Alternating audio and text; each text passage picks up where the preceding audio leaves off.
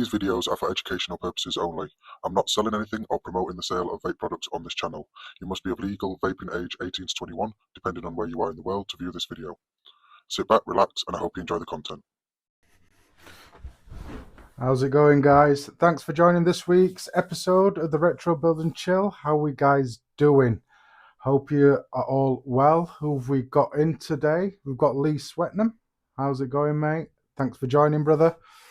So hopefully my mic is working properly this week. I did notice, looking back on last week's stream, for the first 58 minutes, this wasn't even engaged on my phone. So hopefully it's working and everything's all good. Hi, Dion. Thanks for joining, mate. I appreciate it. Well, how's everybody's week been? What you vaping on? It's been a busy one for me. Just busy, really. Life, obviously, working on tonight's build, which is slightly an interesting one. So I'll go through what I am vaping, and you guys are vaping. So still on the... All right, come on, Henry. This always happens. There we are. Still on the Pulse AIO. I've been liking this at the moment. Really nice. Same coil that was in here, still running that. Still going nice and strong, that coil. That frame staple I had in there. And what I have got in that. So I'm looking at two screen, guys. So if I veer off, I'm trying to see what's on the screen. And obviously change stuff as well. So let's get that on there. So in that one, I've got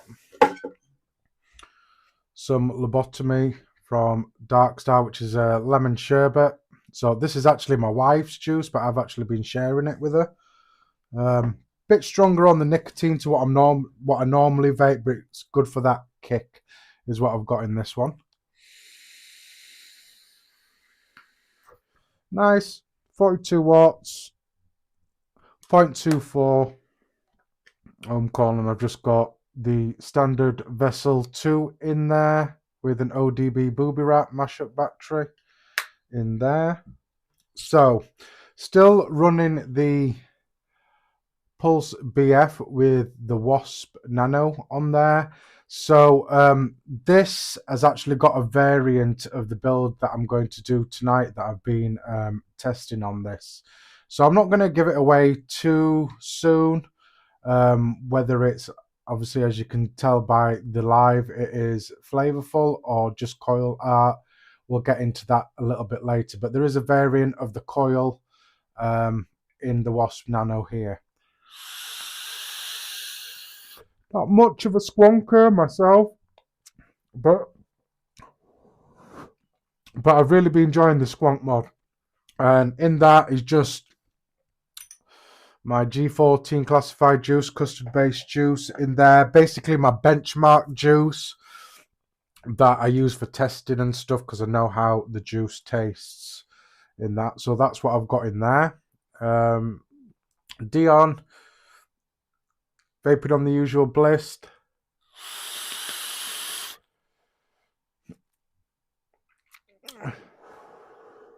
Virginia Tobacco Drakes. Nice, Dion. I really need to try some tobacco flavors because I've tried one that doesn't taste like tobacco at all, and it is a tobacco flavor. So I'm interested to try maybe a tobacco flavor, because last time I tried a tobacco flavor years ago, back in 2015, and that just put me off tobacco juices completely. So let me get rid of that and put that back on. So like I say, hope my mic is working a bit better. Hopefully you won't hear my drill. There's a lot of bird noise outside, so if you can't hear the bird noise, I'm assuming that it's working and kicked in a bit better than it did for the first hour of last week's stream.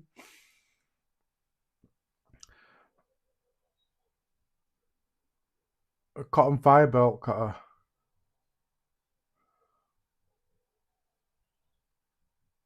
Nice.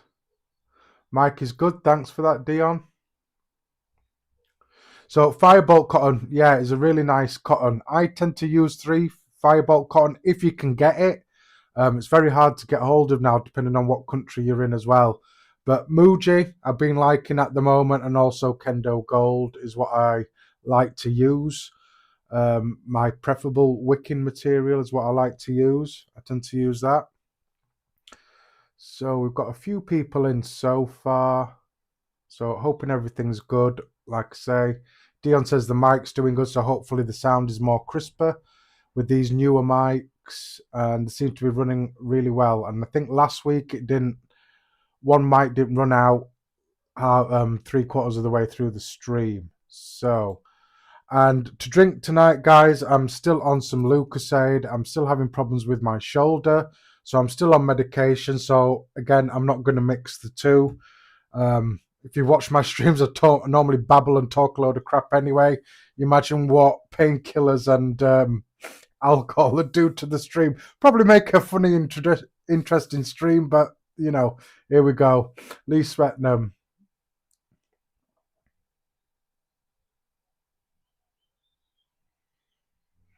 BP mods, I think BP mods is good. Do you like BP mods, Lee Swetnam? I've tried it a couple of times. You know, I like it. It's a good cotton. It is a good cotton. I can't say it isn't. It's just not my preferred cotton. Right, guys. So now that we've got all the introductions sorted out and what we're doing, like I say, Nightbot will be doing its round with links to my social media and buy me a coffee. If you missed that link and don't find it scrolling down, it's all in the description of this video. You'll find links to everything that Nightbot tells you as well.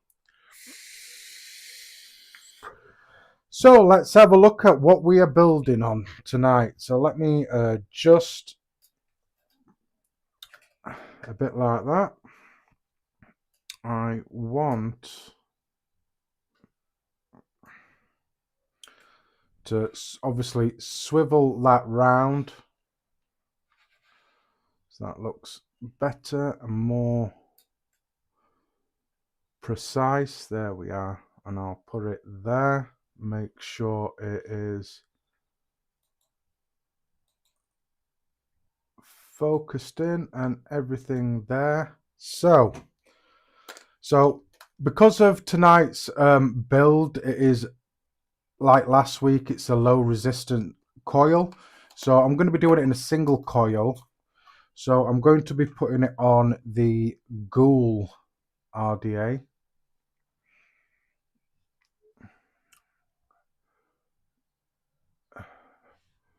There we are, the Coil RDA, which is a single coil RDA, 22 millimeters. And it does sort of like bow out a bit and get taller and wider at the top there. There we are. Hybrid safe as well. It does stick out, so the threads stick out as well. Let me get you in a bit closer. There we are. So the pin is hybrid safe to use on a hybrid mech mod. There we are, hybrid safe. And there we are. So you've got two forms of airflow. You've got front airflow and rear airflow. So it's a bit like dual airflow. So you'll see in the close-ups here why it's just slightly different and not just straight through airflow on both sides. So let me get this on my building mod. Yeah, it's I think I've got the box somewhere. So that is the box. So it comes with your normal spares that you get and a squonk pin. Try and make sure there's no information on there. So Blitz Enterprise Technology made this one. There we are. Don't want to show that. Sorry, YouTube. So yeah. So Blitz Enterprises made the Coil RDA, which was around about very early 2018, late 2017. This one is. So I want to try and get this to focus correctly. Michael, thanks for joining, mate. So basically that's your deck just there. So it is a gold plated deck. There is some chipping on there. So let me try and adjust this camera a little bit better so you can see. There is chipping. So these are one of the reasons why I don't like, well, I do like gold plated decks, and some chip away and some don't. So it's not one that I use very often because of the chipping. But I don't have many single coil RDAs. So I thought I'll chuck it in this one, and I haven't done this one before. So you get airflow through the front here, straight under your coil. Clamp system, ceramic clamp just there. And then on the back, the airflow is 2 holes. So the airflow, when it sits here, it'll go through and into those 2 holes there and out through the back of the coil.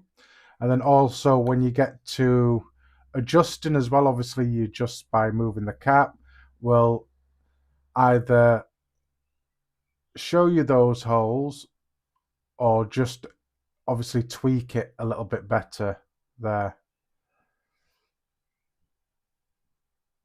So there is a little ridge there. And then top cap, nice conical top cap there. 810 drip tip, O-ring on the inside, and I believe the drip tip that did come with this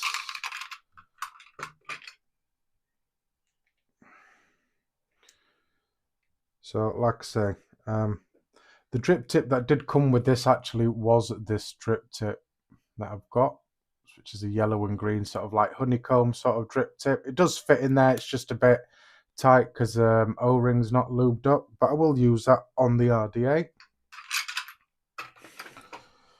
So basically guys, that's what we're building. So that's what we're building on, should I say. So the coil that I'm going to do, like I say, it's not a normal coil or a normal coil build. There is one person that has attempted this coil build, which the name has completely gone out of my head, which I wanted to give credit to, because I believe he was the first one that attempted this coil, but obviously it wasn't one of those coils whether you knew whether it was a Flavourful one or art. It was just obviously put on there as a post. So basically what it is it's a normal alien coil, which I'm going to be using a 26 gauge alien coil with a 36 gauge alien wrap out of it, which is basically going to be my core, which is a normal alien wire 26 gauge wire. And then I'm going to take 2 pieces of staggered fuse Clapton 26 gauge and obviously 36 gauge again, and I'm going to put them as frames and on the top and the bottom either side of the alien, and then I'm going to fuse that coil together. Now, like I say, I do have a variant of that build in here that I've been running in here, but I've used different gauge wires in this one. So what I'm going to do, because I do have some pictures of this, I could have posted them on my social media, but obviously I wanted to leave it obviously for the live as well. I didn't really want to spoil anything. So I need to take that off and put that on. So that's the build basically there. So there's an alien obviously in the middle, and then a staggered fuse Clapton as frames on the outside, and then fused together all together there. And where are we? So that's it. Obviously me having it built, wrapped 3mm ID is what I did in the Wasp Nano, 5 wraps, which ohmed out at round about 0.14 ohms after firing it and stuff. And this is the 3 of the 3. So this is slightly different. This is after I'd heated it up and dry burned it, make sure it was firing correctly and everything. The photo really doesn't do it any justice because there was a bit of colour on there, a bit of blues and purples and gold in there. But I think with me just slightly clearing up the picture so you could see it a bit better, obviously has taken that out, but there was some nice colours on there, which I've been testing. It's a very complicated build, to be fair, and like I say, I have done a variant of it in the Wasp Nano. I'm just doing a different gauge wire to it. So let me get you positioned where I want you to be, which is about there. And I want to zoom out so you can obviously see what I'm doing as I'm doing it. So that's a bit better there. So you can see, and depending on how the stream goes as well, might do a second build with this coil that I made a couple of weeks ago, which is the 4-core staggered fuse Clapton that I did there that I haven't used yet. Nice one piece there. So if we get round to it, I might do that as a second build. So first things first is obviously I'm going to have to make an alien coil. Simple 26 gauge alien, 3-core alien. So I'll be doing my D core off the same gauge wire. For a 3-core, the math only starts changing when you start adding and taking away a wire, like that. So, and then obviously after I've done my alien wire, I need to do a staggered piece as well, so I can use as frames and then fuse that all together. So I'm going to be using my normal Stealth Vape wire, which is NI80, a really good quality wire that I've been using. So I'll be using this as my cores, and then obviously as my frames as well for the staggered fuse Clapton, and then using 36 gauge to wrap the alien and then obviously fuse it together with the staggered as well. So it's only going to be a single core, so I don't need too much wire. So what I'm going to do is I'm going to get 3 pieces out that I need, roundabout, with a bit of extra wire in there, obviously for chuck and swivel to mount it as well. And then I'm going to get another big piece that I'll probably use for my staggered fuse Clapton, which I'll also do my D-core for my alien on. Might as well just use the same piece. It's easy enough to do that. So let me pull off some wire. So this is just normal 26 gauge round wire NI80. So I'm just going to grab the end. It's a soft wire, so you should be able to just pull on it, give it a little stretch. So give it a little tug, and when you feel a bit of resistance, a bit of a stretch, let go, and then you get a nice straight piece of wire. Or you did have a straight piece of wire until I messed it up. If it does that again, just grab the end. Oops, don't unswivel on me. So if it does curl again, just grab the end again and then just give it another little tug like that, and without me bending it again. So what I want is round about, obviously for extra core and stuff like that, and mounting in the swivels and obviously putting it in the chuck, I want slightly extra than what I need. So I'm going to cut just round about 21 millimeters, round about 21 centimeters, sorry, around about 8 inches. So I want 3 of them. So normally what I would do with my aliens, if you've seen my other live builds, I do 2 wires the same and then 1 wire extra long to do my D-core off. Because you need slightly more wire for your D-core than your actual final wire that you're wrapping. But because I'm doing a staggered frame for it, my 4th piece that I'm going to use for the stagger, I'll also use for making my D-core on as well. So another little stretch. So going to about 21 centimeters, 8 inches, round about there.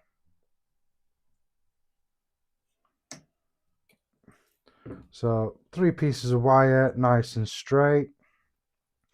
And again, so probably 26 and upwards, 26, 28 gauge wire is easy to stretch if it's NI80.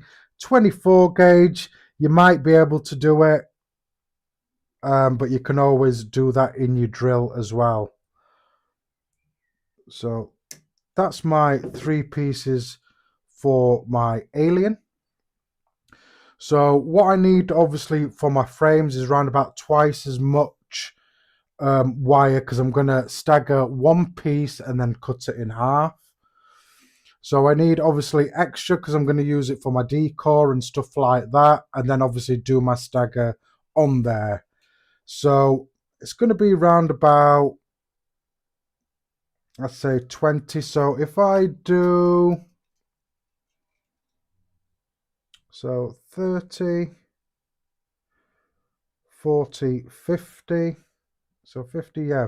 So about 50 centimeters I want, just under 18 inches. So just there like that.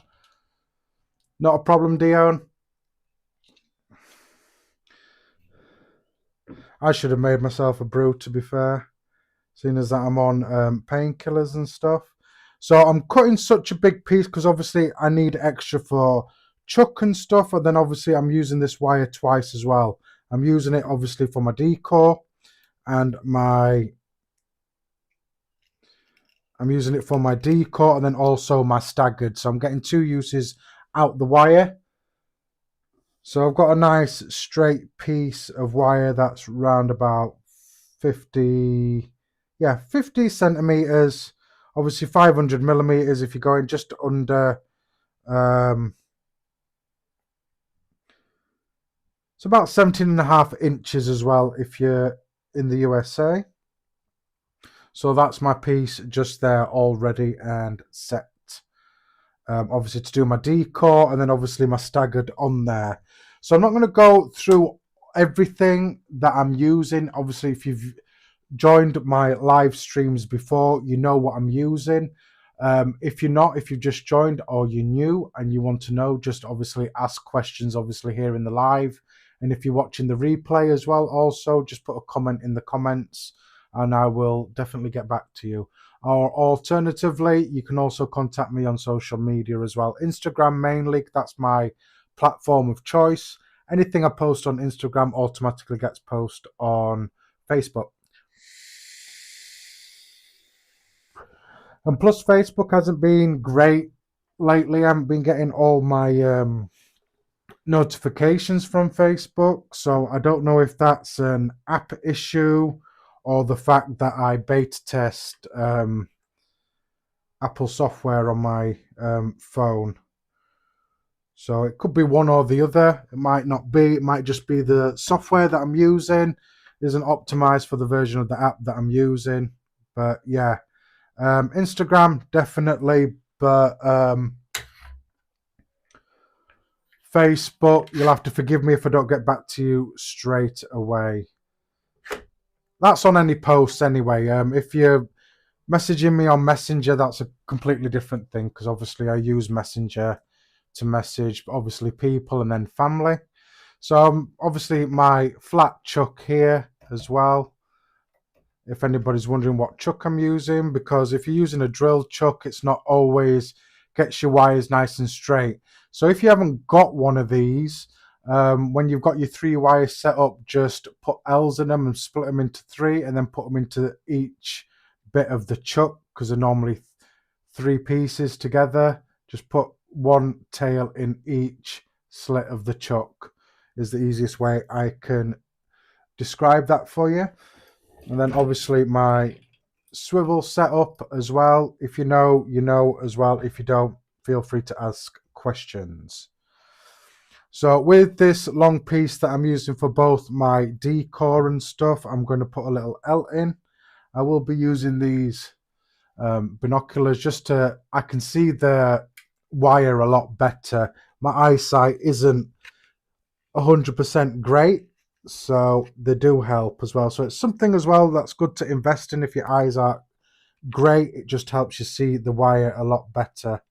So I'm going to put an L in this side just so I've got something sticking out of here for me to basically mount my wire, my wrapping wire on. So I want to try and stay in focus with the wire, and I don't want you to not see obviously what I'm doing as well, because I do go out of camera every now and then. So I'm just going to stick a little L in like that. So there is a center point on this flat chuck, so your wire sits nice and center in there. So I just want to make sure everything's good here. So you might see me poking my head just there. So I'm getting that in and securing that in just like that. And then on this end,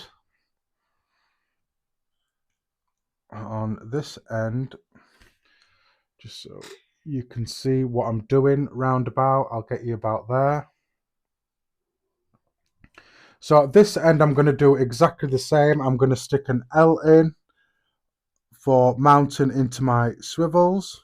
So when you're using swivels, get good swivels, use ball bearing swivels. Don't skimp like I have and then they fail after 2 or 3 attempts of your build. Just use some really, really good swivels like I've got, which are Cedra sea fishing swivels, and the dual rotating as well, and the stainless steel as well. So I want a bit of leeway in there. So I'm just going to release that just slightly. So you want a bit of play in there. You don't want it completely thin. Make sure that your swivels are turning. So these swivels are so good, I can do that and they will still turn that as well, and it'll still turn. But everything turns nice and smooth, which is what I want it to be. I'll get you here again. So I will get you in close when I need you to be. Come on. There we are. So I will get you in close so you can see what I'm doing. Once I get started, I will zoom you out so you can see a better view of what I'm doing. So there we are. So I've got my little tail just there for mounting my wire, or my D-core wire, which is what I'm going to be doing now. So let me do some manual focus. It's just so I can dial it in a lot better than just relying on it to automatically focus. And it's easier for me to also lock in and get you a bit more clarity on what I'm doing, which I think is about there, which is perfect.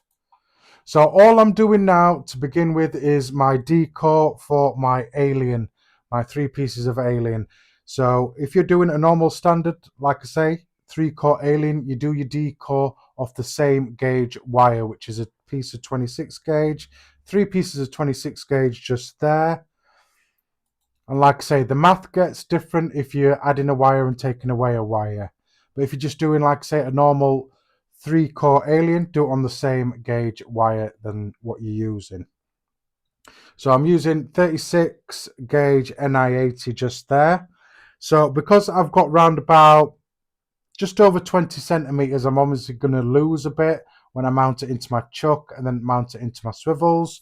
So I want round about, I'd say about 15 centimeters or just over 15 centimeters of D-core. So, which is what I'm going to do now. So when you're doing your D-core for aliens, you've got to wrap your D-core the opposite way to where you're comfortable wrapping.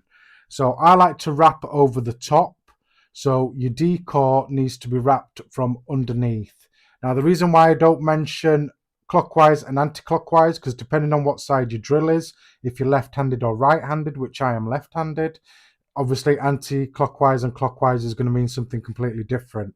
So I like to wrap over the top, which is what I'm most comfortable doing. So do your D-core opposite. So if you're comfortable wrapping from underneath, obviously do your decal, wrap your decal from over the top. I just find it easier because everything's in front of you. When you're wrapping from underneath, for me, I can't judge my wrap or my alien wrap good that way when I'm doing it. So all I'm going to do now is obviously mount my wire. So I'm just going to mount it on this, hence why I put an L in this side. It just makes it easier for mounting the wire.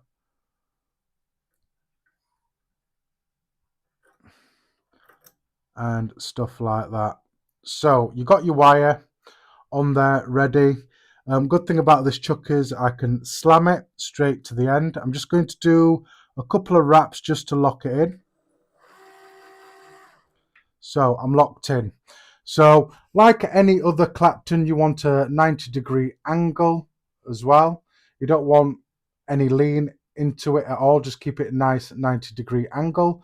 I'm not holding my spool very, very tight. I'm holding it loose because obviously I want that Clapton to slide off this bit of wire, the core wire. So it's easier to slide off for the decore. So I'm going to obviously let it rip. Like I say, hopefully if my mic is working, you won't hear the sound of the drill. If you do hear the sound of the drill, let me know. But it should die out after about 5 seconds. So I'm just going to let it rip. And then obviously wearing goggles as well, that will help you get, or magnifiers, will help you get a nice close look of the wire. So like I say, I'm not holding it tight in any way. I'm holding it nice and loose. So this is the part of the alien also, that if you make a mistake or go back on yourself, you can just rewind and correct it. It's the only part of alien that you can correct. And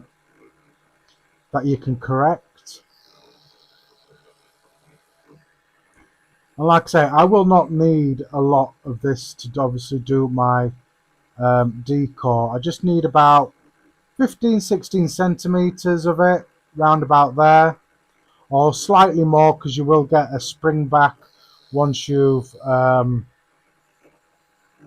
cut your wire. You'll lose about a centimeter of wire because it springs back.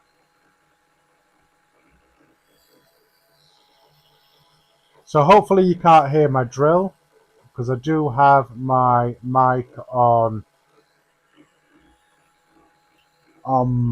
hopefully set to background noise reduced. So I'm just going to stop just there, and I'm going to me activating stuff on my phone. So I'm sorry about that, guys. I've just activated Siri on my phone. So I'm just going to take that off and then carry on. Which it shouldn't really do that. Which it shouldn't. There we go. Let me get you a bit better there, like that. So I'm just going to carry on and just let it rip a bit more. Obviously the wire is here. I know you can't see it on camera, but it is about here. And then when I get to a certain point, obviously I'll just measure roughly how much wire or how much decore I've got for the amount that I'll need, obviously, to make this coil.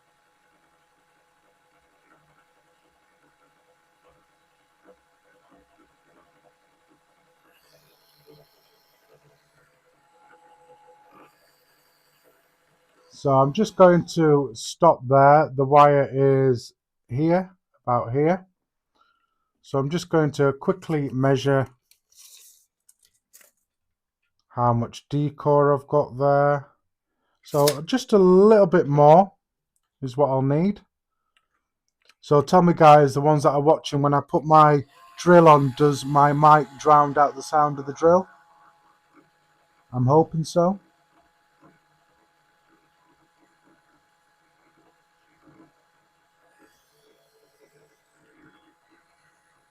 Or hopefully what me activating Siri hasn't knocked it off in any way.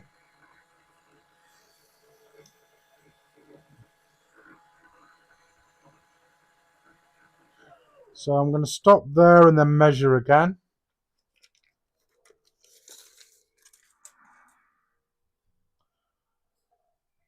So yeah, I've got about 17, 18 centimeters of decore there, which I will obviously lose a bit.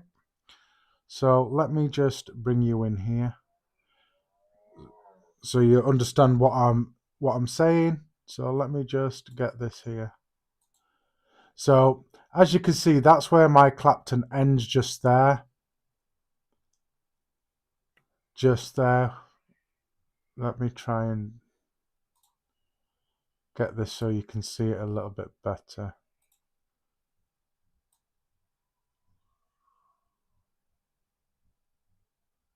So that's a little bit better.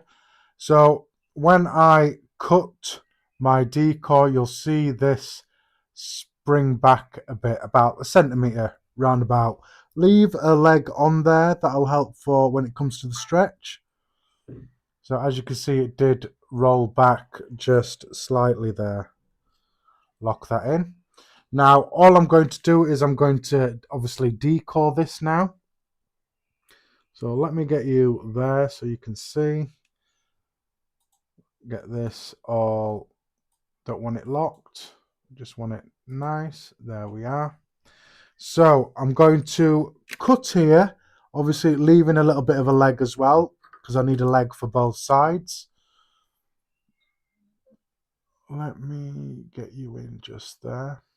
So as you can see, this Clapton will slide on this decore. See how that slides? That's how you want. That's how you want it.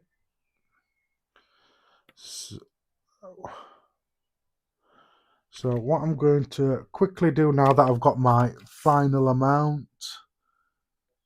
So yeah, round about right. So I'm going to quickly chop this, slide the decore off, be very, very careful. Go right to the end here. Don't grab it here and pull it, just so you don't mess up the stretch in any way. Get it right at the end and then slide off. And there is your decore all ready for the alien. So I'm going to mount this wire up again. I might as well get my staggered fuse Clapton out the way as well. So again, I'm just going to stick another L in the end to mount it.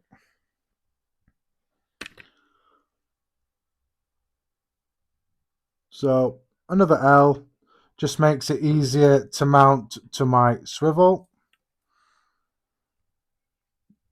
So once I've mounted in there and locked in, just there, I'm going to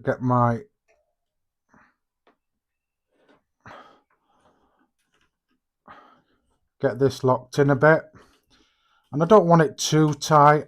I still want it to have a bit of resistance in there and a bit of leeway there, just like that. So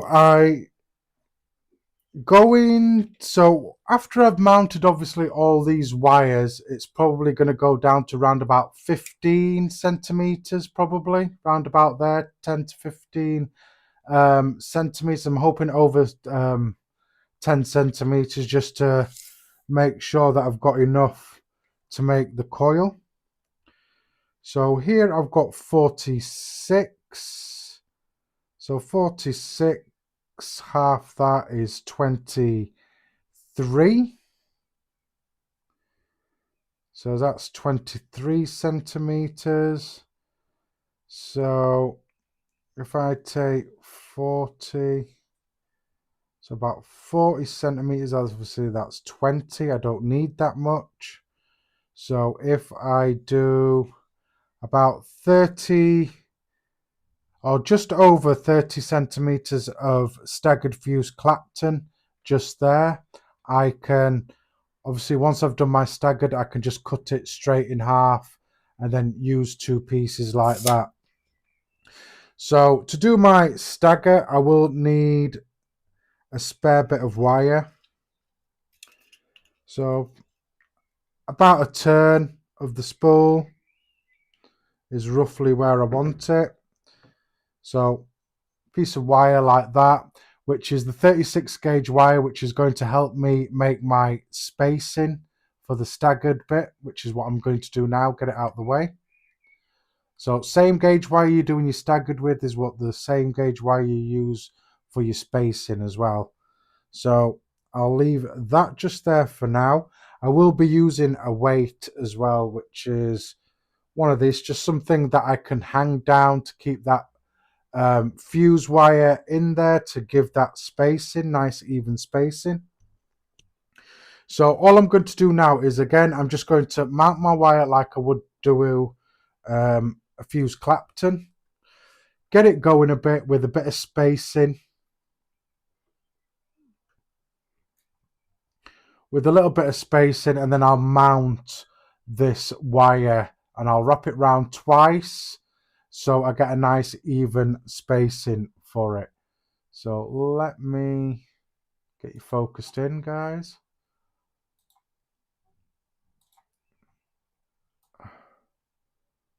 Because I want you to see this as clear as possible, what I'm doing. There we are. Same little thing, like I say, helps to mount your wire nice and easy. So again, I'm just going to mount my wire like I would to do a Clapton or anything like that. Sorry that I've knocked the camera.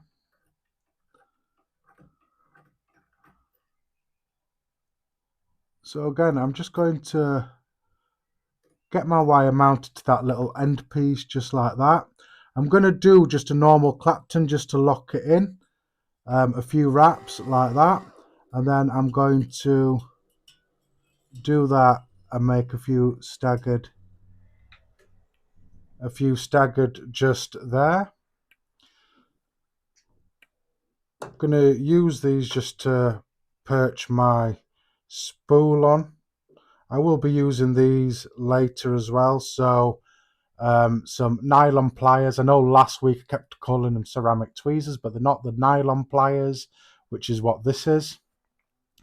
So let me just get you in just there so you can see what I've got here. So can I move it there? There we are. So as you can see, I've just done here, just started it off with a normal Clapton just there at the end. And then as I've come on, I've made a bit of spacing for a stagger just there. So this is when I'm going to mount this piece of wire on there. So what I'm going to do is I'm going to start mounting this wire between the... Oh, don't do this to me. That's all I need.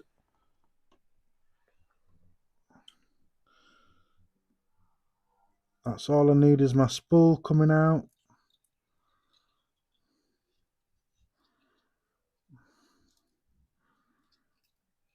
So at least my spool didn't unspool all the way. So it can be fiddly. It can be fiddly. You just got to make sure you're not clumsy like me and knock it off. Like so. You just don't want to knock it off. Like that. So let's have a little vape. And just bear with me, guys. I know I say right and so a lot. I know that can be annoying, so I apologise. I say right and so a lot, so I'm not always going because I used to do that a lot. I used to go so I try and fill it with words and rather noises.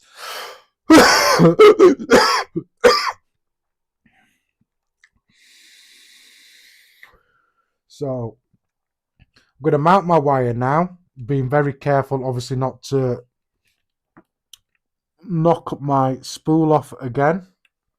So I'm going to grab my spacing wire, or what I'm going to be using to space it. Get it in between that first wrap. Now you can just wrap this once round.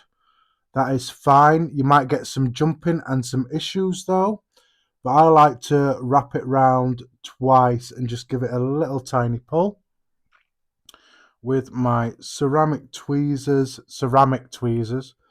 which I've got right this time. I'm just going to pinch it, then use this end to twist and lock in, because obviously I'm going to hang something on this as a weight to keep the spacing just nice.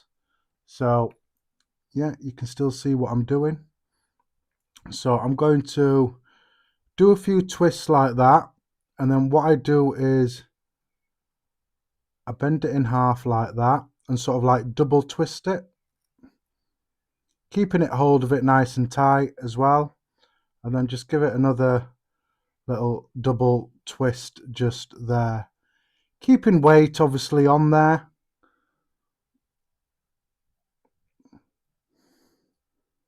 Like that to lock it in. I'm going to use my tweezers just to split this. I want to obviously make sure that I've got my spacing right and locked in, which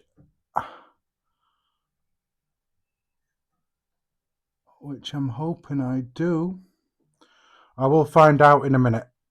And then all I'm going to do is I'm going to hang this down like that.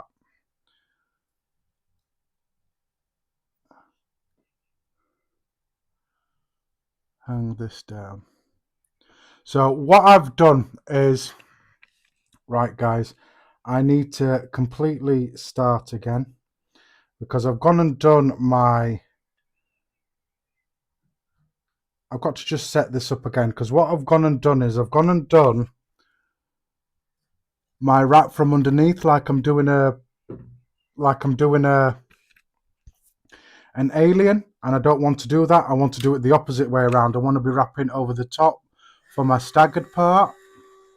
So I'm just going to take that off, and then this scrap wire at the beginning I'm going to use for my spacing again, if I've got enough, that is. So yeah, I should have enough. So like I say, direction that you're doing your staggered part in, you want to do it the same way you prefer to wrap, which I like to wrap over the top. So I don't want to be wrapping underneath and then wrapping over the top for the staggered part. So I apologize that I got that wrong. Let me just turn that off. I've got that in the right direction now. Amateur work. Do you even vape, bro? Do you even vape? Wouldn't think so with the mistakes, would you? So again, I'm just going to lock it in with, no, I want it over the top. So again, I'm just going to lock it in with a couple of wraps, just like a normal Clapton, just to get it locked in. And then I'm going to carefully do a slight staggered part there, a rough staggered part again. And then try again. So again, so now that I've got it in the right direction that I was doing it, I was wrapping it under, which I didn't want to do. That's probably why when I wrapped this around over, it didn't work correctly or sit right, because I was wrapping my staggered bit the opposite way around I was wrapping basically. So I like to wrap over the top, so keep it all over the top for the staggered part. And if, like I say, if you're more comfortable wrapping underneath, then obviously do this the underneath way. So again, there we are. Give it a little tug. That looks a lot better this time round. Being careful not to knock my spool over. So again, these mistakes can happen. It's easily can happen if you're doing it. It's easily can happen if a professional does it. Probably not so much with a professional because they're doing it daily. But yeah, for an average person like you and me, definitely can make mistakes. And then I'm going to, same like I did before, just fold it over just to give it a bit of an extra seal just there. Make sure them wires are interfering in any way. And then again, that's a lot better. It looks right now when I split that apart. And then again, I'm going to just hang my weight or put my weight through. You can use anything as long as it's nice and heavy. There we are. So that will work for my spacing now. So all I'm going to do is, just to begin with, is to take some wraps off. So I'm just going to slightly reverse the drill so I get as much stagger as I can. Like that. Move that over a bit. And then just start claptoning like you would.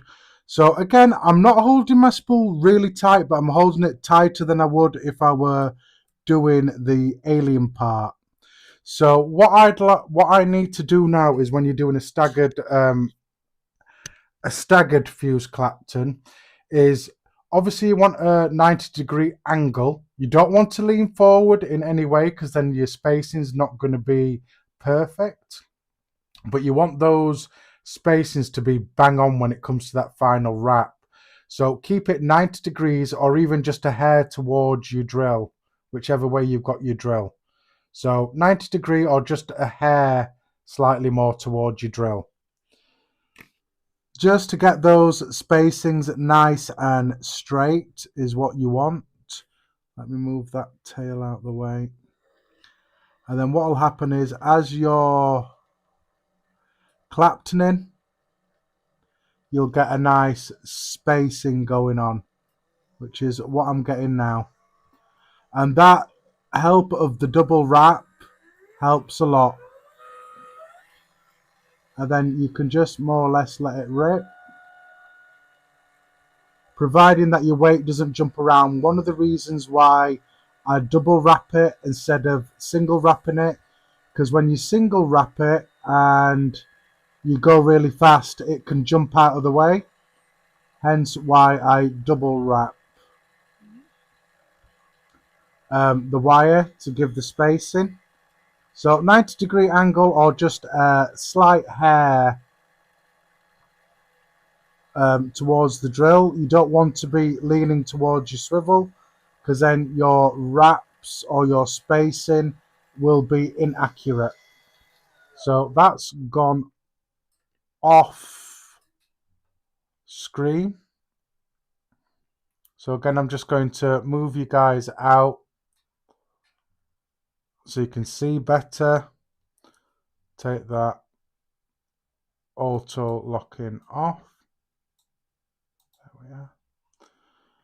And then I'm going to keep doing the staggered, and then I'm going to obviously measure how much wire that I've got as well.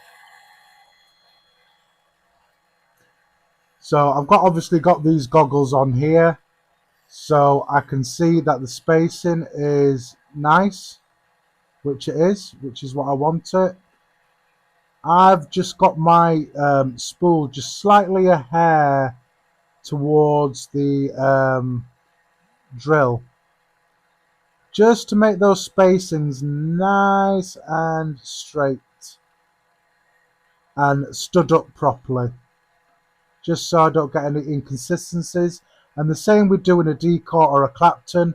When it comes to me cutting it, I will lose about a centimetre, so take that into consideration as well. Spacing's looking good. I'm just going to give this a quick measure to how much I've got.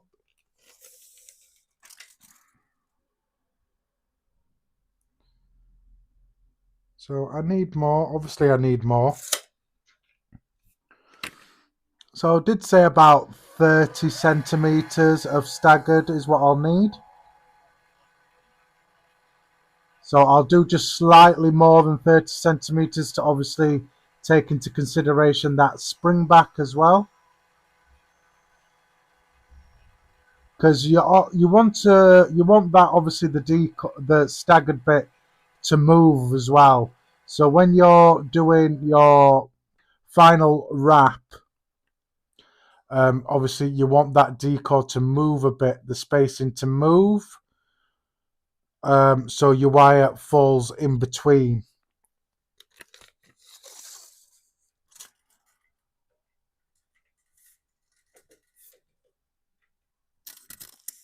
So I just want about over 30 centimeters, which is more or less what I've got here.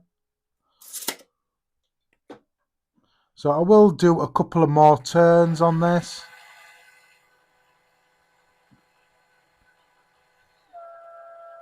Just to take into consideration that spring back. Tell me guys who's watching, do you hear the drill when it's going off? Is the drill loud? So I don't need to keep a tail on here. I could just cut it nice and flush. And then again, you will get a slight spring back.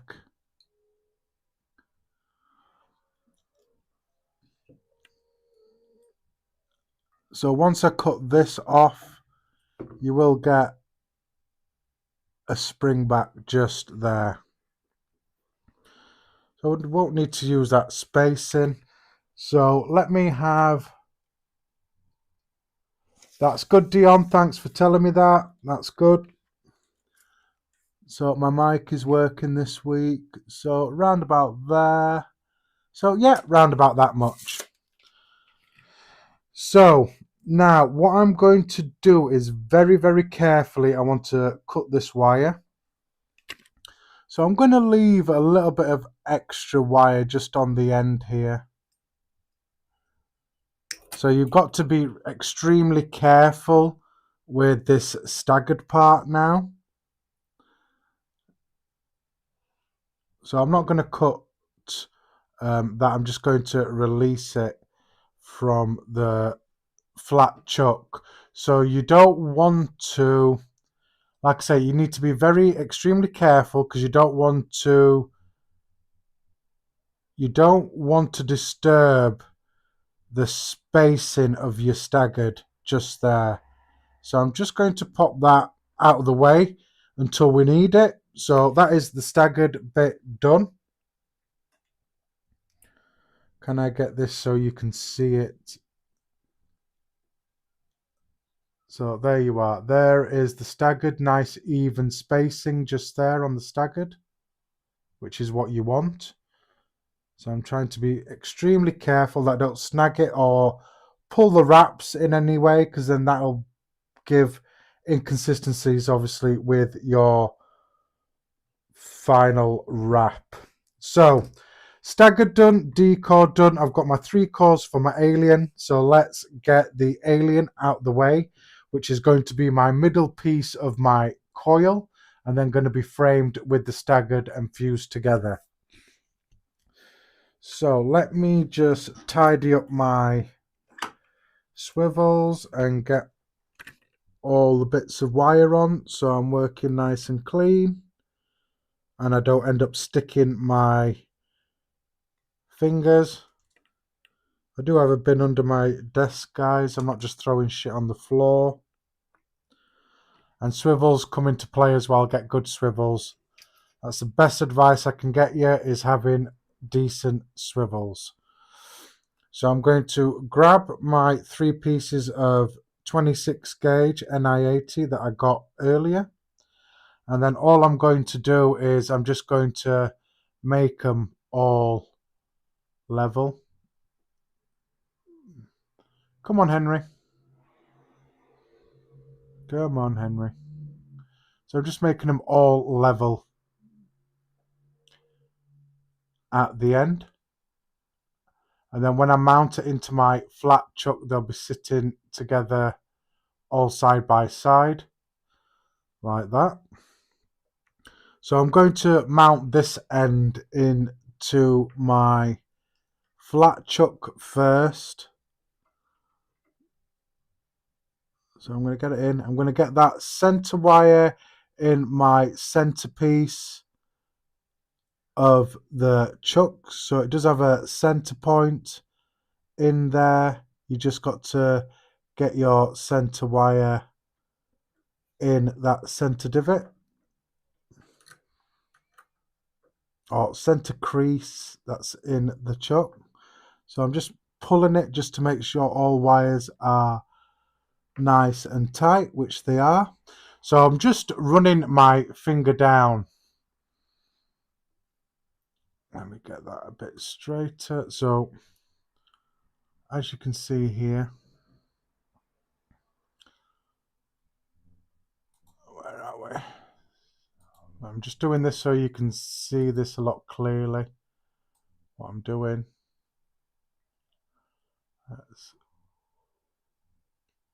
get you about here. So I'm just running my fingers down, keeping them all parallel and straight, all the way down to the end, just like that. I am going to just slightly clear up this end with all the rubbish bits, like so. Let me just pull you out just slightly there, like that. So keeping my finger down nice and straight. I'm going to, again, I'll be putting an L in this end 3 wires for mounting. And then I'm going to mount, obviously, this into my swivel, making sure all the wires are still nice and parallel. You want to keep them nice and parallel. And then very carefully wrap around. Now, if you find that this end where the swivel is a bit distraught or anything, just take your pliers and just give it a little nudge up to the swivel, sorry. So again, I'm just going to lock that in. I don't want it too tight. I want it nice and loose. Well, not too loose. That is a bit too loose. I want it a bit tighter than that.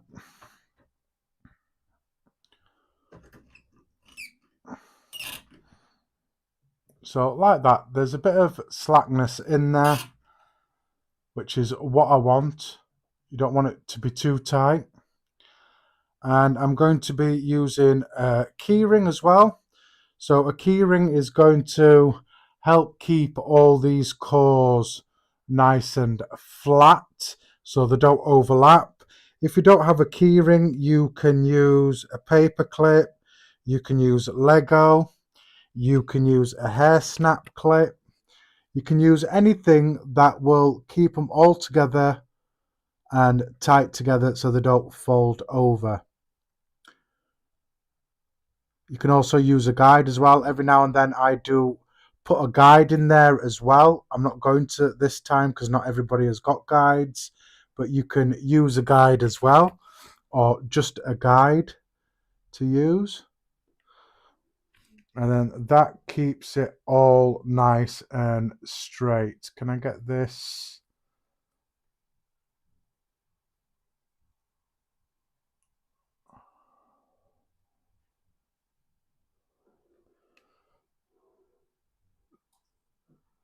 Let me get this in there, like that. So basically like that. So as you move if you've got these that are slightly not completely right, as you slide your keyring down, it'll straighten them back up like that. So that's my 3 cores of 26 gauge, which I'm going to be doing the alien bit now. So stretch. So like I say in all my lives, a stretch is not something I can tell you how to do. It is something that you're going to have to play with and is something you're going to have to play with. I can't say, let me just get this as I need it there. So let me get this back out of autofocus like that. So like I say, guys, so the stretching of the D-core is something you're going to have to play with. It's not something I can say, stretch it to this length. No build is ever the same lengthwise. Depending on the length of your wire, the length of your D-core will depend on how you stretch it.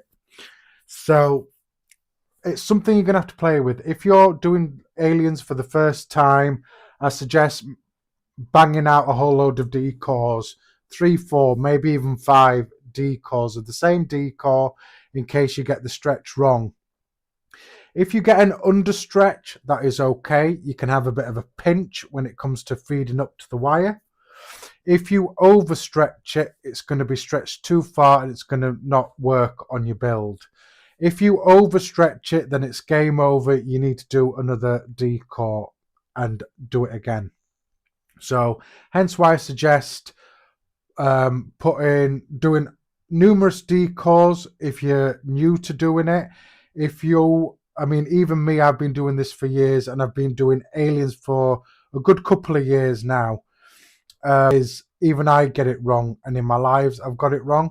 So always have extra D-cores. I do have extra D-cores away just for emergencies. So if I mess this up, I've got some D-cores I can fall back on. But like I say, just do extra D-cores. So if you mess the first one up or you mess the first wrap up, then you've got another D-core to try again.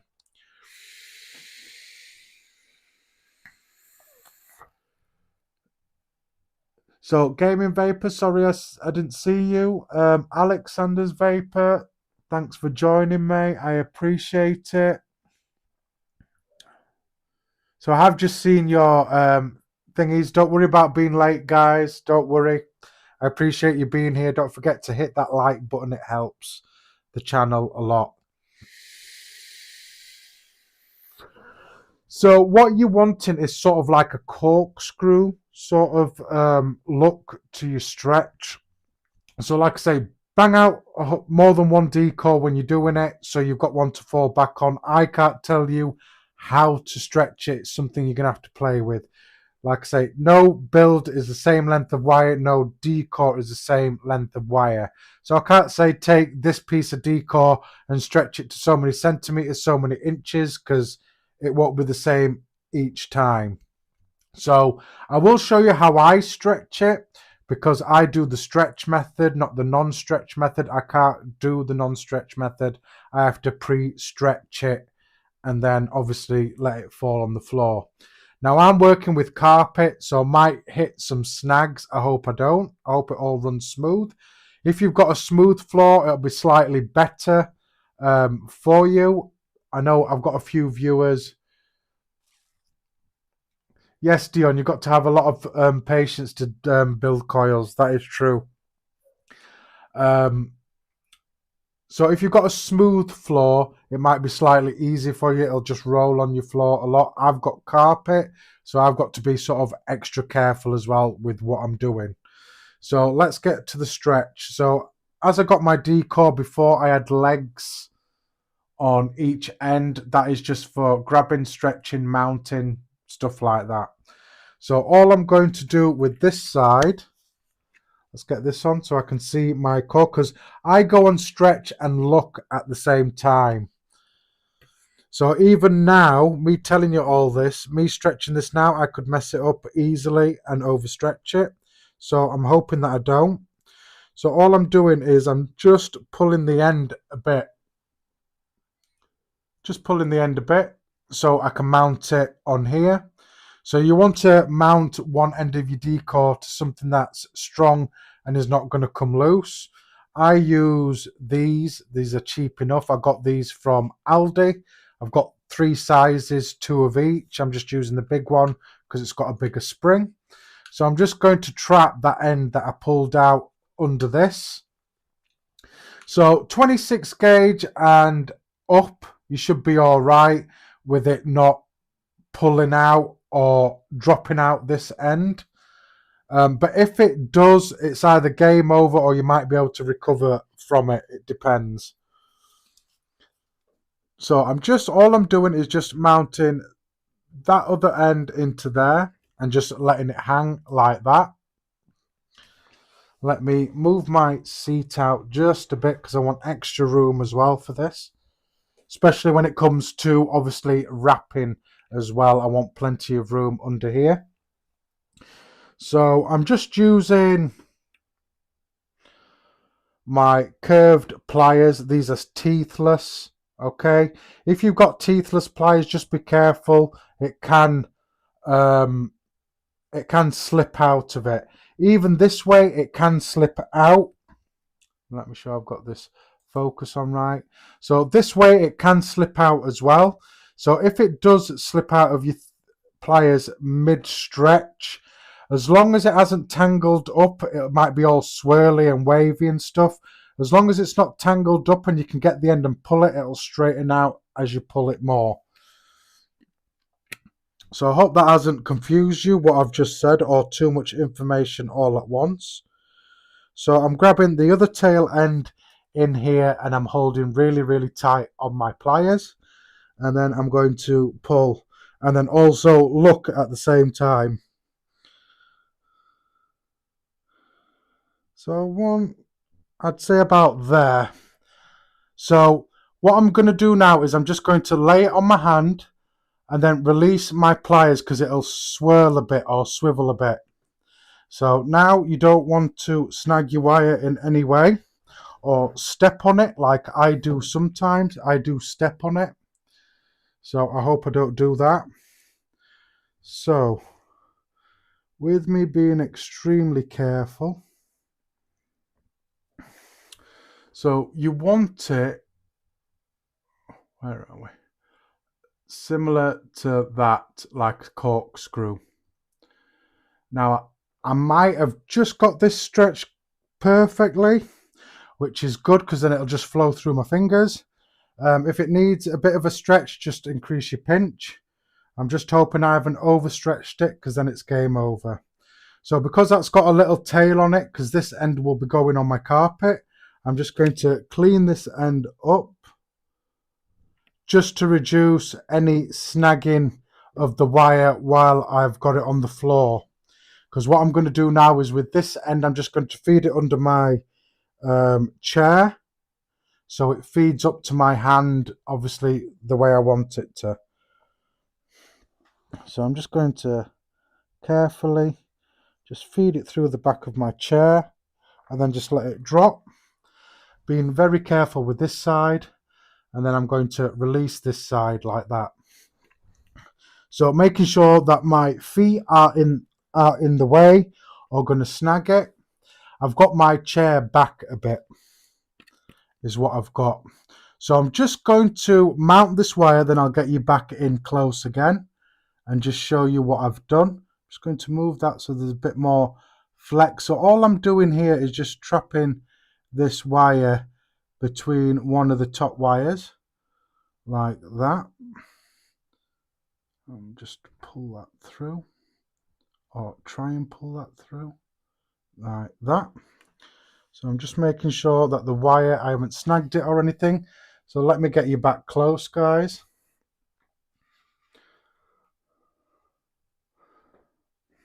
And get you into here.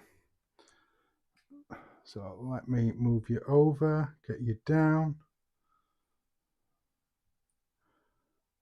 Like that. Let me get you manually focused in so you can see what I'm doing and I'll explain what I'm doing as I'm doing it. So let me get you focused in perfectly, which is about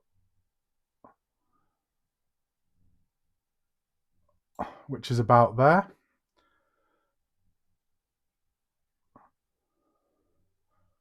Just like that. And let me just check this focus.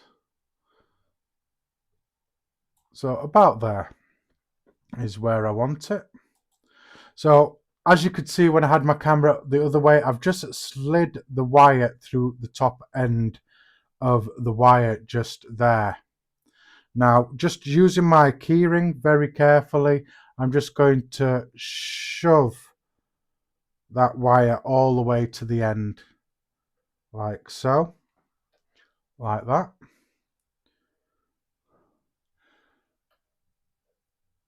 So I'm just going to shove that all the way to the end like that. Now, don't worry if your wire is a bit distort at the beginning. When you get going is when, sorry for doing that to the camera, what you're doing for your first couple of wraps is you're establishing whether you need a pinch or not, whether your stretch is perfect. If your stretch is perfect, obviously it's just going to roll through your fingers perfectly. Just let it roll through your fingers. If you obviously need a bit of a pinch, increase your pinch. I use my index and my thumb to do this part. So a lot of people do it a different way. Some people can do it right far away, about 6 inches away. I can't. I have to do it close. I can maneuver it and get it going properly with my hand close. So when you're doing an alien, obviously you want to make sure your drill's in the opposite direction.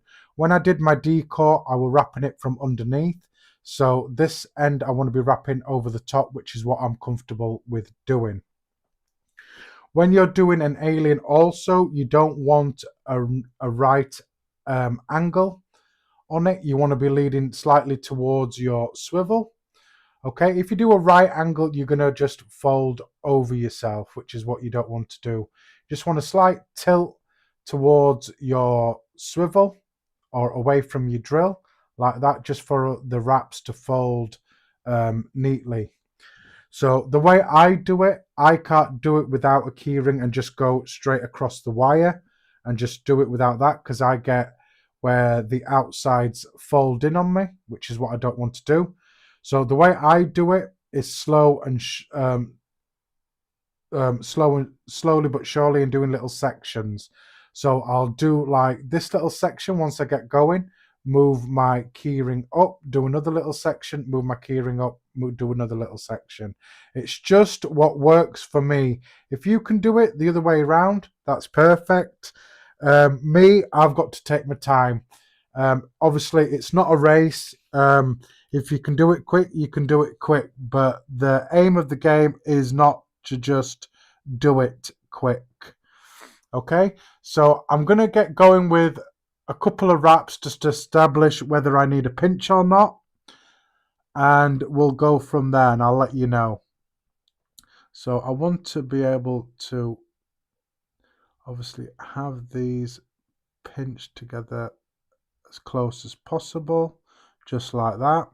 Right, let me get a few wraps going and see if I've got my stretch right, which I seem to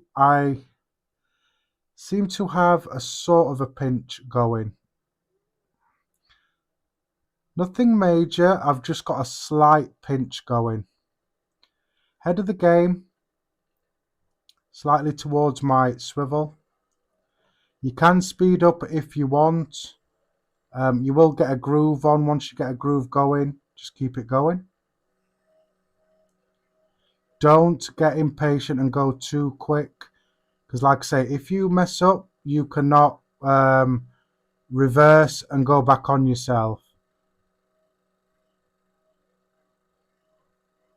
So like that, and then when I get to my keyring, I will stop. I'm keeping a hold of my decor like that, but I'm just going to move it back. I want this flat bit facing towards me, just so I can get that first wrap going again. And then once you get that wrap going, carry on.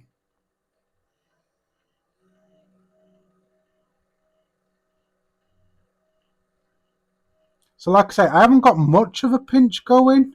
I have got a pinch going though. So there, I've messed up just there. So don't panic, there's nothing you can do. You're just going to have to carry on and hope that the rest works out. So there we are. Once you get your groove going, carry on. Like I say, don't worry if you make a mistake. There's nothing you can do. You just got to carry on.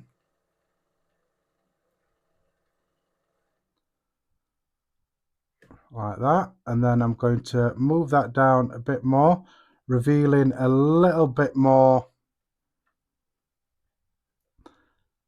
wire.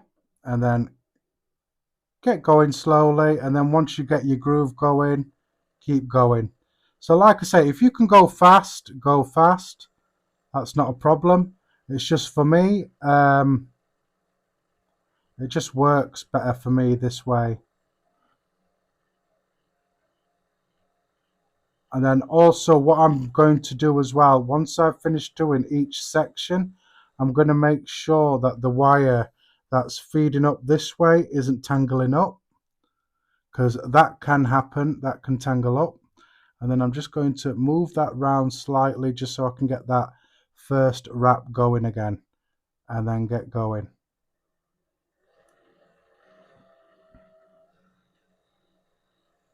So like I say, once you get your groove going, that's good. Get your groove going. If you mess up, like I say, there's nothing you can do. You just got to go with it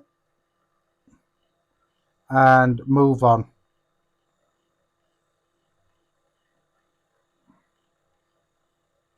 So again, I'm just going to stop.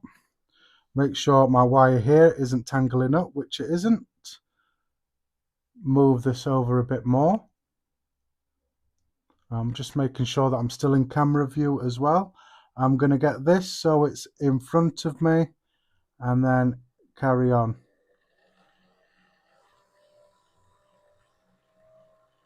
Like I say, once you get your groove going, you can go.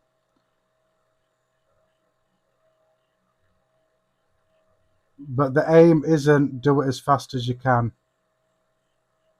Like I say, once you get a groove going, you can get going. I just don't go too fast, because then that's when I seem to mess up.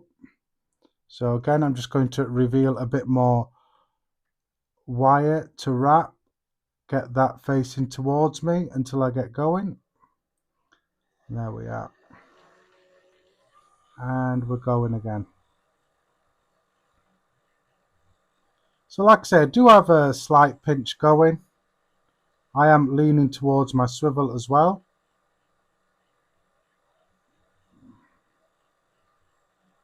And the reason why I'm not releasing this bit, which I do every now and then, I do release that part of the hand. Just make sure you get that stretch in the same position going again, and you should be good. Sorry if I haven't seen your comments or anything. I will take a look once I've done this section just here.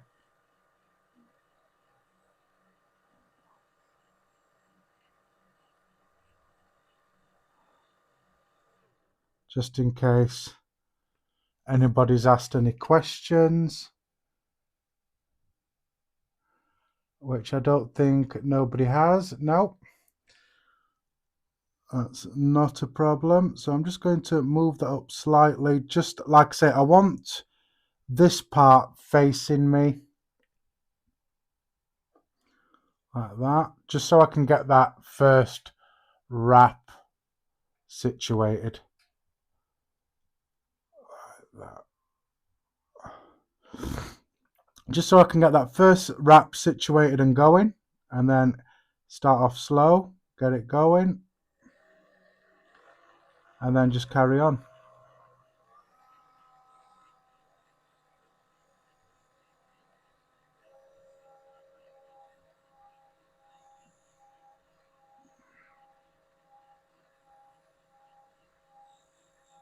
So your hands might get slightly restless as well. Just stick with it. Still got plenty of wire. Move it over, reveal a bit more wire. Like I said, I just want this in front of me just so I can get going, get that wrap going nice and neat again.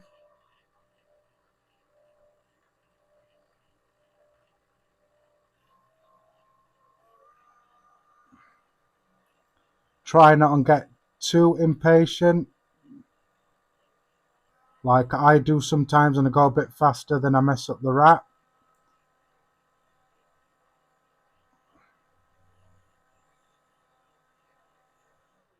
Then just slow down, just making sure that the wire feeding up isn't getting tangled in any way.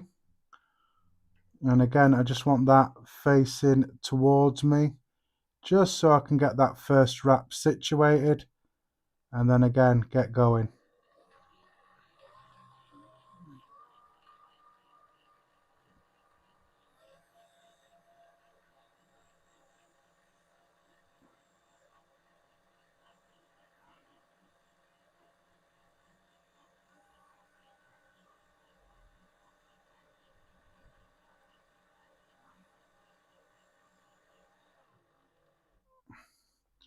There we are, just check my feed of wire, which I am getting to the end, so I'm just going to let go slightly, just so I can reposition, one, my camera, and two, my hands.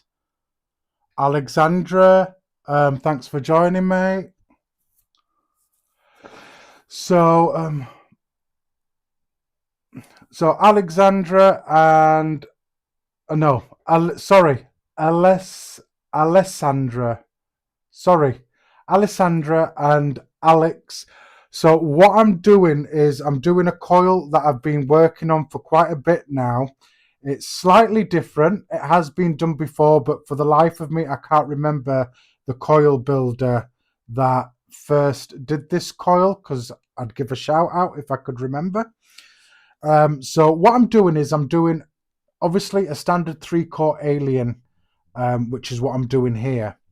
Then what I'm going to do is, once I've done this alien, I'm going to put a staggered frame on the top and the bottom, and then fuse it together. So it'll be sort of like a bit like a staple, staggered frame staple, only the staple's going to be the alien in the middle, and then fuse it all, fuse it all together as one. I hope that helps and not confused you, but you will get a gist of what I'm doing as I go on. So first thing I'm doing is just basically my alien wire, which is just a standard 26 gauge alien with 36 gauge outer wrap. So as you can see, I've just repositioned my hand a bit, because obviously I'm getting to the end of my D-core.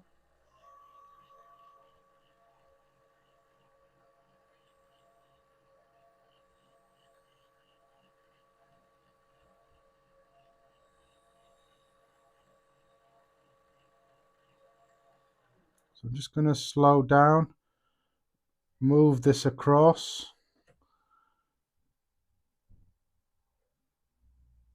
like that, and then just readjust my hand again, just to get this last bit done. So I've just messed up just there, not to worry.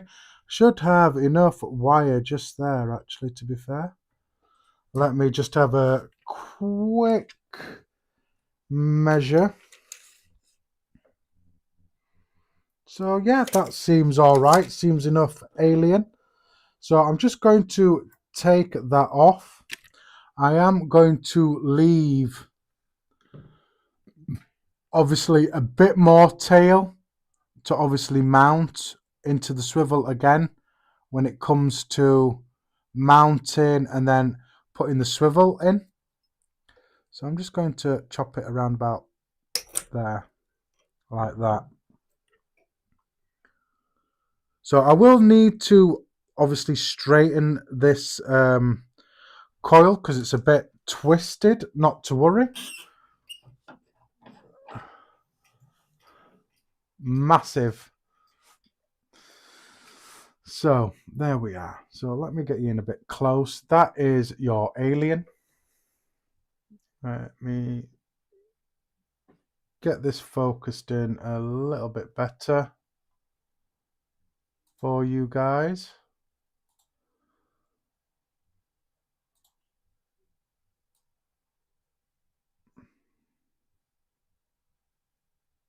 So that's a bit better. I will get you a slightly better close-up of it. But yeah, that is the Clapton wire. So I want to have this straight as well. This needs to be as straight as possible and not twisted. So I'm going to try and just manually try and get this more or less straight. So what I'm going to do is I'm going to use my ceramic, not ceramic, you see, there I go again. I'm just going to use my nylon pliers just to make it as straight as possible, this piece of wire. Because obviously if it's going to be in the center of that fused part, obviously I want this as straight as possible and not twisting in any way. So I'm just going to very gently hold that there, and using my nylons I'm just going to twist it round slightly, and just so it's more or less straight without trying to damage my outer wrap like that. So there is the Alien all done. So like I say, it can be fiddly, and a really, really big fiddly one to do. So there we are. So apart from that imperfection just there, we have just a normal 26 gauge Alien. So like I did last week, I did pull a pasta machine out, and all that's going to do is just help flatten that out a bit more. So yeah, pasta machine sounds weird, but it does work. So all I'm going to do is very, very carefully is I'm going to feed this through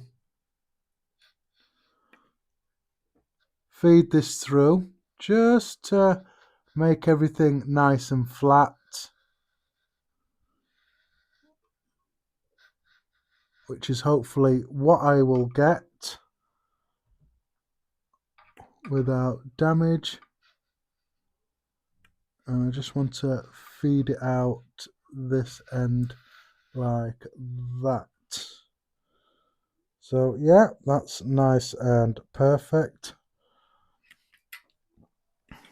So all this does is just make it a bit more prettier and stuff like that. So that's it after I've flattened it. Just makes it a little bit more prettier and a lot more straighter. And then if I need to do any adjustments, I can very easily. But I want this more or less all flat. Now I know I'm out of camera.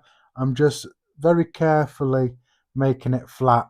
So I've got a nice flat piece of Alien just there, which is what I want. So I'm leaving these ends still on for mounting in the chuck and stuff.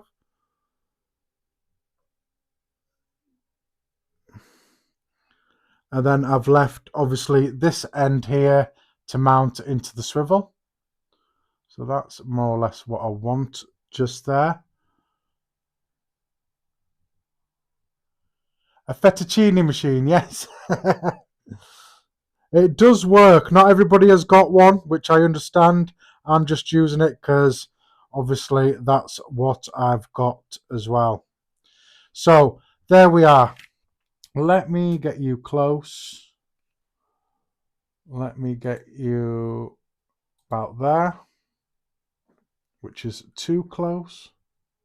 So I want you about there. So that is the Alien done and ready.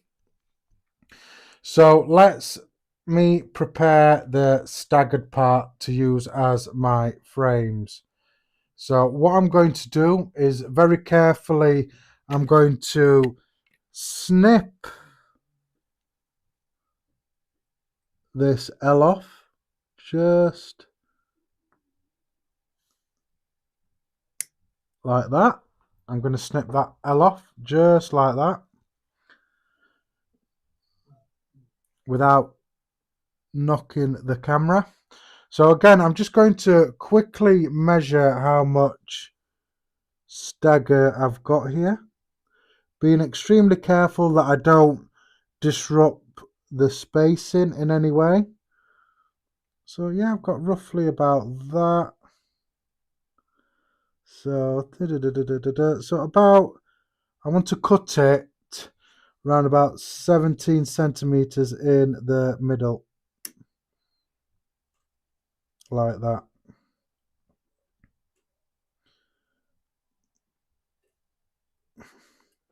There we are. Now, sorry guys, you didn't see that. So, phrasing, how we doing, my brother? Thanks for joining. So I've gone and chopped that in half, and they're now separate. Now, what you want to do here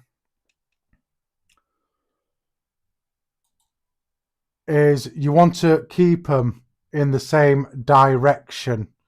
You don't want to fold one over, so it's going the opposite way round.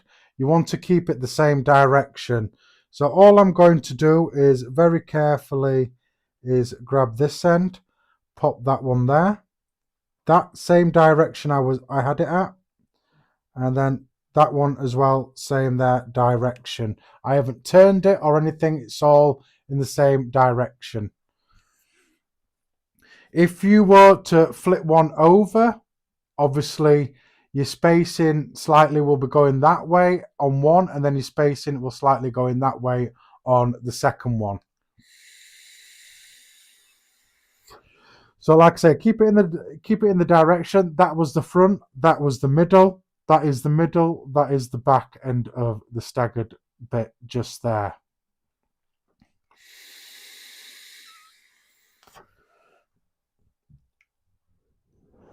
So again, I hope that hasn't confused you. So what I want to do now is I want to very, very carefully get these together.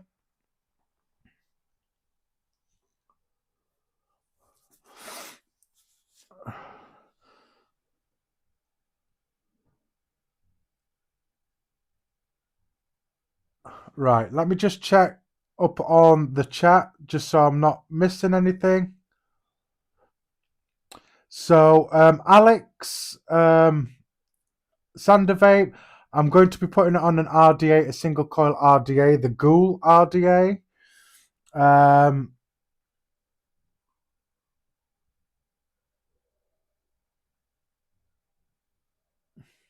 Meat ballonis. Are we vaping tomato and cheese? Lee Swetnam. Where are we? There we are. So yeah, I am up to date with the chat. I'm sorry if I miss your chat. You're building on the Nightmare RTA, sorry. Nice one. Right, let me get you in close so you can more or less see what I'm doing. I will get you in close. I do have a bit of scrap wire just there for fusing the part where it's going to be going into the chuck, is where I'm going to be fusing the ends together. So there is my alien, just there like that. So I'm going to grab the alien just like that, keeping it nice and straight. I'm going to grab one of the 28mm.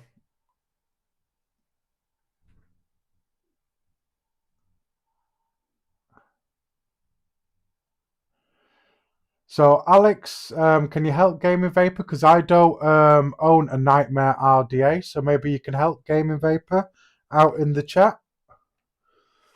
So I'm going to get these fused together. So very carefully I'm going to put the first staggered bit at the top, or my top frame, getting it as close as possible. And then again with the second frame, I'm going to attach it at the bottom, being careful not to handle it too much to disrupt those spacings on the staggered. So I'm just going to go off camera just so I can have a little bit of a quicker look and a close-up look of what I'm doing. So basically, let me change that focus. So I basically want it like that. So I've got my staggered on the outside and my alien coil in between, just like that. Now what I'm going to do is, like I say, I'm going to be extremely careful because I don't want to disrupt the spacing on the staggered part. So I'm being extremely careful with my scrap bit of wire just here. I'm going to just fuse these ends together just to make it all together and neat. So I'm trying to stay on camera as well, guys. So I'm just going to put a couple of wraps on there. Using my nylon pliers, I'm just going to press down because obviously I want those frames to be on the outside and I don't want it folding over in any way. Now, if you wanted to go a step forward, you could probably use some hot glue, which I do have hot glue, but I don't think it's necessary with this one. Should be good with just wrapping. Obviously, with that staggered part, it's obviously going to fuse just nicely together, keeping it all nice and straight, or as straight as possible. Get some wraps on there, just like that. Like that. So I'm just going to chop the end of that scrap wire off. Like that. And then using my nylon pliers, I'm just going to put it flat like that. Just to make sure that the frames are on the outside of the alien. Just like that. So this end is what's going to end up in my chuck, which I'm just going to mount now. I'm going to mount this end into the chuck first. Let's get this in. So what I'll do as well is, while I've got this like this, is I'm just going to trim these end bits off just slightly. Just get rid of some excess wire there. Watch your eyes. Again, being extremely careful with the staggered part, not to disrupt those spacings in it. So again, I'm just going to roughly get this centered in here like that, and then lock it down.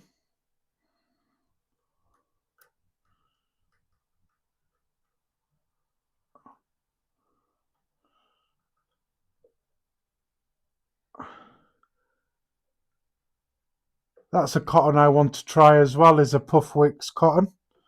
So now that I've got this mounted here like this, obviously I want to make sure, without hitting the thingy, is I want to trim these staggered bits just slightly over there, so I've got plenty of room for this part for the mounting. I don't want too much extra going on there that's going to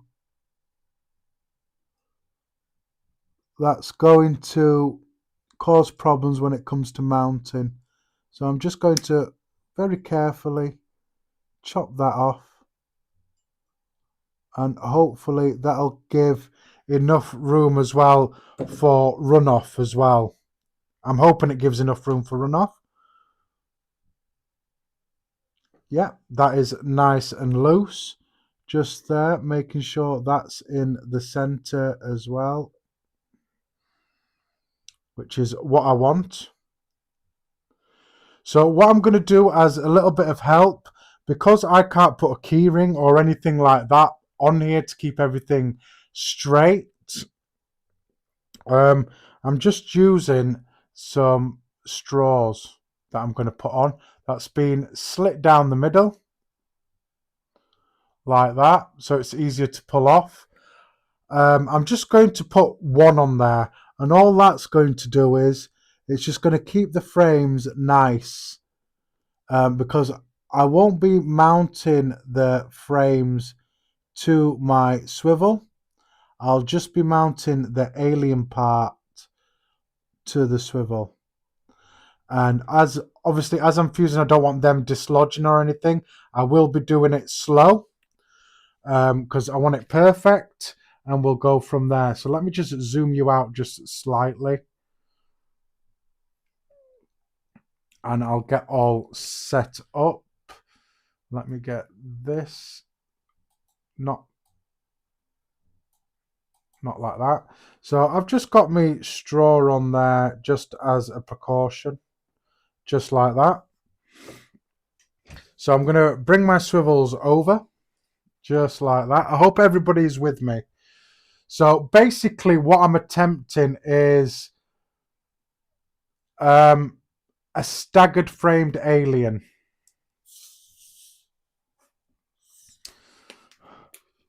Basically. So instead of it being like staple in the center or other wires in the center, this has got an alien in the middle. Just going to rehydrate, guys. I am on Lucozade because I am on painkillers, hence why I'm not drinking alcohol at the moment.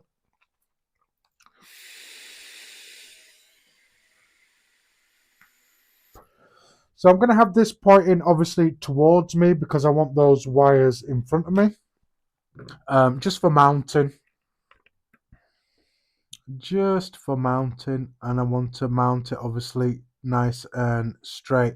Hence why I chopped my staggered bit off just there, just so I won't have any problems here when it comes to mounting it to the swivel. So the 3 bits that are off the alien that I left extra, I'm going to put another L in. So it's just the alien in the center that I'm mounting to my swivel. Obviously making sure that they're still all parallel, I'm not going to mess up. And then very carefully attach that to your swivel. So preparation, it's all in the preparation. That's the main thing about these sort of coils. And like I say, I do have a variant, so it's one of those situations. Is it art or is it flavorful? But like I have said to you before, I do have a variant of it, obviously, in here, a different variant, and we'll see how it goes, that I have been testing.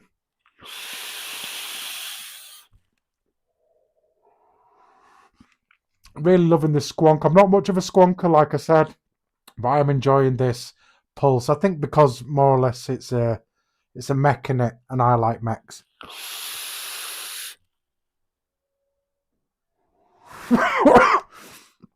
So there is a bit of leeway in there. I just want it a little bit tighter, so I will just pull it up here at the drill. With it still being nice and loose, I need it a little bit looser than that, I'd say.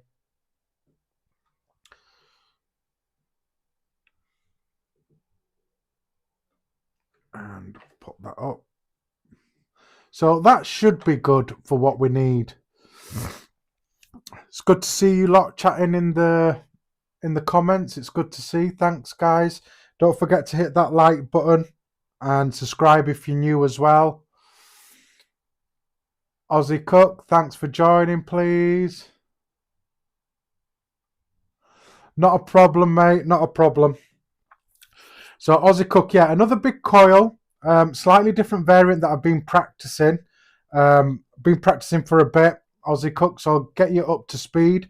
So I'm basically got a 26 gauge alien in the center. Then I've got staggered fuse Claptons as the frames, and then I'm going to fuse it all together. And then we'll see if it's just coil art or if it actually is a good coil, a Flavourful coil. So I'm all set up in there. I've got a little bit of leeway in there, which is good. I won't be going fast. I will be going slow. And then also I'll be utilizing my nylon pliers just to keep everything nice and flat and consistent. So let me get you in as close as I can. Like that.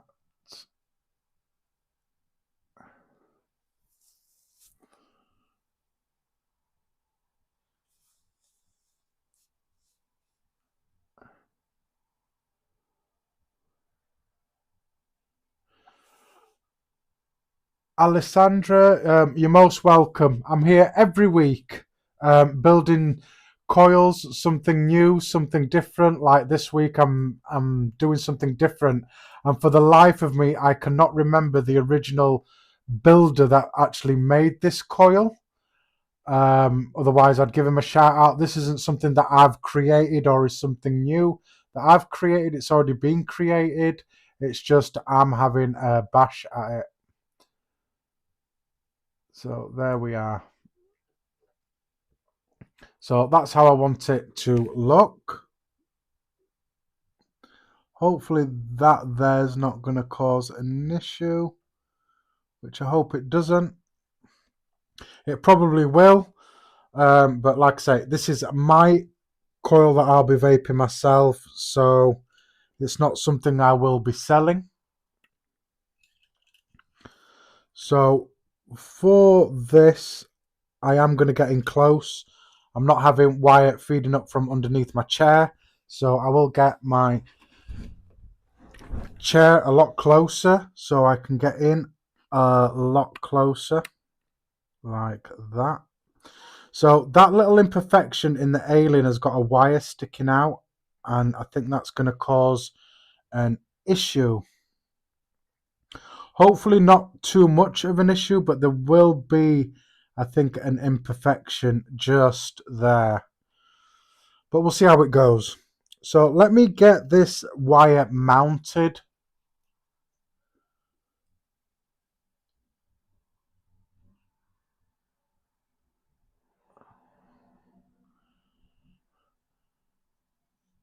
There we are. Alex, thanks for helping Gaming Vapor. Much appreciated. It's good to see that in the comments. Appreciate you guys. That's what we're here for, to help in any way. Like I say, I still learn tricks off people, of other coil builders, Aussie Cook being one, and professional coil builders as well. I've got some right tips off them. So what I'm going to do is just going to get it started. I'm not going to be holding my spool really tight. I just want it just lightly so it folds into those grooves of those staggered parts. So what I'm going to be doing is I'm going to be doing a few wraps like that. I will be stopping and starting, guys. Doing anything that's staggered fused, you need to take your time, using my nylon tweezers just to make sure everything's nice and flat, which it is. and then very carefully carry on. If you make a mistake, just go back. This part isn't an alien, so if you do mess up, you can go back like that. And if you have to do a few turns by hand, do that just to get it going. And you need to have your spool at a decent angle as well. So again, I'm just going to go off slow. I'm sorry if I miss any comments or anything, guys. Just bear with me. So I have made a slight mistake just there. Move it over. Move it over.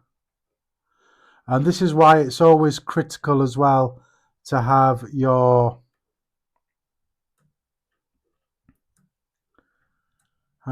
wraps nice and consistent, so everything just falls together nicely. So this is actually a very complicated build.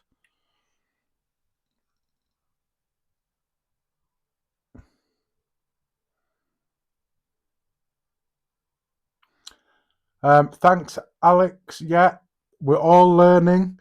I have said many a times I have been doing this for 12 years now, and I am still learning. I am still learning. And it's amazing as well just how much you can learn just making coils. It's beautiful, absolutely beautiful. So take your time. It's not going to be perfect going fast. This isn't a build that you can do fast. It's one that has to be done slow, and wraps have to be obviously consistent as well. Taking your time, there's no rush. You don't have to do it fast, or I can't do it fast anyway. I've got to take my time. So like I say, guys, Nightbot is about, so keep an eye on what he's saying, social media and stuff like that. Also, buy me a coffee link is also there as well if you wish to do so. Just helps keep me behind the camera and bring you better content as well. Anything that's donated will go straight back into the channel. So I've been doing quite a few wraps manually. Let's see if I can get going. So I am getting to the imperfection in the alien, and the little bit that's sticking out of the alien, the imperfection, just there, you can see it just there. I'm getting to it now, the imperfection. So what I'm going to do is I'm going to do this little section. I'm going to do manually by hand. I'm going to do manually by hand just until I get past that imperfection. Obviously giving it a little tug to keep everything nicely together. I just want to get past that imperfection just there, because it's going to look imperfect just there.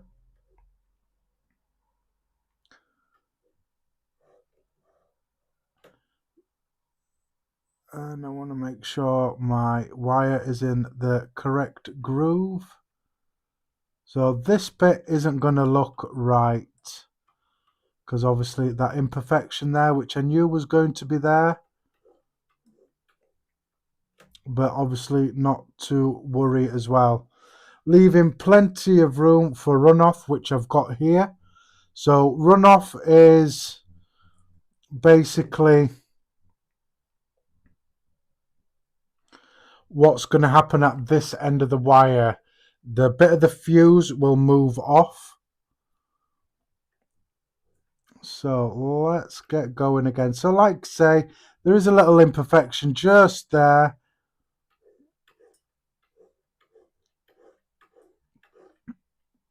A little imperfection just there.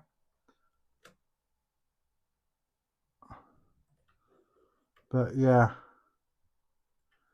get that going. Get those wraps going nice and neat. Or try and get them nice and neat and into place. Like that. And then if you need to, just give it just a little tug. Obviously use your nylon pliers as well, because it'll keep everything nice and flat.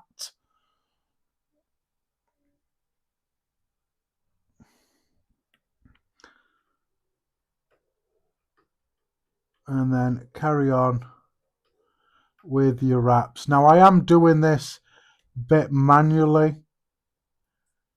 I am going to use a little bit of power of my drill, but very, very slowly.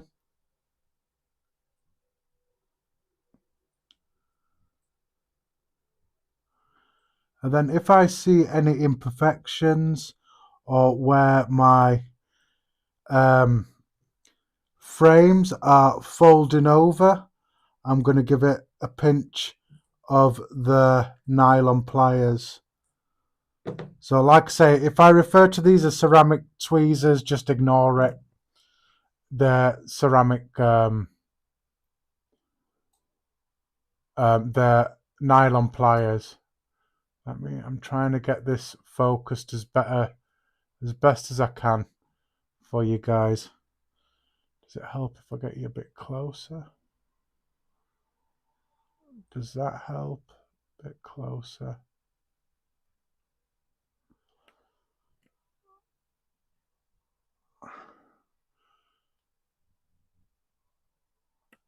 And manual focus that out. There we are. That's a lot better. There we are.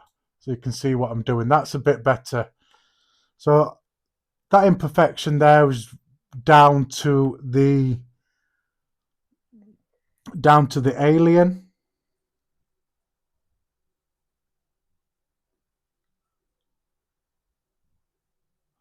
But like I say, I'm going slow. I'm not going fast.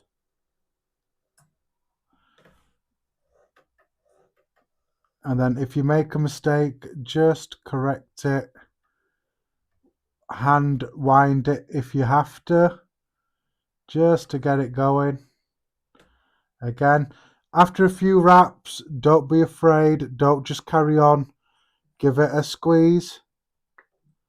Ceramic, not ceramic. See, I'm doing it again. Nylon pliers are very helpful for this type of build.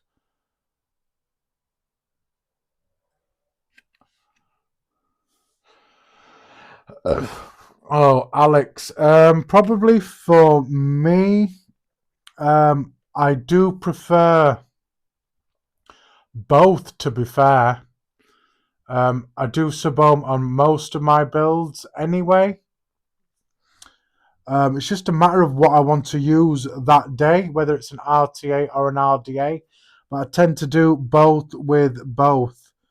I sub-ohm. I normally vape at around a 0.1 ohm dual coil normally.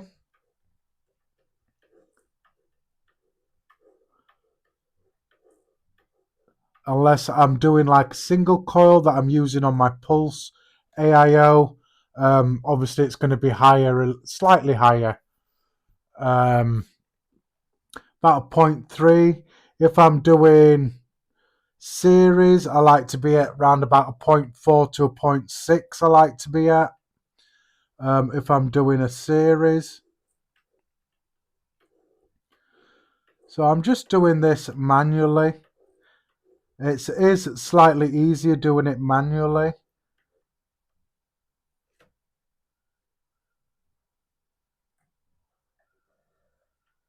Because you got a slight bit more control over what you're doing. But it is a build. Any build that's using a stagger will take time. You don't want to rush it. And then hopefully the result or the finished result will be nice as well. So again, just do a few wraps, give it a pinch. Because what that'll do is it'll flatten and then also straighten a bit of wire that's feeding up towards it.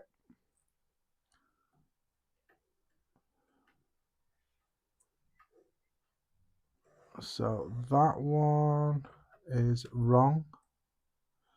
That needs to go on the next one. There we are. So hence the reason why it's good doing it slow and doing it manual.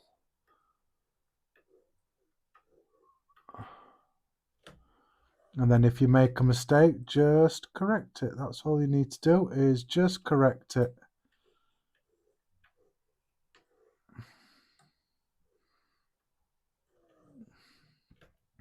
And try not to overlap as well.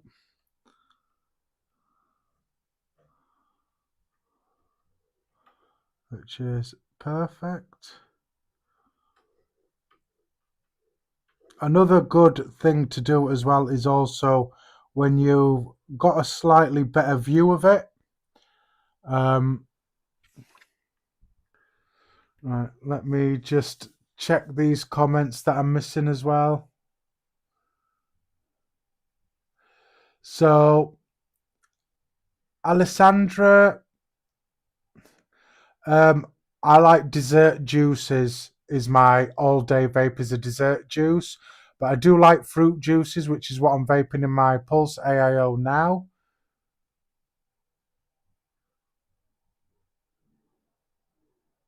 And you're okay. Yeah, Alex Sand Vapor, that is true. I tend to use more RDAs if I'm at home. If I'm out and about, I'll have an RTA because, like you say, it's a lot easier.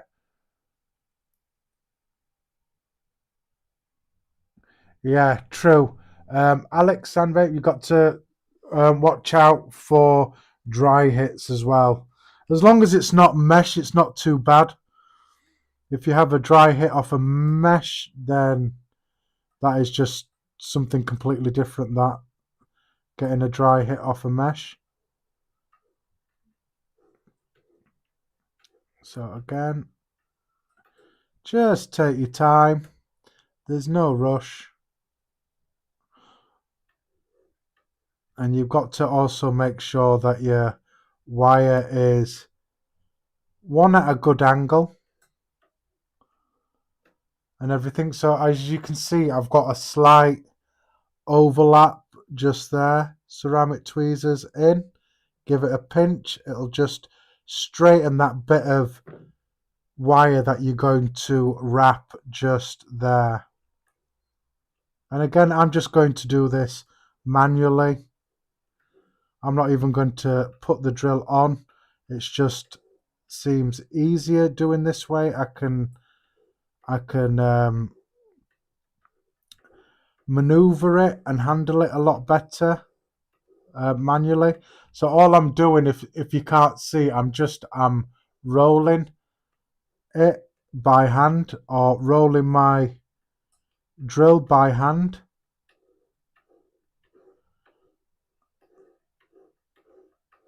And then like that, if you get a bit of overlap on there like that, give it a squeeze of the nylon pliers and that'll flatten that bit out in a little section that you want to wrap.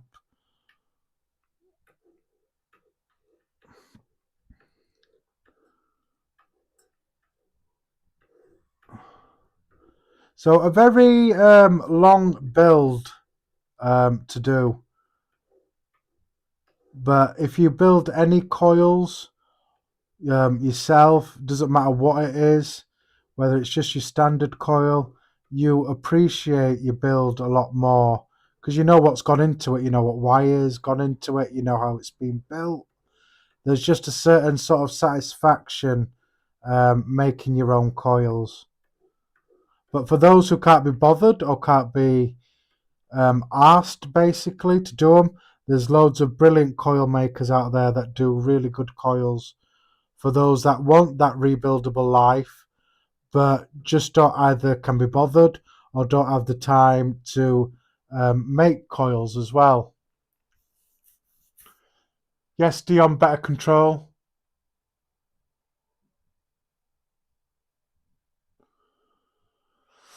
Yeah, very technical. Mesh, yeah, is a fucker if you get a dry hit off a mesh.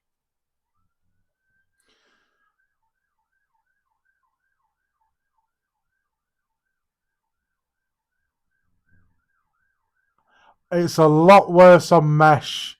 Definitely a lot worse on mesh. Boy, think of a dry hit on a normal coil and then times that by probably 10 or even more with a mesh. Oh my god. It's a completely different experience getting a dry hit off mesh than it is off a normal coil. Boy. Anybody that's watching now that's in the chat that's ever had a dry hit off mesh? Well, obviously will be able to concur with me that oh my god, it's not something you want to do on a mesh.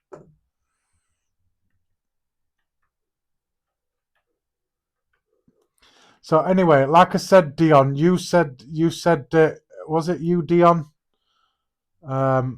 Yeah, Dion, better control. That's how I was trying to word it, by doing it by hand. Better control. Just doing it by hand than actually doing it with the drill.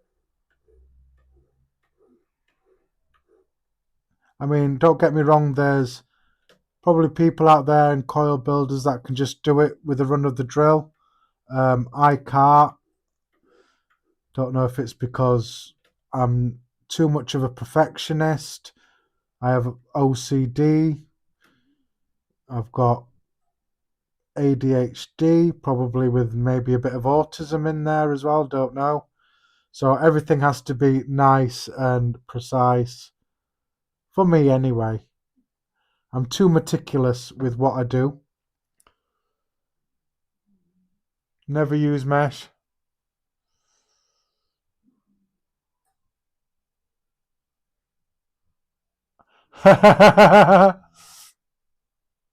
Yeah, definitely Lee Swetnam.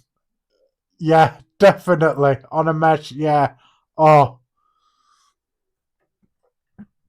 it's not something you want to experience, let's put it that way. Is a dry hit on a mesh. And I've done that having a profile RTA and an RDA. But mesh isn't my favourite thing to vape anyway. But I do have a profile RDA and RTA in my collection. But it's not something I elevate to straight away. I don't think, oh, I fancy a bit of mesh. I rather have a normal coil.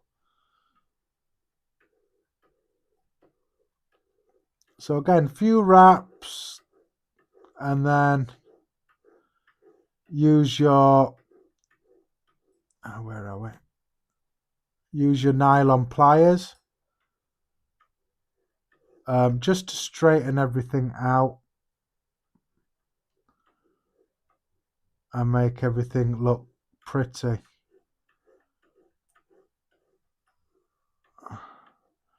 And I've struggled with staggered builds for a bit, hence why I've been practicing staggered builds, just staggered, doesn't matter what it is.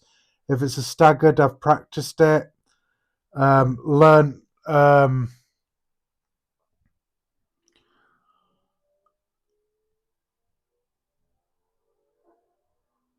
so get 6-core ones. Well, I did do a 4-core one here. I'll give you a bit of a quick look of it. That's my 4-core staggered fuse Clapton. But yeah, gaming vapor 6 core. Now that is something that I would have to actually try and do or attempt, because the past probably couple of months now I've been attempting builds that I've either avoided or just couldn't be arsed with, i.e. ribbon wire, staggered builds and stuff like that.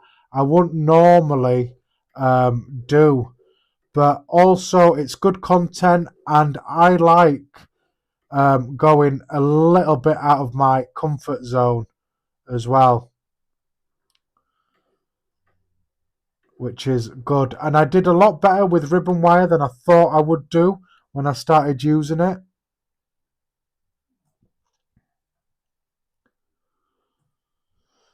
Once you get going,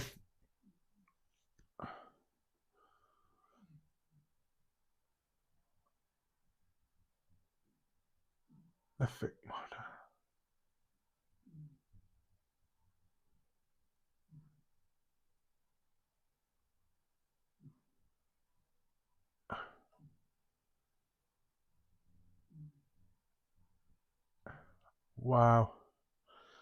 That's something also, you're talking about coils, I want to try when I have got the spare money as well, is to obviously do a segment where I'm using professionally made coils, which I have done in the past when I use Steamcraft coils.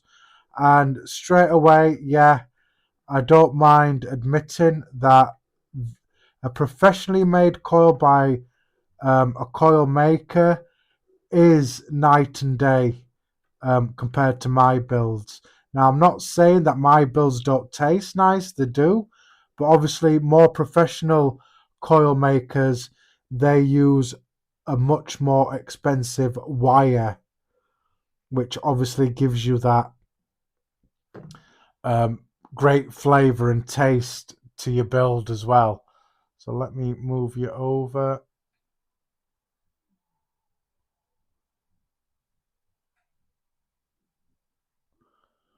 Can you still see that? Do I need to refocus this? Let me see if I can refocus this, because there was a bit of a disturbance there. There we are. So again, slowly but surely. Slowly but surely. So that one, need to make sure that's in that one, just there.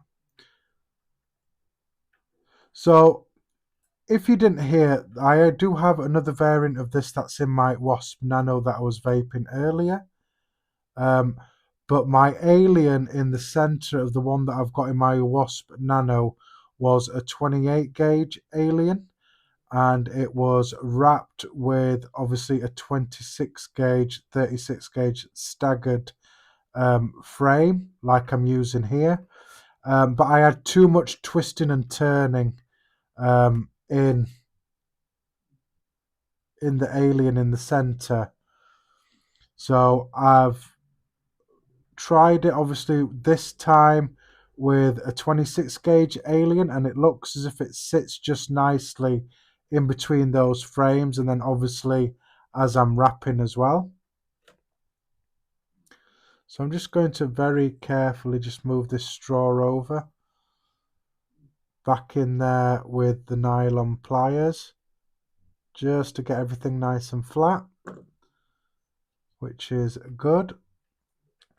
So again, just doing it manually so I've got better control.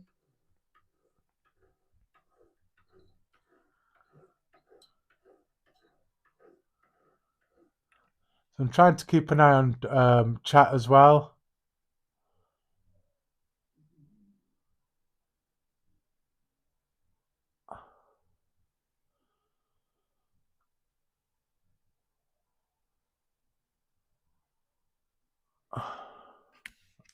Am I missing stuff here? Let's have a look.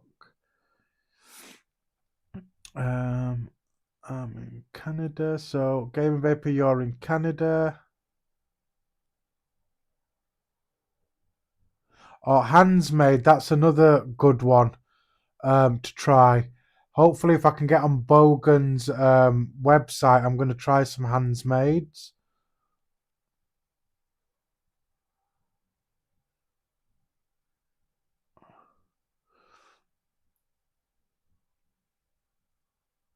So, Alexander Vape, so you're building on a 10 core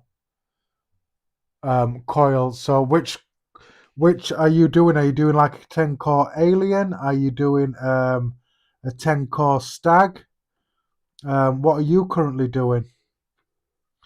And if anybody attempts these builds or just does your own builds and you want me to show them here on my live, just contact me through social media and send me some pictures through. And then obviously I'll show them on my live and give you guys a shout out as well.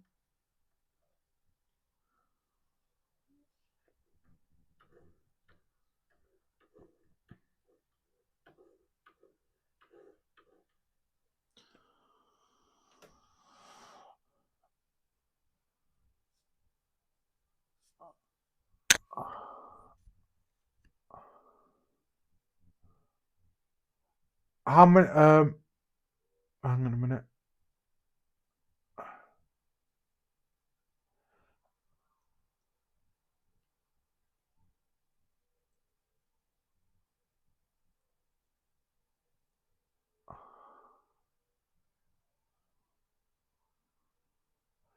So how many cores am I using on this build that I'm doing now, Alex? Because the cores that are in the Alien are 3 cores, but then obviously I've got another 2 cores that are frames just here.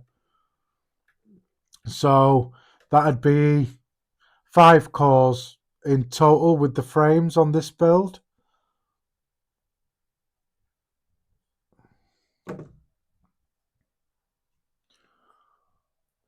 Ten core Alien, wow.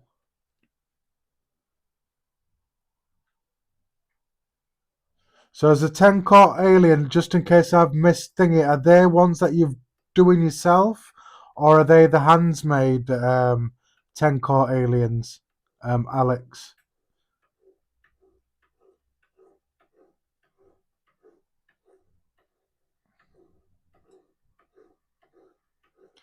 And I'm sorry if I'm missing your comments as well as I go. It's just that I want to concentrate and make this build nice.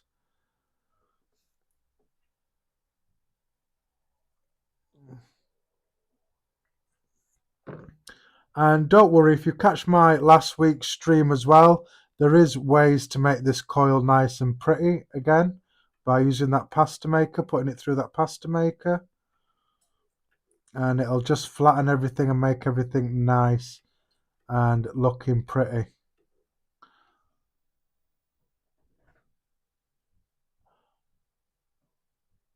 .11, wow. If I could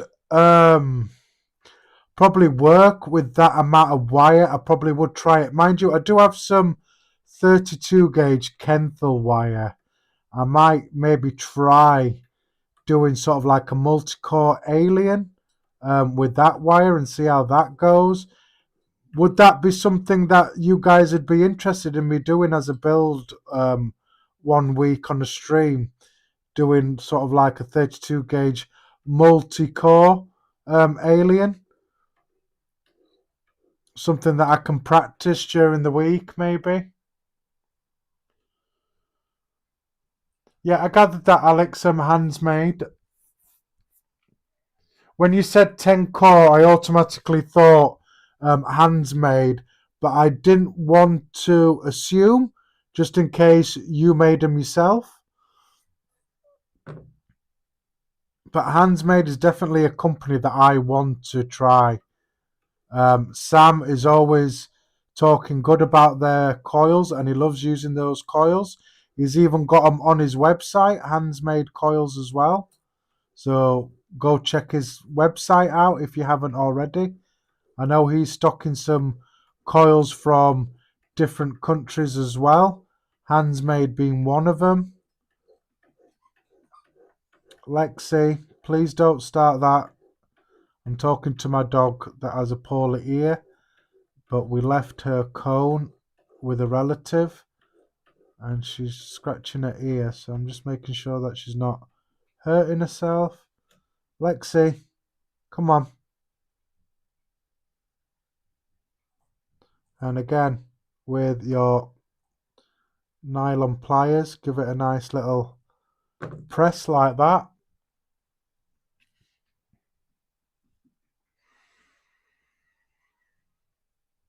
Yeah, and that is completely cool, Alex. I say that all the time. There's loads of coil makers out there that people can use. I just enjoy making my coils, and maybe it's a few people that watch me that I do know make their own coils as well. Love watching it. Hence why I do this sort of content, because you don't get this content anymore where people actually make the coils or make exotic coils from scratch. People always use company coils, which isn't a bad thing. If you're busy and stuff and you can't be doing with the building, they're brilliant things to fall back on, because you get that rebuildable life, just not doing all the hard work. But at least with this way, you see obviously what goes into making coils as well.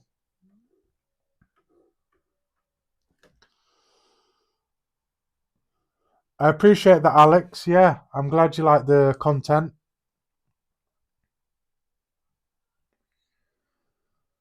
Alex, are you in the UK?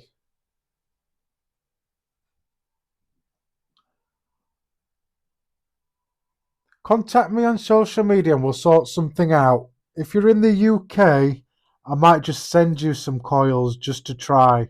Because, like I say, I do not sell my coils, I just make them for myself. But I'm assuming we can work something out. Or stay tuned, because I will be doing a giveaway in the future as well. And one of the things that will be in that giveaway will be some coils that I've made as well.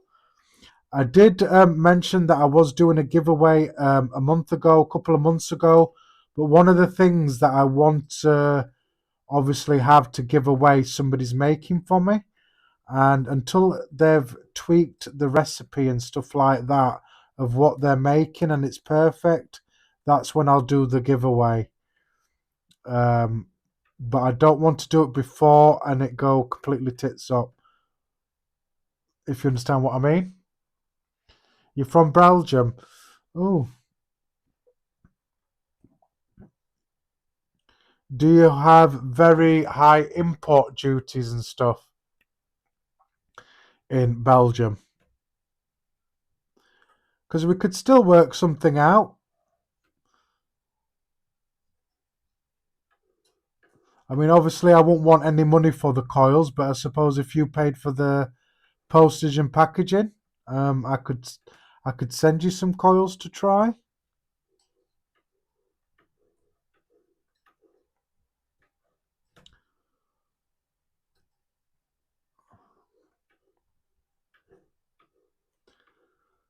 So yeah, a lot more concentration with a staggered build.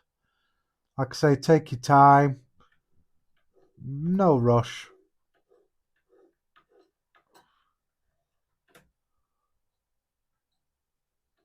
What I'll also do is when I do my bits of slight editing on this video, I will put, when I mention this coil build, I'll find out the original person that did do this coil and give them a shout out, so you can go take a look at their account on Instagram and give them a follow.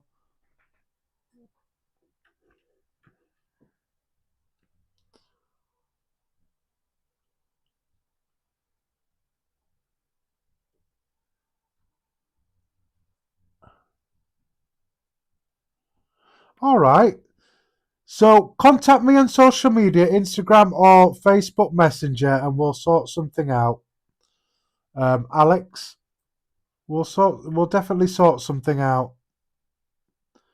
If I can get them to you as a gift, then that is perfect. You would just have to pay your own postage. Obviously for the coils to be sent. I won't want any money for the coils. You know, it's just some coils, and if somebody enjoys them, that's enough payment for me. Somebody enjoying something that I've created.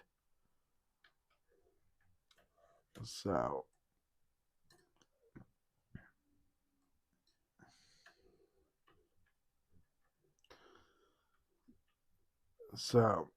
few wraps, and then again.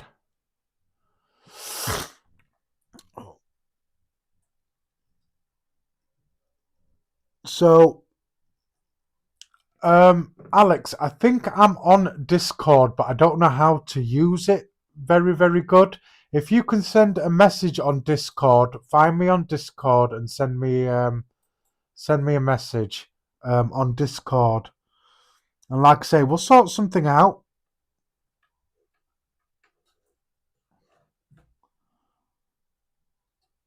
And that goes for anybody that's watching. If you fancy a sample of my coils, just contact me and we'll work something out. Like I say, I don't do this professionally. I just do this for myself. But the fact that some of you guys would like to try my coils means a lot. And like I say, we can work something out where you just pay your postage and I can send you some coils to try.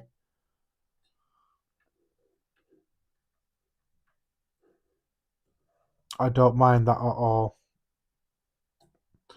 It is what we do, guys. It is what we do. It's the rebuildable life and I love it.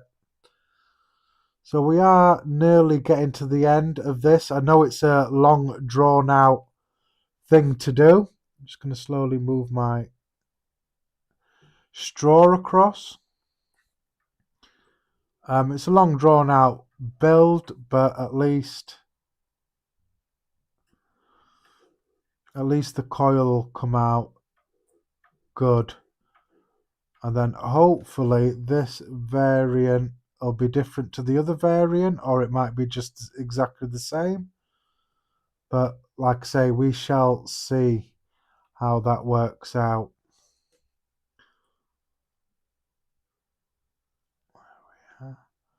In there we are.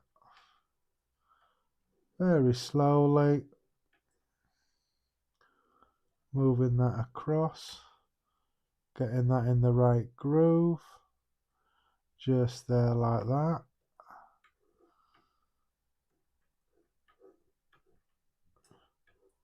And then when you get a bit of an overlap, give it a nice little pinch.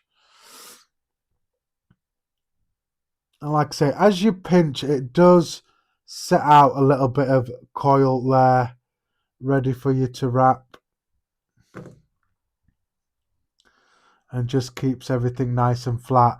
I've got to admit the 26 Alien did work, has wrapped a lot better than the 28 gauge variant that I've got in my Wasp Nano currently. With the 28 gauge center Alien of the staggered frame, obviously the Alien moved around a lot more in between the staggered. So this one sits a lot better and nice and straighter and a bit more uniform than the 28 gauge Alien variant that I did.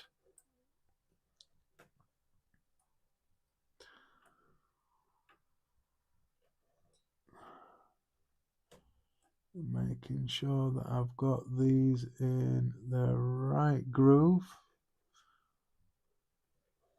which I don't think I have.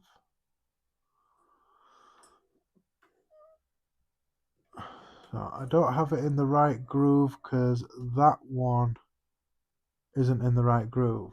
There we are. That's a lot better, and there we are, set a lot better. So the good thing about doing it by hand also is you can just maneuver it a lot better control, and you can take your time as well. So again, done a few wraps, give it a little, or try and give it a little squeeze without messing it up. So ceramic tweezers don't half come in handy for this sort of build, because if I was just to use metal pliers, I could distort it a little bit, distort the build a little bit, and distort the build a little bit. Obviously with nylon pliers, it's softer on your coil when you're obviously pressing it together. It's a lot more easier and a lot more gentler on your coil.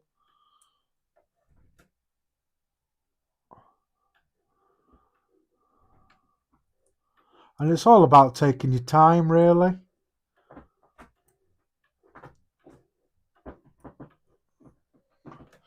Keeping an eye on thingy.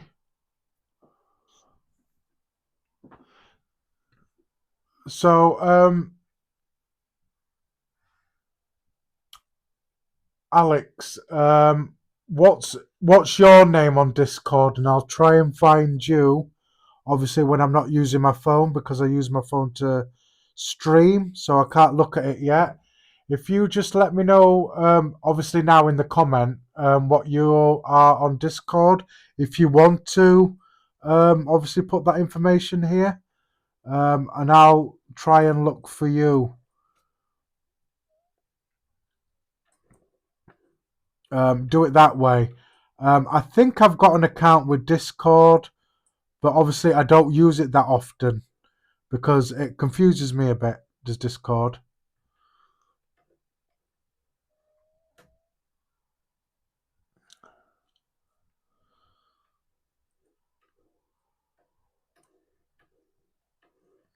And again, just slowly wrapping this. Slowly but surely.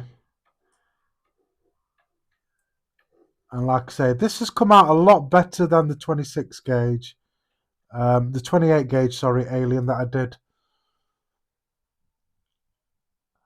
Alex. Okay. So, just let me, I'm just going to quickly grab a pen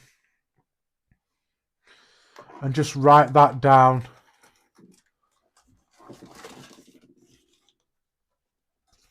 And then I'll look for you on Discord.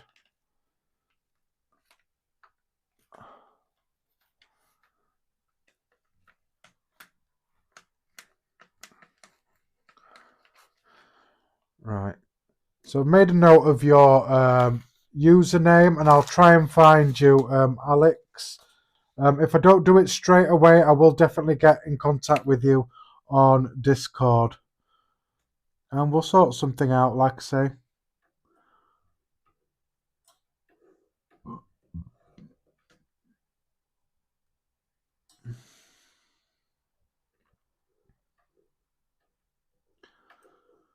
So we are getting nearly to the end of this piece of wire. So I hope it hasn't been too boring for you or too long drawn out. But I like to be thorough as well. And also I like to explain what I'm doing as well, just in case somebody's here that doesn't understand or somebody that is learning. I like to be obviously as in detail as I can, because obviously I'm sharing this knowledge with you guys, and it's for you guys if you decide that you want to give it a try.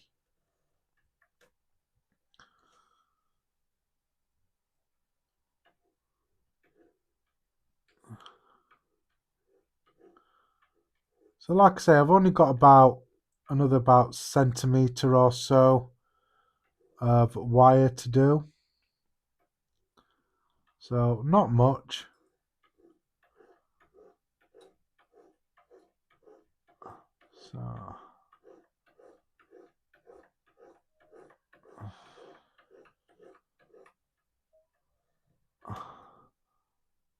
Move that along, move that over. Give that another little pinch just there. And these come in good as well if you're doing like staggered, just normal staggered builds. Like that 4-core staggered that I showed you, that piece just earlier on. Obviously I used these nylon pliers and it came out great. As well as running it through that pasta machine as well. I did run it through that. Just to make it look pretty, which is what I'll probably do with this coil. Once I've done, I'll probably run it through that pasta machine. Alternatively, if you do not have a pasta machine, just put it on something flat like a table or a worktop and put something solid that's round over it. Just roll it over it. Should be fine. Because like I say, not everybody does have a pasta machine. I just have it because one of my passions is cooking as well. So I do like to cook. I do like my food. Food is life and food is love for me. With me being mixed race as well, I've got Italian blood and Pakistani blood in me. So yeah, it's good to have variety. I like to cook, so I do like to cook pasta and stuff like that. Hence why I've got a pasta maker, but like I say, not everybody has a pasta maker. But like I say, flat table or a worktop, kitchen worktop, something heavy and round that is smooth, you can just roll straight roll over your coil if you have any imperfections or it doesn't look pretty, basically. Keep an eye on the chat. So my name. No problem, not a problem, Alex. You're welcome.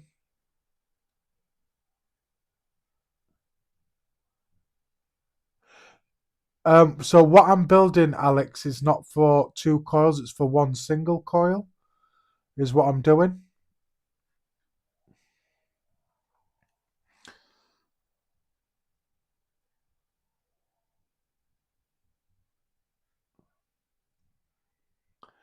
Definitely. Thanks, Alex. Thanks, I appreciate that. Yeah, I'm always learning, and obviously building coils on camera is totally different to me building coils off camera. I can obviously do it just slightly a bit quicker than what I'm doing now. I think obviously because I'm live streaming, obviously there are always problems on live streams and stuff like that. And plus, like I said, I like to be thorough with what I'm doing. So on my lives, yeah, I'm getting a lot better with my builds. But when I'm off camera, I seem to just do it without thinking, and which is hard to do on a live. Because when I do that on a live, when I just do it without thinking,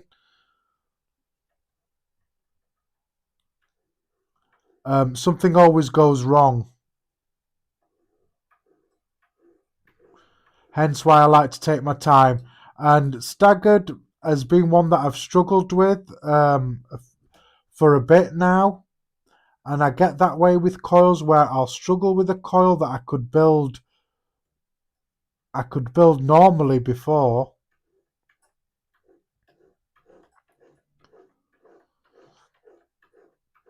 Like I didn't have too much problem with a staggered build, but past 6 months it has been a pain in the arse for me to get it right.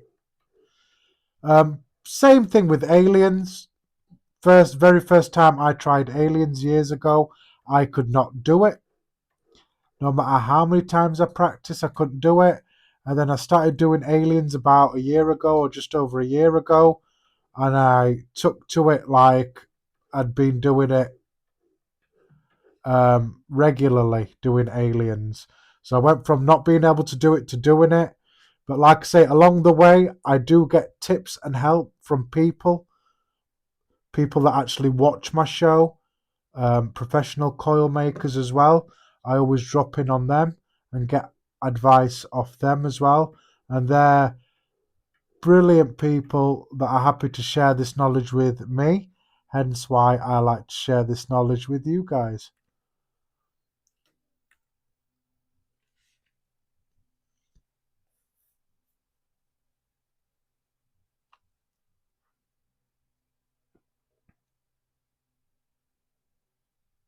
Yeah, I definitely am.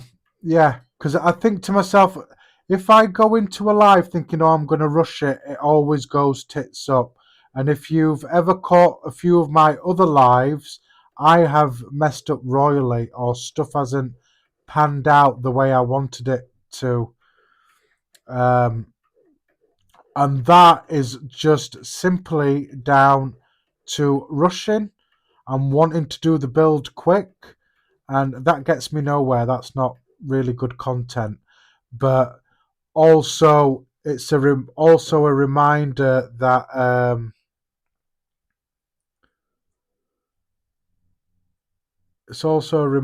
you don't have to do everything fast or anything. You can just take your time.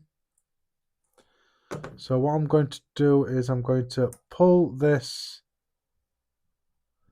straw off, or I'm going to try and pull the straw off. Hence why I put this split down the center, just so I could do that. So I am getting to the end just here.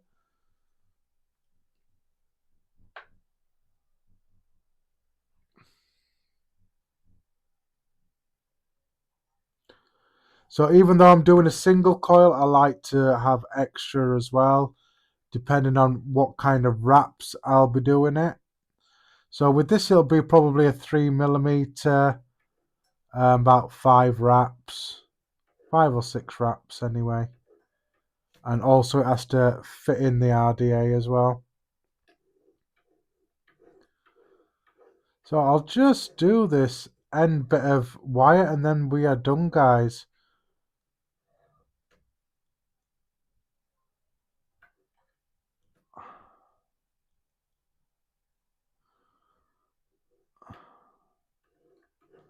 All done for this build that I'm doing here. And like I say, I'm glad it has worked out a lot better than what I thought it was going to work out. Again, ceramic, not ceramic, nylon pliers.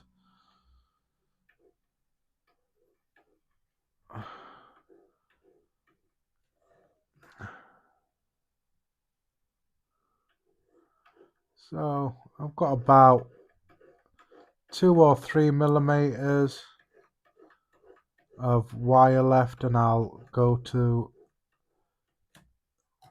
the end as much as I can go without landing on the runoff, which is, I'd say, about there. So there we are with this build.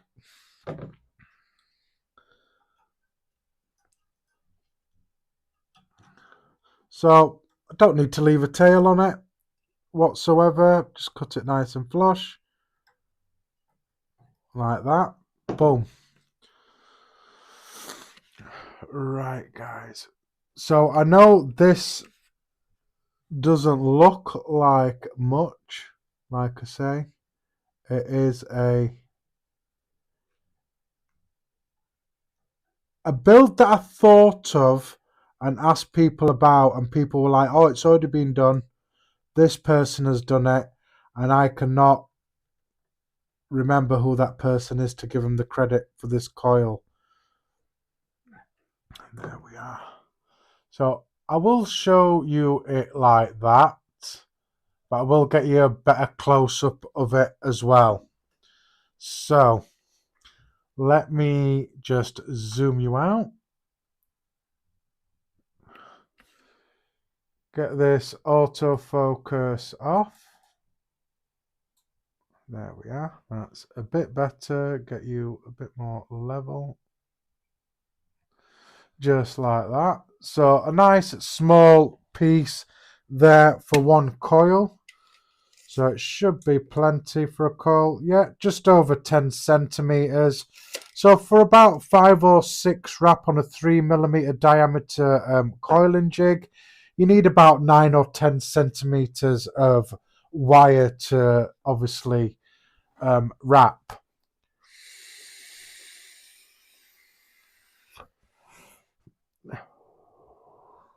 Have a little vape. And I am okay with that. I'm just going to zoom out a little bit more so you can got a bit of angle of what I'm doing. Just having a vape.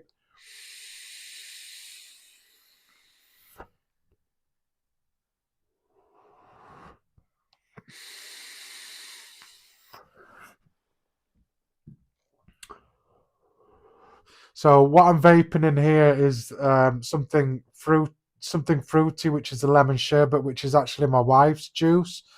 So I do like fruits every now and then as a change, but my ADV is a dessert flavour. Normally custardy, biscuity, donutty sort of vapes, creamy vapes, stuff like that.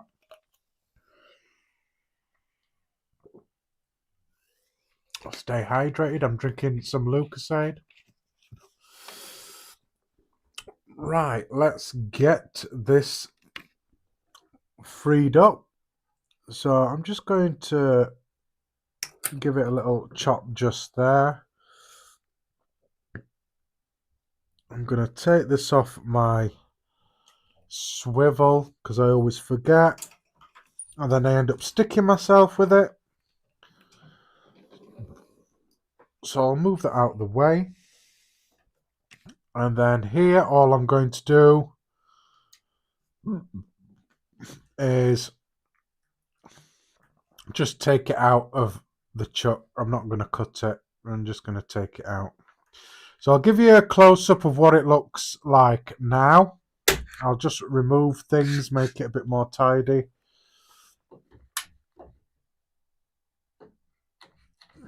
I'll do a bit of housekeeping, as I like to call. Keep everything nice and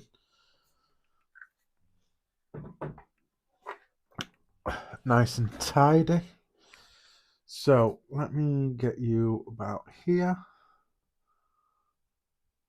Like that. So I'll give you a look at the coil before I put it through that pasta maker. So I've got an alien in the center, staggered frames on the outside, and then all fused together. There we are. So you can't see much of what's going on in there, but you know obviously what's in there. I haven't tried Delicious liquid yet. It is one of those Alex that I want to try because I want to try the Neapolitan and also the, what is that other one? The scones. Is it the gooseberry or gosenberry scones? I want to try that from Luscious. So again, I'm going to get out my pasta machine, leaving it on the first setting, and I'm just going to pass this through. And then hopefully it'll make it just a slight more prettier. So I just want to get over that first bit just there. And then slowly feed it through. And hopefully that'll make that just slightly more prettier than what it is. I'm just moving off here so it feeds not onto my, there we are, straight through the pasta machine. Let's see if that's made a difference or even messed up the coil. I don't know what it's going to do to that.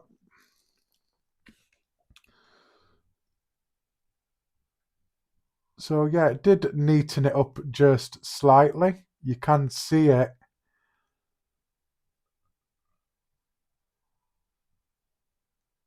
You can't get it in your country. Wow.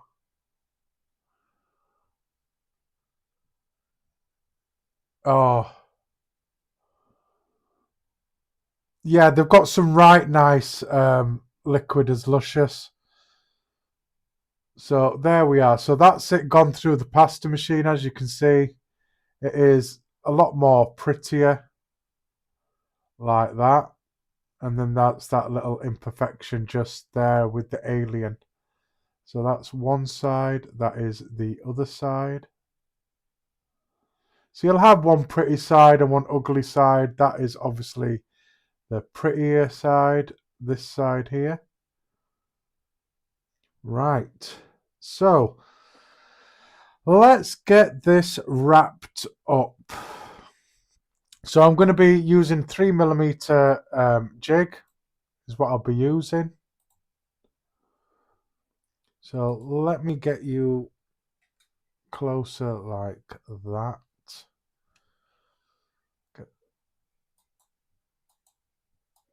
There we are. Perfect.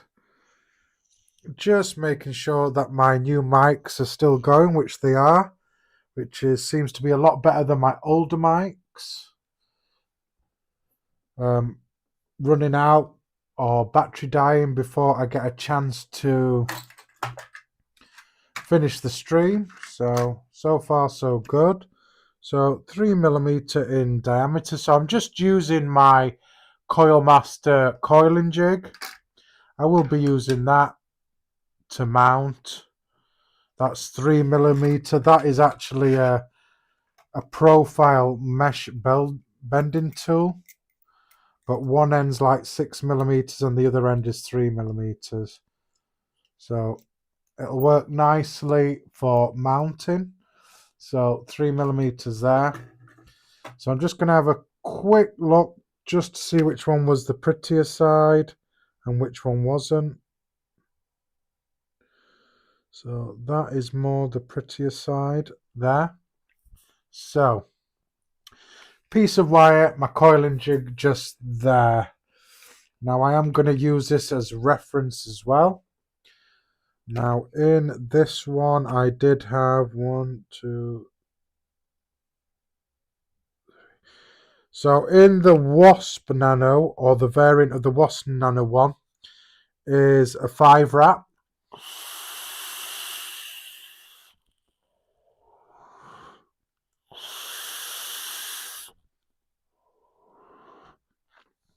Like I say, it is a 5 wrap, so I will be aiming round about near the 5 wrap mark. So there is a lot of wire going on in this, obviously this coil just here. So you want to be very careful and wrap slowly, okay, onto your coiling jig. So I've got the not so pretty side going against on the inside and the prettier side going outside of the jig. So I will just move you out slightly so I can stay in line. So I am going to give myself plenty of leg room just there like that. Your first wrap will always be your most awkwardest wrap, so make sure you get it in nice and tight. So first wrap nice and tight like that, yeah. So first wrap, trying to stay in camera as well. Second wrap, third wrap, fourth wrap, sorry, and then another one makes 5 wraps like that. Like that.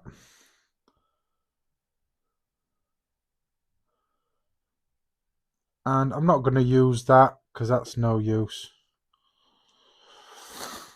So that's it wrapped. So I am going to go for a 5 wrap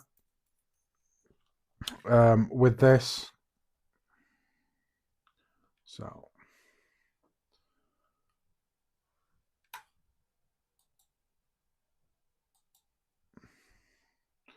So let me just adjust my camera again. And that's what it looks like all wrapped up. Let me see, can I get you in a bit closer? There we are. So you can see that alien in there, nice and flat and everything. 6 wraps. But yeah, there we are. So this is a staggered framed alien, I suppose you could call it. Staggered framed alien. There we are. 5 wraps. And is that going to fit in there?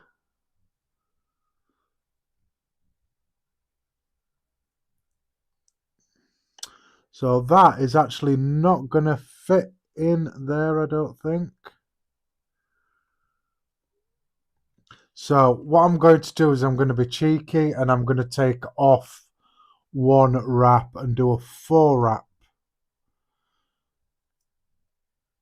So very, very careful. I'm just going to, without wrecking the coil,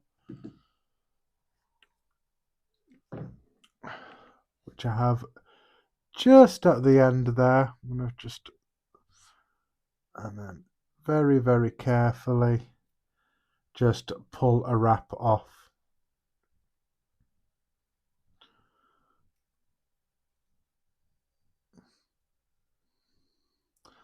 Like that. So get that on there. So I'm going to go for a 4 wrap, and a 4 wrap will fit in there just nicely. So what I want to do is I want to sort of like overlap the legs slightly just so I can bend them straight. So here, so I'm just going to, all I'm doing is making the legs parallel. So I'm just going to switch that one up, turn it around,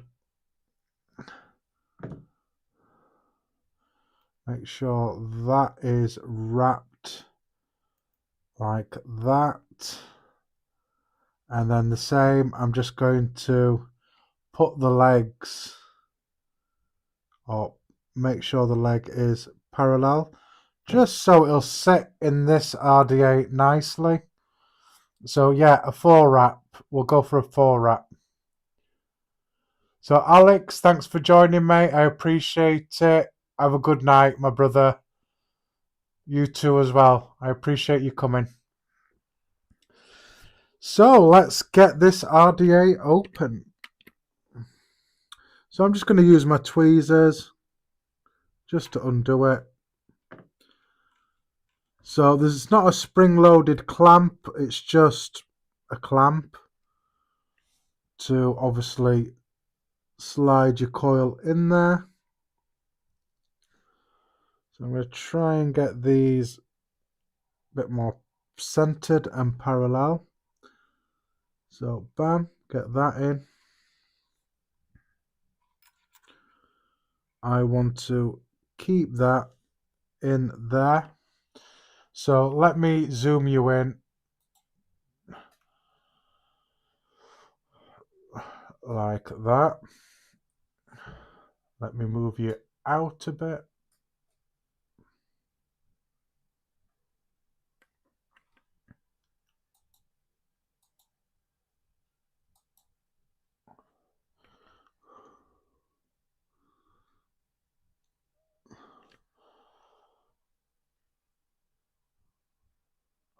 There we are. That is a little bit better.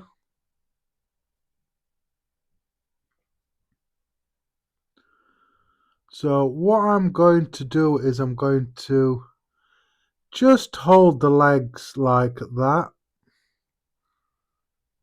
I just want them on the edge of the clamp. And then what I'm going to do is I'm just going to gently screw this down. This comes with 2 ceramic bits, and last time I did it I ended up breaking my other ceramic clamp, so I need to be extremely careful that I don't crank this down too much that it breaks this ceramic clamp. So there we are. So tightening it down, being extremely careful. So I want to clamp it down but not too much. So I'm going to leave it there. I don't want to lose my coiling rod.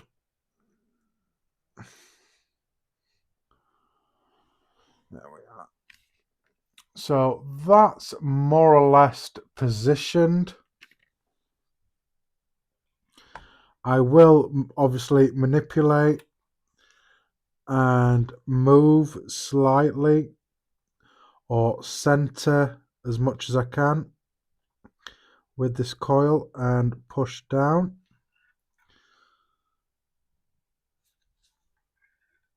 So I do want to push it down just a little bit more, like that. So I sort of want it positioned like that. So I will just bring it down a tad more, like that. So there we are.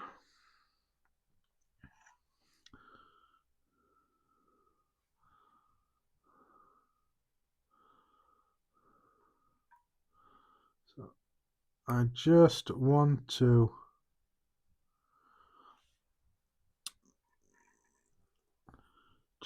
to open that up again and just put that leg in if I can, and then just slightly tighten down a bit better there, like that. So making sure that the coil is positioned more or less where I want it, which is there. Making sure there isn't any wonk on there, which there is. I want to do it like that. So that is a bit better, like that. And then very carefully I just want to clamp this down, and then hopefully not clamp it down so much that that ceramic piece is going to break. So like I say, hopefully it's not going to break. I hope it doesn't break. But there, that should be tight enough to hold that coil in.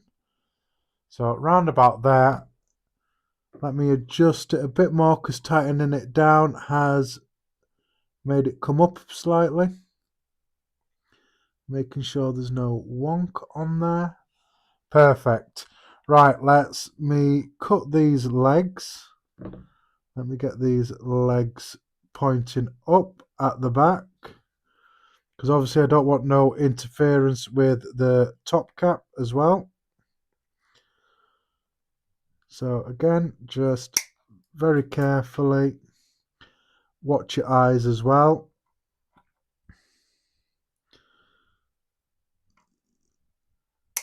So there we are.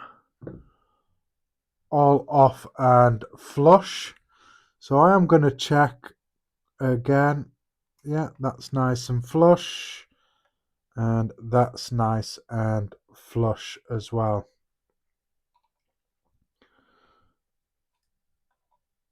Or was nice and flush. There we are. That's nice and flush. So that is the coil built.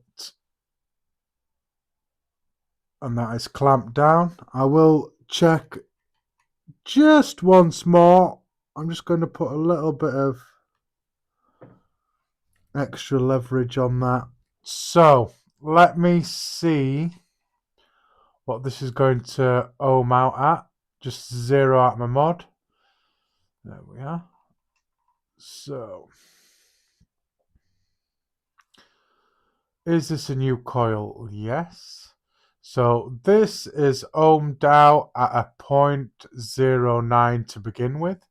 I'm not going to be dry firing it at that wattage. Excuse me. I'm going to start off at 30 watts. So there we are. Nice little 4 wrapper just there. Right, let's introduce some heat to this one. So I'm going to start off really, really slow. I just want to get some heat into it and get it glowing evenly. No hot spots, nothing like that. Let's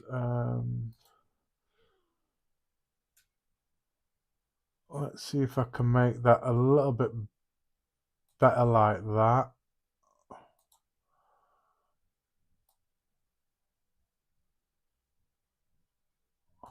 So can't do anything with that. So let me put that there.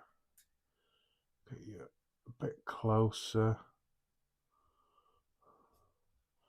See if I can manual focus that to get it a little bit better for you.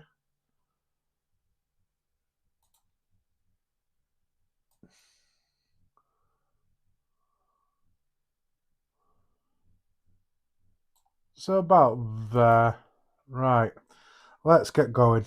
Let's get some thingy. So I'm going to be using my ceramic tweezers, but I'm not going to be using the ends. I'm just going to give it a light strum. We just want to add heat very, very slowly. Give it a little strum. Obviously not like that. Just want to give it a little strum. I don't want to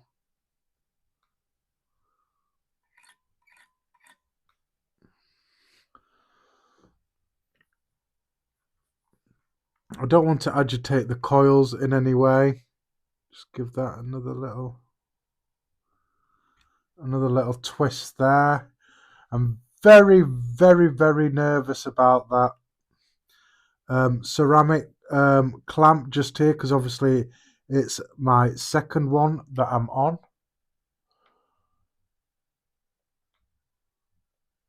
So slowly introducing heat.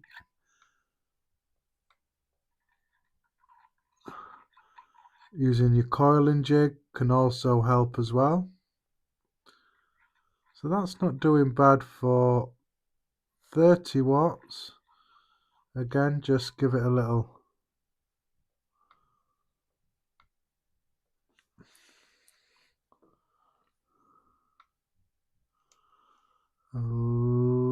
heat like that.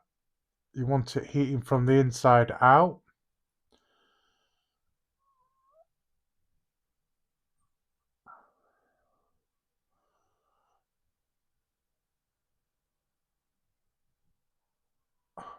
It is for us all, gaming vapor. It happens to me too, mate. So again, just slowly introducing heat. Give it a little pinch if you need to. Give it a little stretch if you need to. So give it sort of like a little tug one end, a little tug on the other end.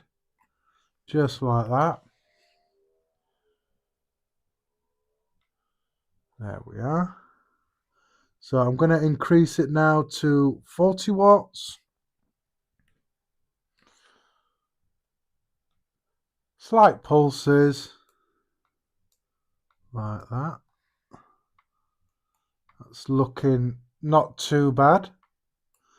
Looking for hot spots. So if you're not familiar with hotspots, they're like lightning bolts in your coil. You don't want them on the top or inside of your coil either.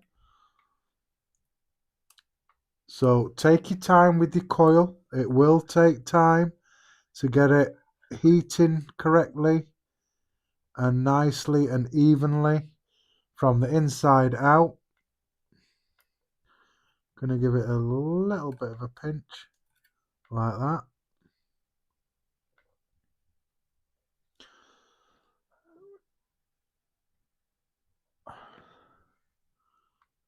There we are. That's working a little bit better. Let me bring that up to 50 watts. I want to break in the coil. I want to get it embedded. And making sure there's no hot spots at round about the wattage it's going to be vaped at as well. So there is slight hot spot just there. That's a lot better. Looking on the inside, making sure there's no hot spots just there. Obviously, wire does get the screws loose a bit. That's working a lot better now. Nice and hot and toasty. So I'm going to go up to 70 watts. Just going to give it a short pulse, just making sure. Again, 80 watts. Give it a quick pulse, just like that. Perfect. And then at 90 watts. I probably won't vape it over 90 watts, but I'm just making sure that no hot spots occur at that wattage. Give that a quick blow. So I'm going to give that a couple of minutes just to cool down, because that coil will be most definitely hot.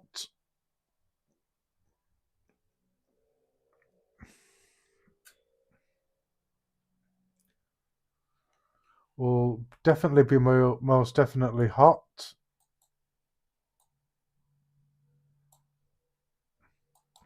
Like that. And then I'm just going to obviously release that as well, so I can get a final resistance on there. So I'll take that off, zero out my mod, check atomizer, and we'll check the final resistance of that coil once it's cooled down a bit. Let's have a vape.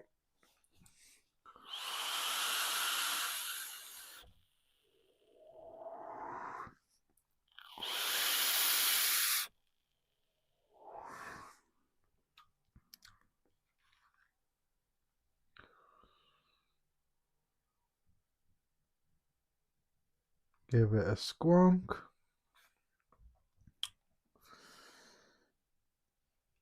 Let's give this a little clean up.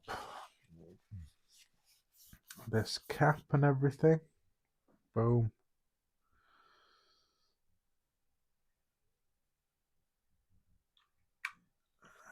And there we are.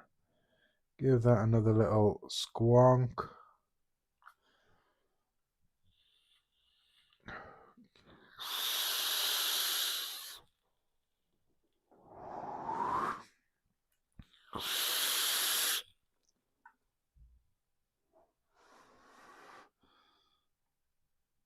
So that's cooled down now. Is this a new coil? Press the wrong one. Check atomizer. Is this a new coil? Yes. So the settling resistance for this is a 0.11, which is more or less where I like to be with my coils, is a 0.11. So let's get this wicked up. So to wick it up, I'm just going to be using some Muji cotton. I've just got a few pieces in there. I do have a big bag of this cotton. So I'm just going to pull a pad out like so.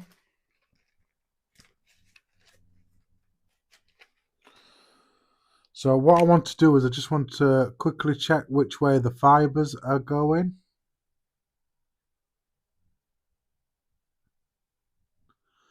Which is about there. So what I want to do with this Muji pad, cotton pad, is I want to take the outside layer of the cotton, because it has like a hard top and a hard bottom. So I'm peeling both sides of the first thick layer of the cotton off. I just want the fluffy stuff in the middle. So get rid of that. So what I'm going to do is I'm just going to pull a little bit of this cotton off. I won't need all this pad. And then what I'm going to do is, like I've seen with other reviewers and stuff, definitely it's a great cotton is Muji. And all I'm going to do is I'm going to just pull these fibers apart. Now I didn't used to do this to my cotton.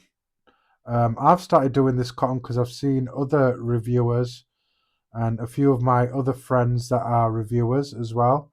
I've seen them do this with their cotton, and it does actually help. It does help agitate those fibers as well. So all I'm doing is I'm pulling these fibers away together, just making it thin and extra fluffy. And even with this piece, I will be taking some off. I won't be using all of it. So if I take about that much off,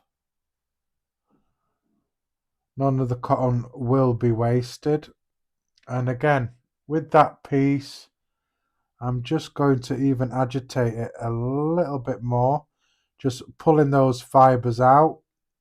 And that will also help with wicking as well. And then I'm just going to very carefully roll that up like that, keeping it nice and fluffy. I'm not trying to touch the center part, because obviously that's where the center part is going to be where the coil is, and I want that nice and fluffy as well in the center of the coil.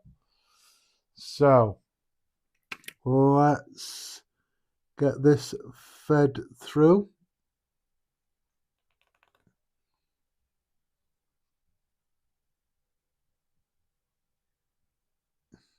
Like so.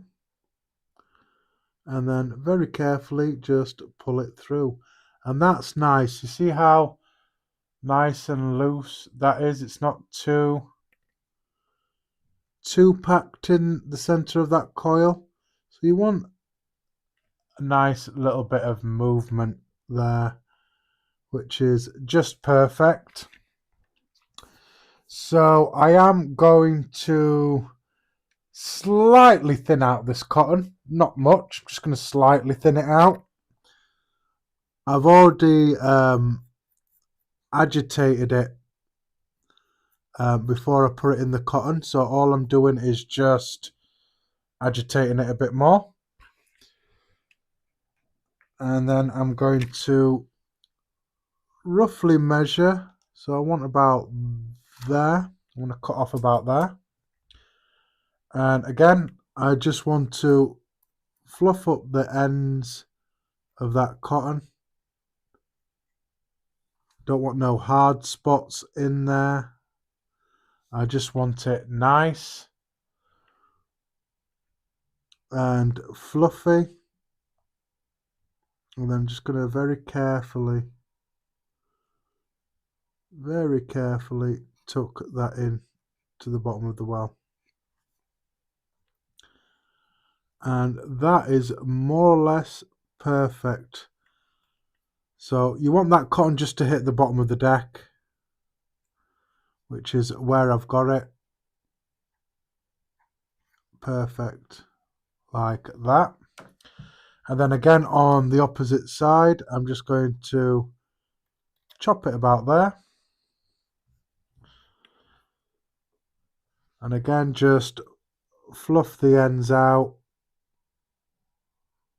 I'm not thinning it, I'm just fluffing it.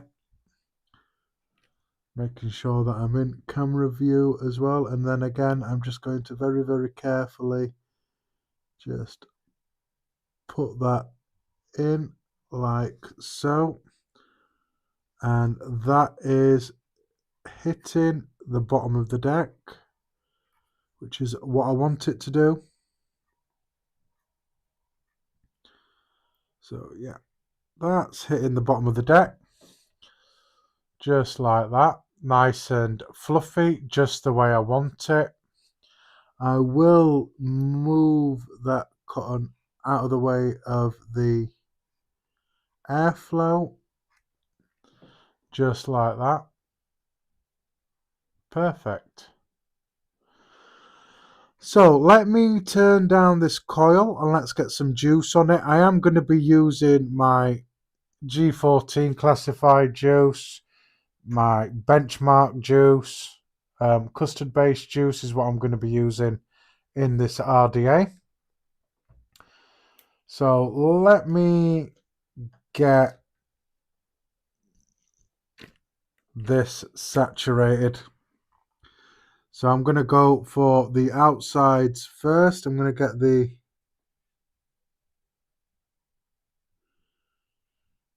cotton leading up to the coil all juiced.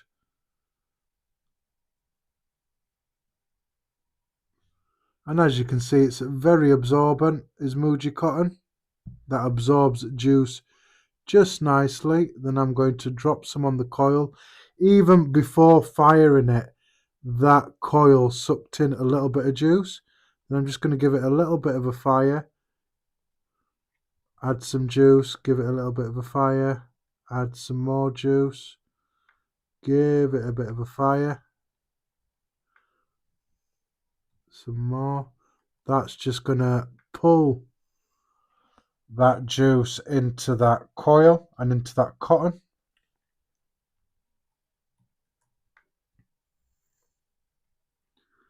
Like that. So you want to have plenty of juice in there. Let me get it up to about 60 watts and we'll have a little bit of a fire on there.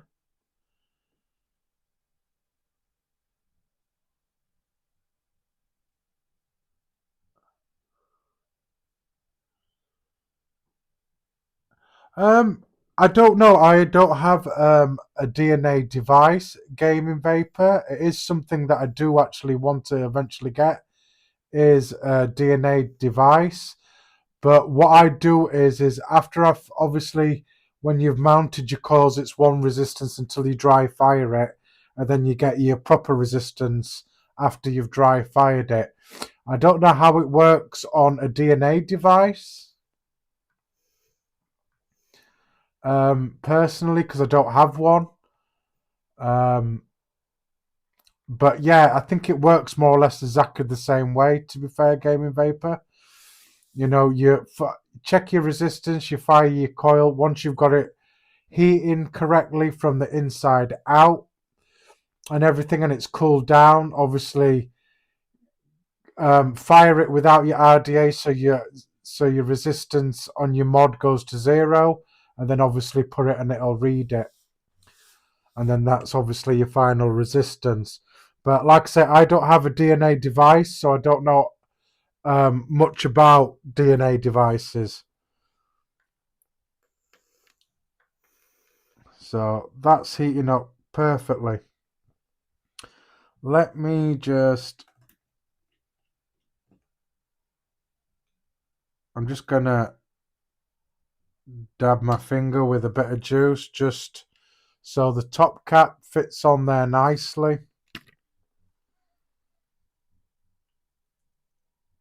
So I am just gonna pop the top cap on.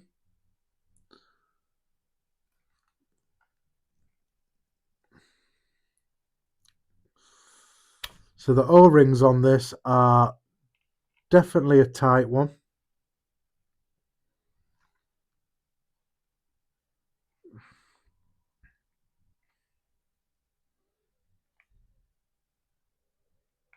Until they get a bit lubed up. So yeah, plenty of room in there for the coil. It's not touching the top cap whatsoever. Still fires. Let me put the drip tip on. This is the drip tip that came with the RDA. And again, I just want to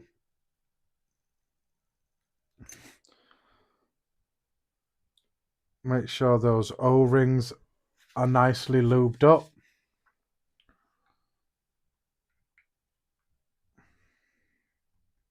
There we are. And just a quick check, yeah. So boom, that's that 0.11 and it's firing nicely.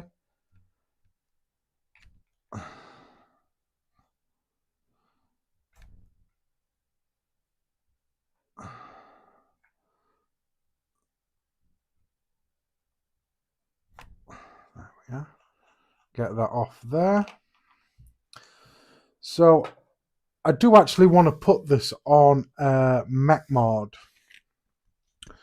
So one of the things that I got, a couple of weeks back was one of these mech mods which I showed you, which is a limitless mech mod. Now it has got a bit of patina on there, but it was cleaned and everything. So I think I will use this. It's an 18650 mech. So make sure you know your Ohm's law and everything and how to use a hybrid mech. You need to make sure that your RDA is a protruding 510 pin. Use high drain batteries. Be careful about what batteries that you are using. Good ampage for the resistance you're doing. So you need an RDA that's on the right with that protruding copper pin, and not an RDA that's on the left with the recessed pin on a hybrid. Okay. So need to make sure that is said, especially when you're using a hybrid mech mod. Now I know this doesn't really go with this mech mod. It's not really one that goes. I actually don't like this green sleeve on it, but there's nothing I can do. It does fit on there. I believe you can fit up to, I think, is it a 24mm? Yeah. I think it's about a 24mm, or that could even be just straight up 22mm on there. So let's get a battery in this. So venting holes are at the top. So I'm going to be putting my battery positive side up because it's got venting holes just there. So using a Molicel P28 battery wrap, ODB mashup booby wrap in there. So I'm going to pop that in there. I'm going to pop the switch in first to see how it lies. Give it a shake. So there is some battery rattle in there, which is where I want to adjust this Delrin ring just here, and that gets rid of battery rattle and obviously makes your battery nice and snug with your RTA.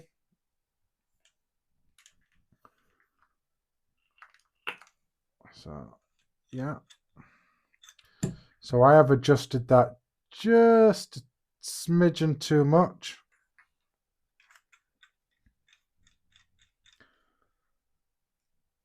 So that's too much. Obviously, I don't want to tighten it up that much that I'm going to have issues. So there we are. So no battery rattle in there whatsoever. Let's give it a fire. And that's firing pretty sweet. Let me just adjust that Delrin just a little bit more. That's better. No rattle. And that's hitting pretty sweet, that. So I'm just going to have a quick tester on it.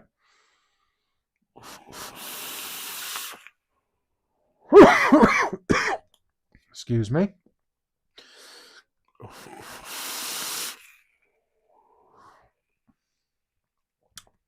Wow. Okay. Interesting. Interesting. So, let me get you back to FaceTime, guys.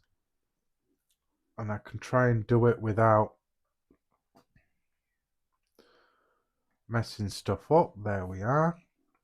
So, got the Ghoul 22 on the Limitless Mech just here.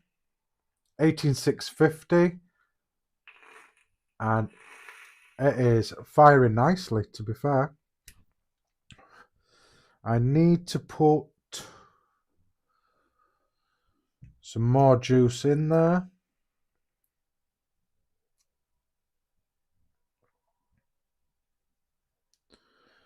Get that looking good. So, boom.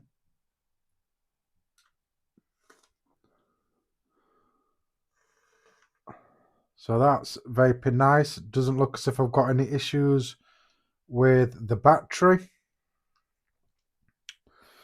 Let's have a toot, guys.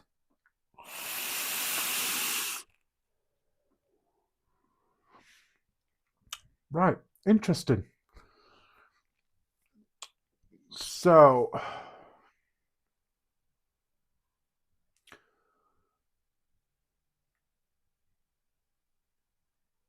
250 watts, definitely nuts. I haven't vaped something that high in ages, man, ages. Used to be the range back in the day and everything. You know, people used to love their 200 watts, 300 watts, but it all depends on what coil you're using as well. It might need that power as well. So let me have a toot on this because it's very interesting, because obviously it's a slightly different variant of what's in this.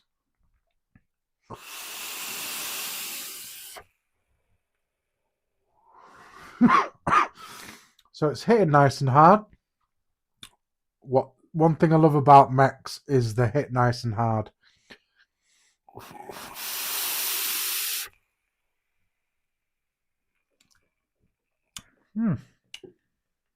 So with this one,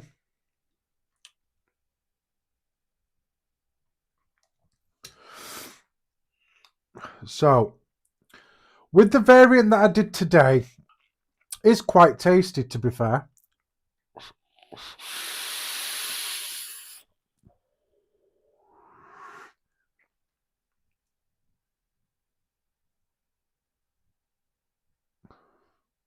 Nice. Well, that will definitely need extra power.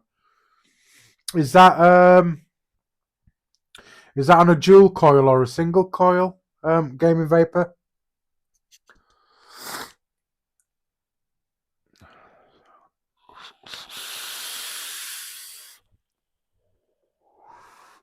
So this has a fully charged battery and everything, same juice as well.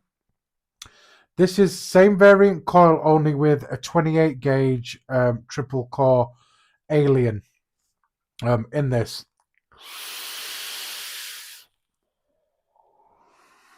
Now, what I was getting off this particular one when I've been vaping it for quite a few days is it's not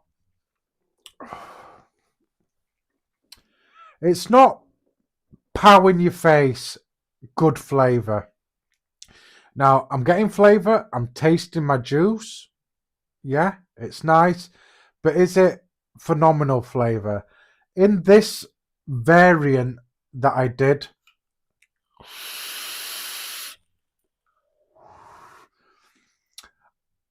I would have said in this variant that it was more of coil art.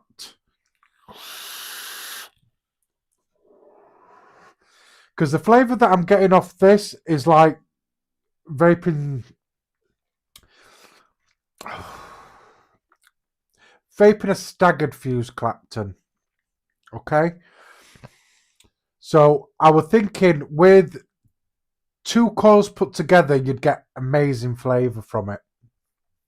Hence why I coupled together a staggered fused and an alien together. So I was thinking to myself, try it in a different variant. So this variant I won't rush to make again, because it vapes like a staggered fuse Clapton, just as normal dual core staggered fuse Clapton. It doesn't taste as if there's any alien in this coil, which you think it would, because it's got more grooves and juice to escape to.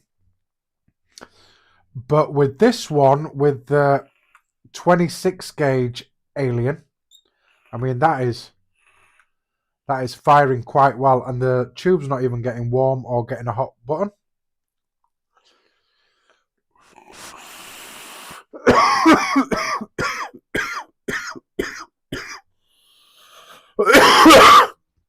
Excuse me, guys. Put a bit too much juice on that, and I just got a mouthful of juice.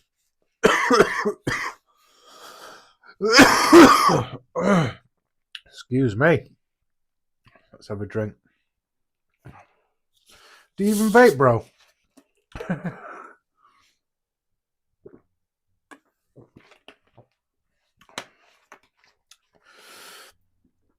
Yeah, dripped just a bit too much juice on there. So let's try again.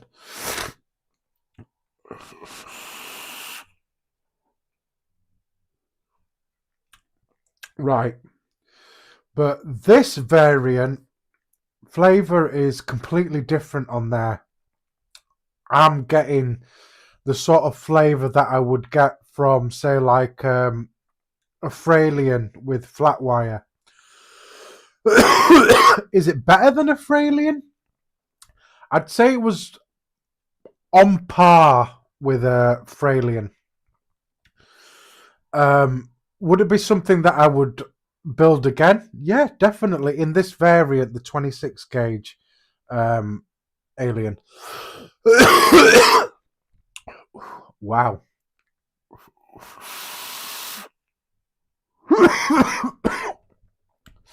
Messed up my throat with that first pull. So yeah, it's definitely juice on there.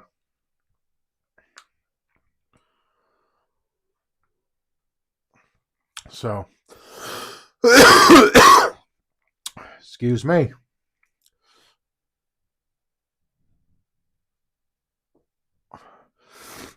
I have no idea, mate.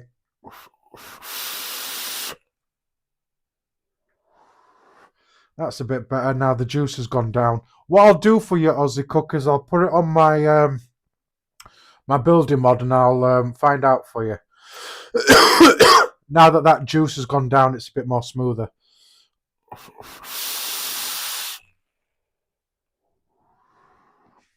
So yeah, it's more like a Fralian, this variant. Very extremely tasty coil.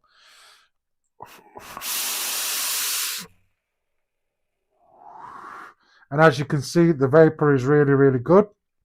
It's producing vapor. Let me have a quick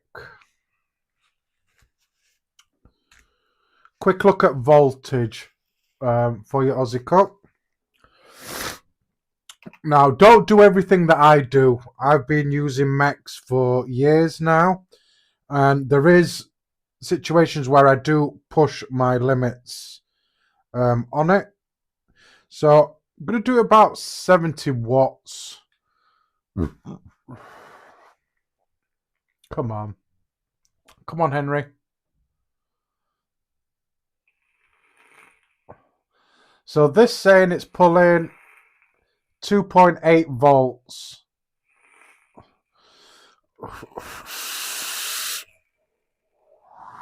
Yeah, 2.8 volts is what it's pulling, or what this mod is saying it's pulling from the batteries, but that's completely different. That is a dual battery mod. This is a single battery mod.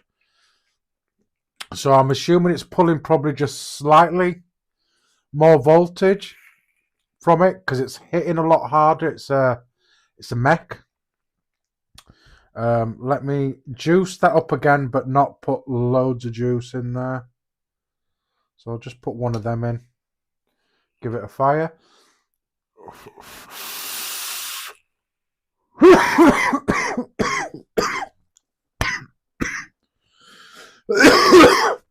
I think that's one of the reasons why I don't use this RDA that much. When it comes to dripping, if you put too much in, it completely floods your base of your juice, floods the base of your RDA. But once it gets rid of that excess juice, it vapes pretty good. Your LiPo is full in 7 volts at 250. Wow. Excuse me.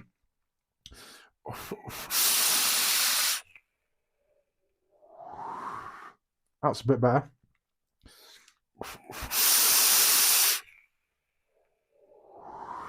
Yeah. A lot better flavor with this. So with this sort of build, I would definitely build again in this variant. It'll be interesting to see what it's like with different variants. Not that I would try another variant really, because for stuff like Fralians and staggered fuse Claptons, I like to stay between a 26 and a 28 gauge sort of wire. So it's not something I would probably use with a 24 gauge, although it might be nice to see what it's like maybe like that.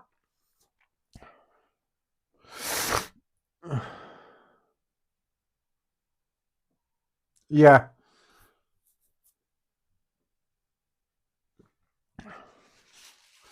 Well, that's the joy about different RDAs, is that they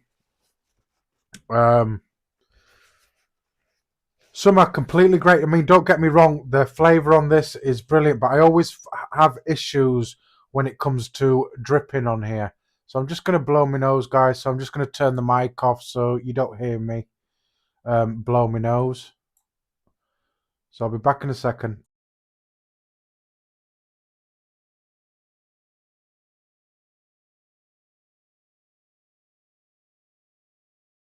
And I'm back, guys. There we are. So let me try again.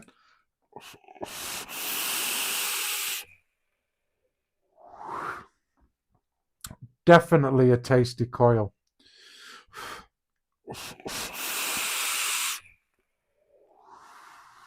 What I'm thinking now that I've tried this variant with this coil, I'm thinking about different types of aliens. I mean, I wonder. I mean, it probably would be an extremely massive coil, but imagine what a Fralian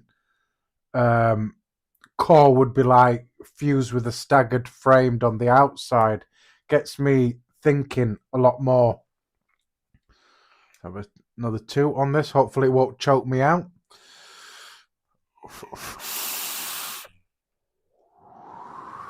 Yeah, and it's hitting nice, and To say that's an 18650 tube, the tube isn't getting hot. The battery isn't even hot, to be fair. But that can play a part of you having a clean mod and all your contacts being nice and clean as well. That can also make a difference. But yeah, I haven't had any hot button, hot tube, hot anything really, to be fair.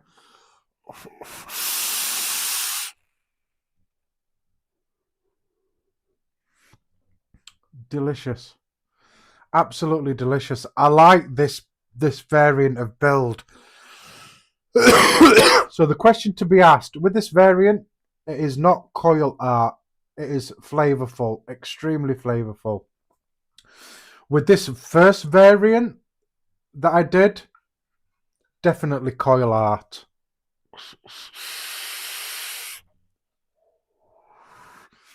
And the reason why I would say this variant in this one is coil art is because it tastes like a normal staggered fuse Clapton. I'm not getting the flavour off that I'm getting off this.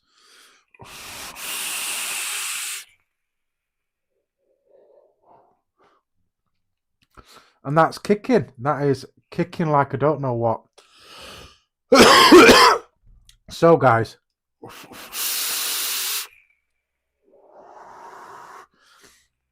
I was going to leave the stream there, but I am actually dying to use this coil, this 4-core staggered fuse Clapton. So I'm going to wrap it and put it on something. Now what I'm going to put it on is, because obviously it's a big coil, so I need plenty of space. Obviously single coil. So what I'm going to put it on is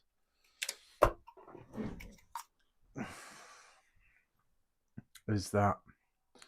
Anybody know what this is?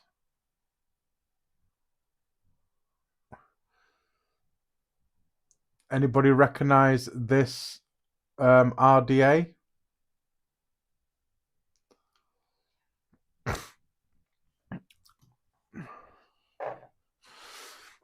So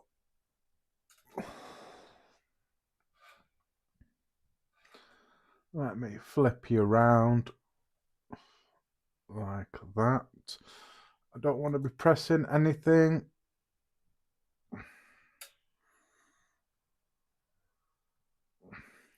So anybody remember this RDA or notice it or know what it is? So I've got a bit of scrap wire just there.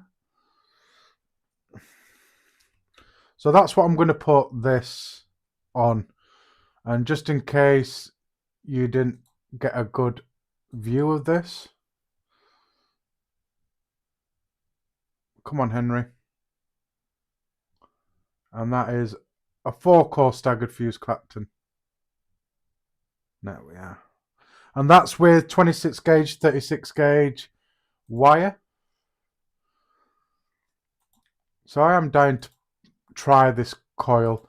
Anybody familiar with this RDA that I've got here in front of you?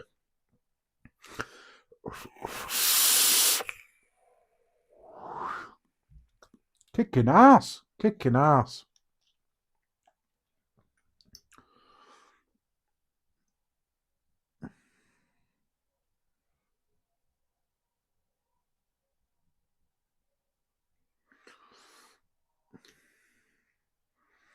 Nobody?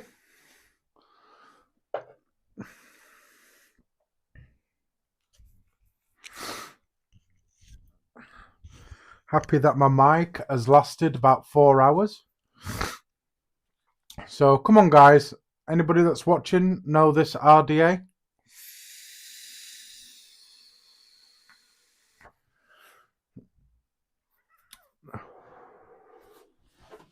So I won't keep you guys in suspense anymore. This is the Faro RDA by Rip Trippers.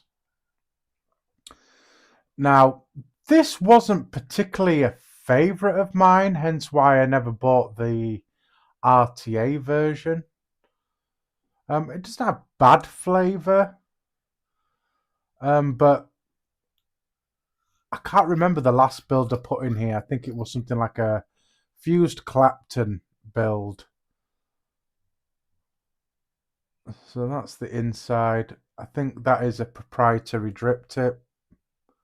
Yep, proprietary drip tip in that one. So yeah, the Faro RDA. Single coil banger with some spring-loaded clamps in there. Nice deep juice well. You could fit a lot of juice in there. It did have this little thingy here so you could close down where your wicks go into as well. Little thing just there. So yeah, nice and big in there. Let's where's my coiling jig? Right, what did I do with the coiling jig? There we are. So coiling jig. So 3mm, shall we say 3.5? Will a 3.5 fit in there?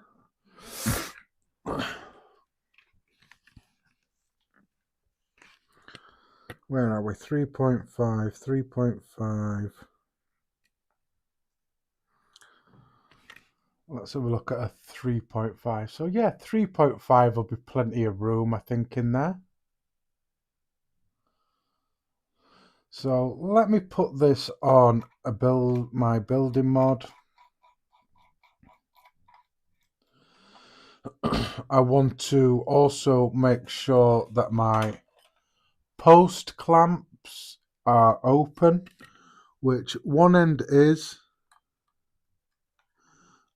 and I don't want to undo it too much. I just want to be able to undo it enough that I can get my legs in. So they are spring loaded. There is a spring to it like that. So let's get one of these coils wrapped up. So I'll start off with a 4 wrap, see how it fits in the deck, and then go from there. If I can add a wrap, I will add a wrap. So again, I'm going to leave obviously plenty of leg space like that. Pop it on there. First wrap is always your most awkwardest wrap. So make sure your first wrap is always nice and tight.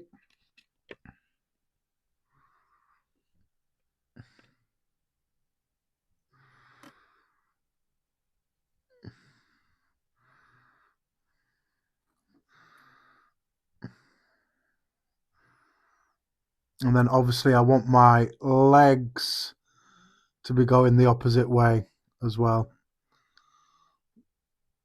So that's 3. Let's go for another one. Like that. And let's check for size.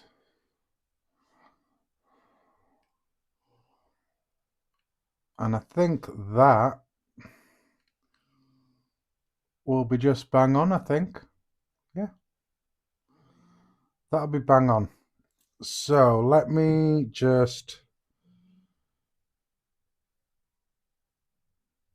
chop a good size off for the leg. So should have enough there for another coil at a later date. So we'll put that aside. So there we are.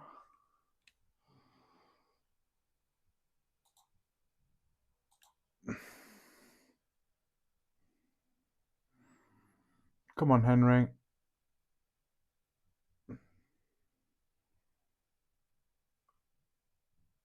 There we are. 4-core staggered fuse Clapton.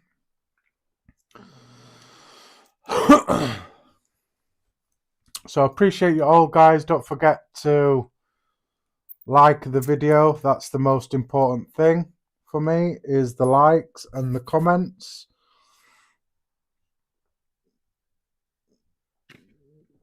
So let me get you in closer.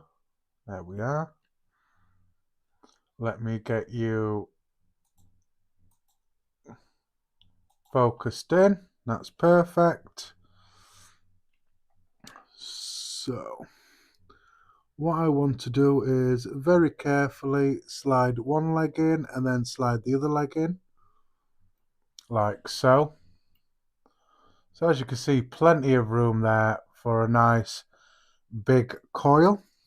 So what I'm just going to do is I'm going to tighten the clamp down enough so the leg won't fall out. And then the same on this side.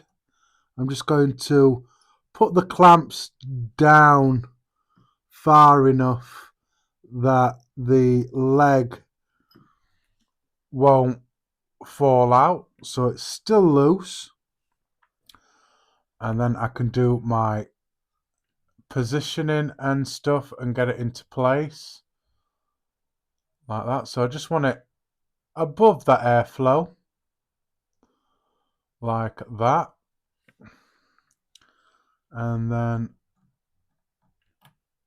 start to tighten down.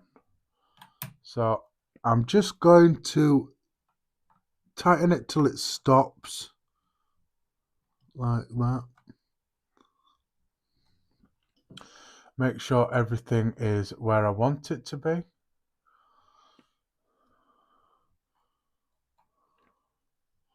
Just going to loosen that off a bit and pull that slightly in.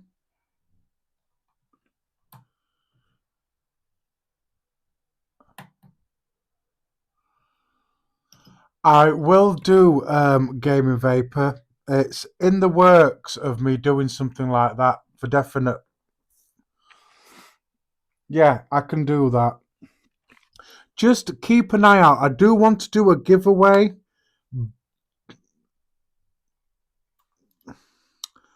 But the giveaway that I was going to do, what I wanted to give away was something that was being made. And because it wasn't perfect, I put a delay on it. Just for the simple fact that I didn't want to give away something weird. And I was going to do a nice big giveaway with a bunch of stuff. Coils being one of them, some juice, you know, stuff like that. Just juice that I've got that I'm not going to use or I don't vape. And I got them for free as well. So why not pass it on to somebody that can use it? So there we are. Make sure there's no wonk in there. So these screws are diabolical, and they're as tight down as I can get them. There we are. So that is the coil just there. So let me get these legs cut off. So watch your eyes. And again, just want to cut that nice and flush. There we are. Perfect. Yeah, and they're nice and flush. So let me get that there so you can see obviously where I am there. So I do want to move that coil just slightly.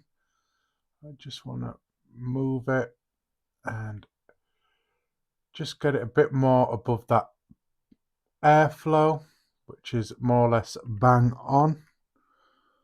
I know it doesn't look like it just there. Where are we?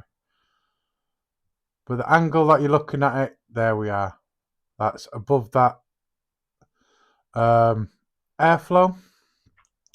Let me just undo that and cancel out my mod. There we are. Check atomizer. Screw that back on.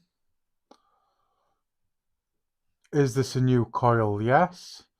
So sitting resistance is a 0.414.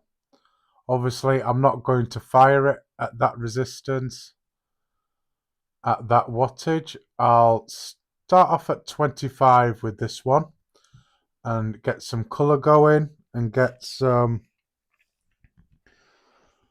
heating and even heating out of it. So 25 watts. Let's introduce a little bit of heat.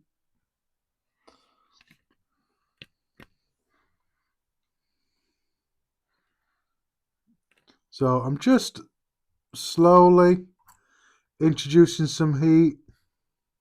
As you can see, I'm not using the head of my thing. I'm just using the side of my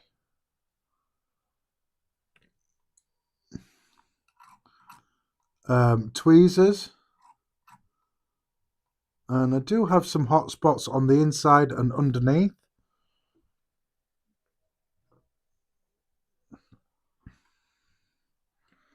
So I've got some pretty nice golden colours just there. Just going to do that.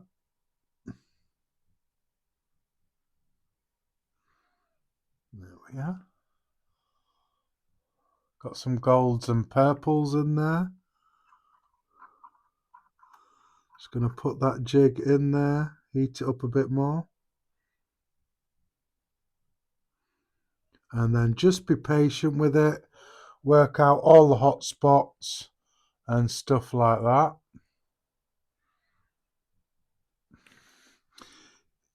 Different people are different. Some people are pinchers. Some people aren't. There we are. That's heating up a bit nicely. There we are. Just be patient. Obviously, you want it heating from the inside out, making sure that there's no hot spots. I'm just going to heat that up a bit more. So I'm going to 40 watts. I'm jumping up straight to 40 watts. There we are. So I know you can't see it, but in there, can you see those two hot dots on the inside? They're hot spots, so they need to come out. So quick in there with the jig. Just want to be patient and work it out.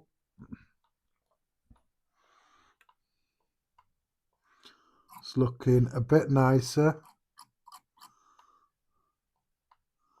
No hot spots there. So I'm going to, same again, I'm going to bump up the wattage. Make sure there's no hot spots anywhere. Obviously, I don't want hot spots round about the resistance. I want to vape it as well. And make sure no hot spots occur at that wattage. So again, 70 watts. It's nice and even. There we are. Bump it up to 80 watts. That's glowing nicely. And then again, just to be sure, I'm going to bump it up to 90 watts and give it a couple of short pulses there. There we are. Nice, no hot spots on the inside or the outside. I'm going to unscrew that, give it a couple of minutes just to cool down, clear my mod, give it a quick blow, have a quick vape.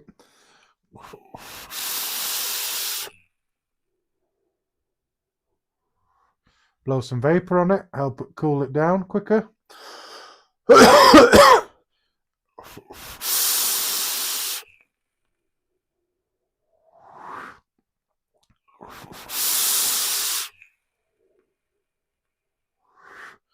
Kicking ass. So that is still a bit warm. Let's have a go on this.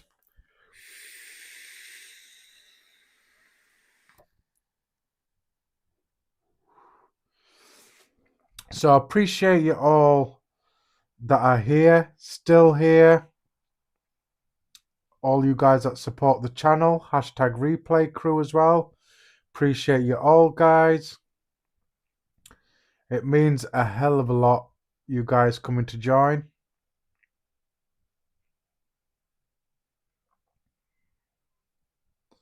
And you can't get better than that, really.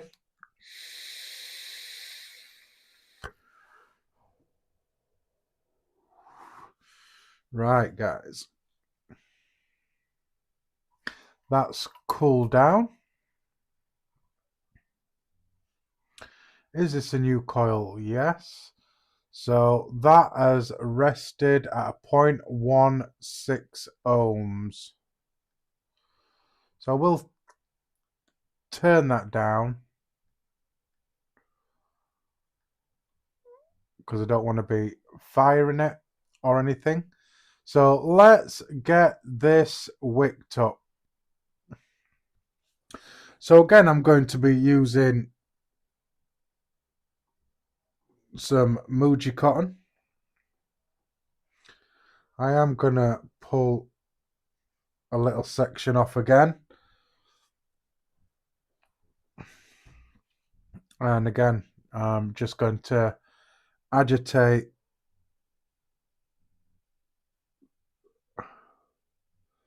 those fibers.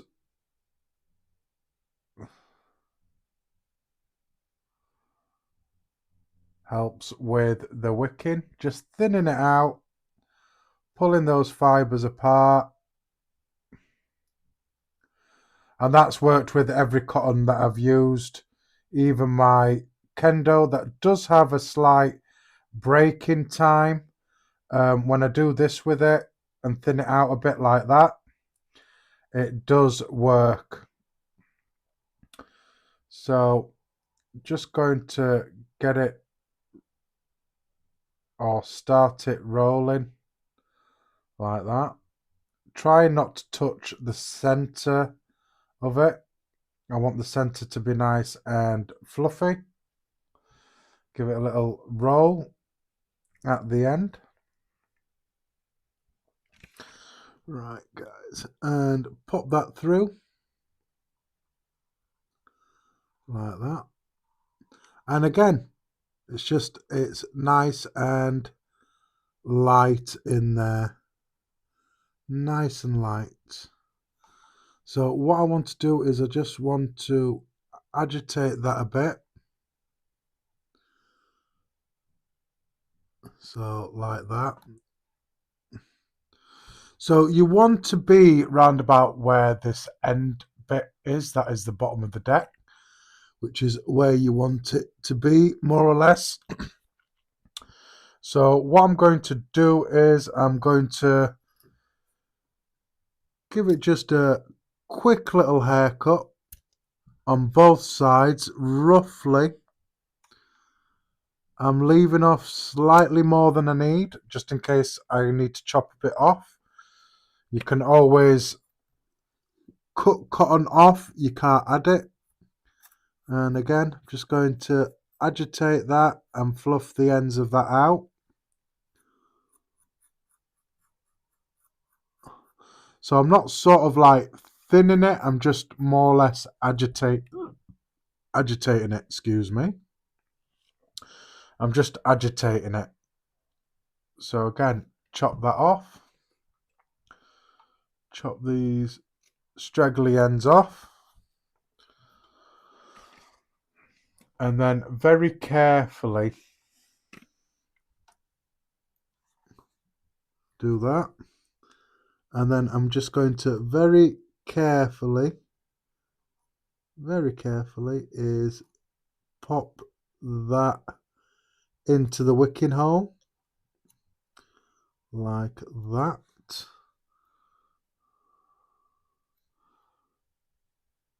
And then just pop it down in there very lightly. You just want that touching the bottom of that deck, which should be fine. And same with this side. I'm just going to very carefully pop that in there. You want it so it hits the bottom of that deck, like that. So plenty of room as well on the outside. Now, if you want to use this little gizmo thing here that opens and closes where your wicking port is, you can.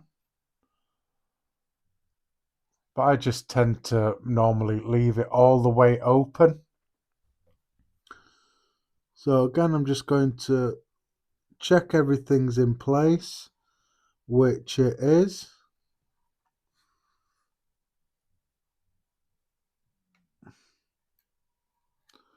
There we are. Nice.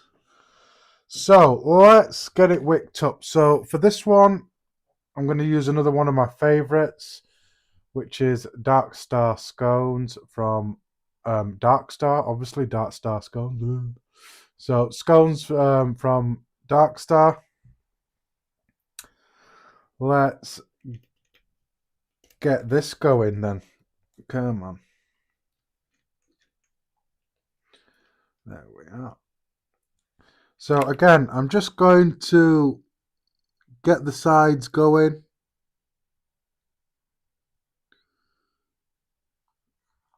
And when it's nice and fluffy, it absorbs extremely quickly into that cotton, which it has. There we are. Get that straight again. And then I'm going to go for the coil. Like that. Press the fire button just to pull that juice in. And a bit more. And that's perfect. So, like I say, one of the good things about this is obviously you can do that. It will move your cotton a bit to the side, which isn't a bad thing. But I am going to open this back up because what I'm going to do is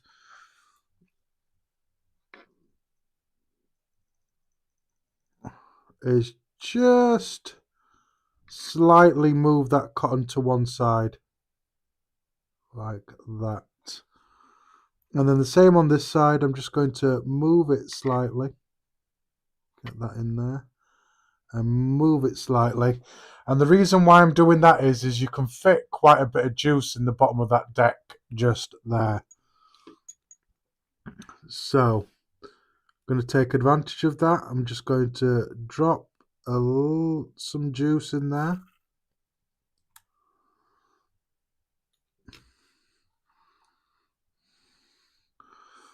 And then I'm going to do the same on the opposite side. I'm just going to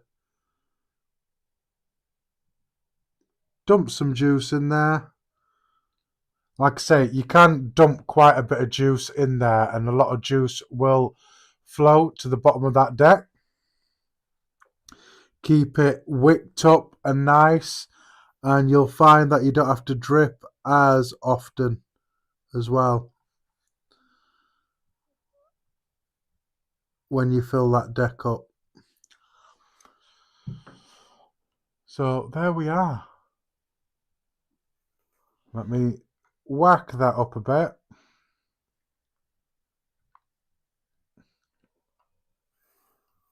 There we are. That is all wicked up. And this top cap is threaded as well. So you pop that on and then you thread it on like that. Open up the airflow. So your airflow is only on one side. So you've got 3 slots just there. It does have a clicking mechanism, but it's very light. It has been used. That's hitting quite nice. So I've got it at 60 watts. I'll just have a quick test run of it.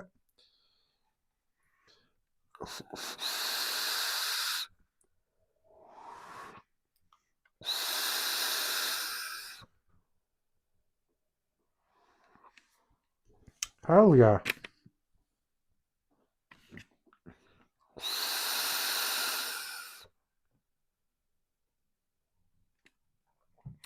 That is extremely tasty, that. Extremely tasty. I'm liking that. I'm liking it a lot. Let me just tidy up a little bit. Do a bit of housekeeping. Keep everything nice and tidy. I'll pop that on there. Pop that on there.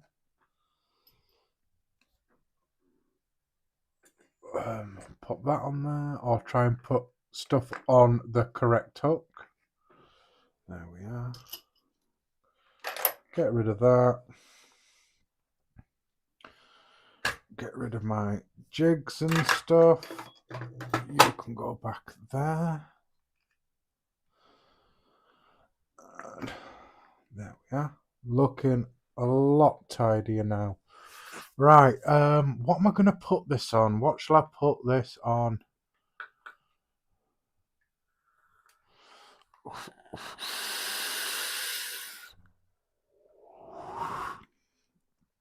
That is extremely tasty. So this is also my first shot at a multi-core staggered fuse Clapton. On there. Mic is still going. I'm happy with these new mics that I've got. Right. What am I going to put it on? What am I going to put it on? What shall I put it on? Okay. So,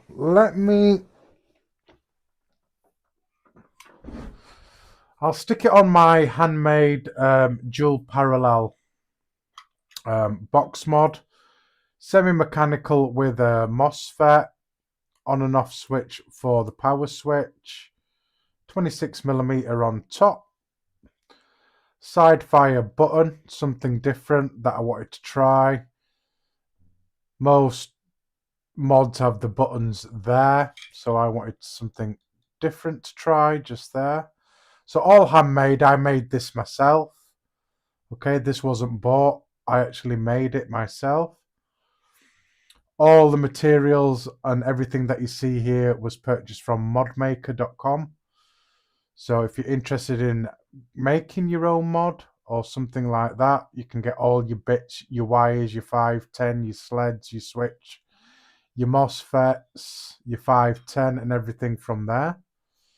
And it's a dual parallel. All right, Aussie Cut, you have a good one, my brother. Thanks for joining, and I appreciate you. Appreciate you a lot, bro. And I'll see you on the next one. So let me get some batteries for this. As I've said before, I have separate batteries for separate setups. So these are for parallel setup, ODB, booby wraps on there. So a bit like my my mat, ODB, some booby wraps just there. So let me pop these batteries in there. Positive facing up is where you want it. Let me just move that switch down. That just cuts the power from the switch so I don't fire it by accident. Let's take this Faro off. So yeah, a Faro with a slightly more modern coil definitely works. There we are. So I'm gonna open the airflow up all the way. So as you can see, there's no power to it because of that little switch in there. Nothing's getting warm. Flick the switch up and we've got power. So let me get you all the way around again. Let's get you back into FaceTime view. There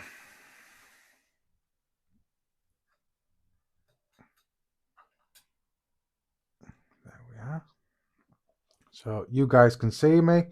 So that's the second little extra bonus build that you got today. So I've got the Retro RDA with the 4-core staggered fuse Clapton on my handmade box mod, dual 18650 parallel MOSFET semi-mech, and we've got some power there. So let's have a toot.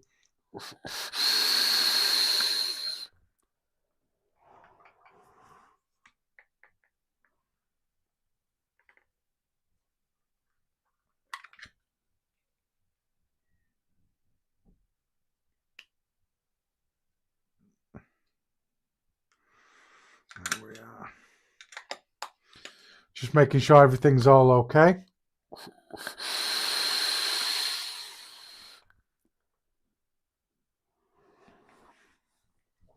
Got to admit, more modern coil on there.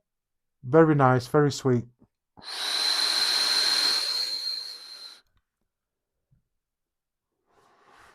Chucking the vapor as well.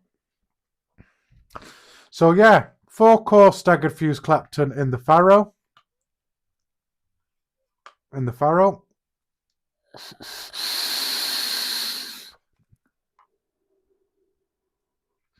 Might even get away with just 2 holes in that.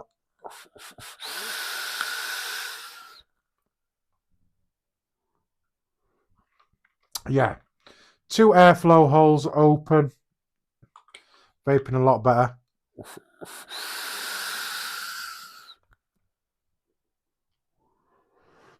So you do have a bit of a whistle, obviously with the 2 airflows are open. I've got that coil not too close to the airflow, but not far away from it as well. It's just, I'd say, bang on.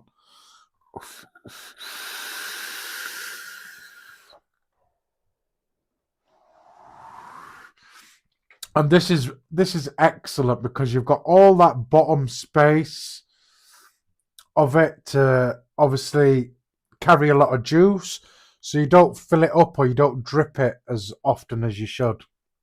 But yeah, it's a lot better than what I'm remembering of the Faro.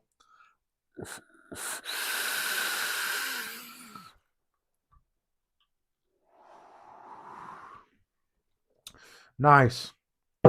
And today's crazy build of the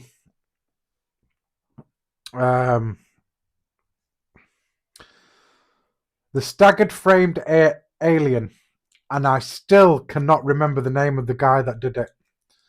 Let's have a toot on this.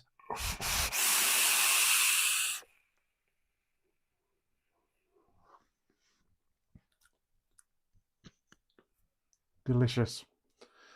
Absolutely delicious. I mean, with this juice, it just gets better the longer it stays. The longer it steeps, the better it is. And that's been steeping for over 12 months, easily. Over 12 months.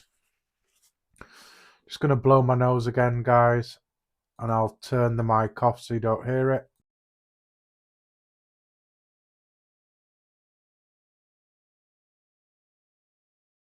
Yeah, nobody wants to hear me blow my nose. But yeah.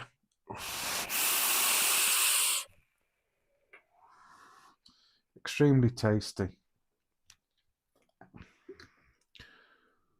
So guys, I hope you've enjoyed the content in today's video. It's been really, really interesting for me as well. Obviously, trying a coil that I've sort of been working on and off now for probably the past couple of months. It hasn't been plain sailing. Um, Making that coil, I have messed up mega with that coil, not getting it right, not getting the wraps right and stuff. Like I say, it's different using it like a straight wire or something like that for a frame than it is using a staggered as a frame. You got to be extremely careful with the stagger.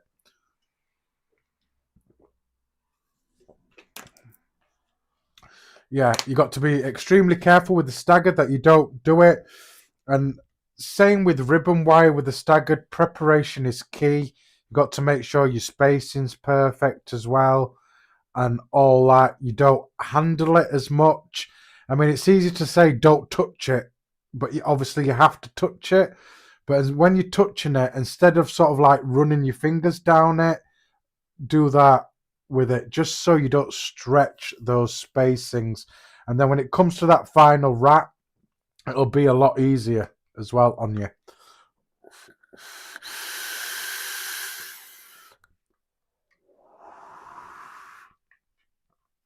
Mod's kicking ass. Now, if you've seen my Tombstone review, you'll notice that my topside jewel completely stopped working completely. And I've tried every which way to try and get it back working, and I can't in that. So what I'm thinking of doing is maybe getting another, empty shell and stuff and using the board from the top side to obviously put into a handmade box mod. Now, I don't know when I'm going to do it. It's not going to be soon or recent. It will be in the future. So maybe one day in a stream where I've got plenty of time as well, I'll do a build and might even, make up a box mod as well. Get some soldering done, bring you along for the journey. Because I would like to make another box mod. I've made 2 so far, a parallel and a series.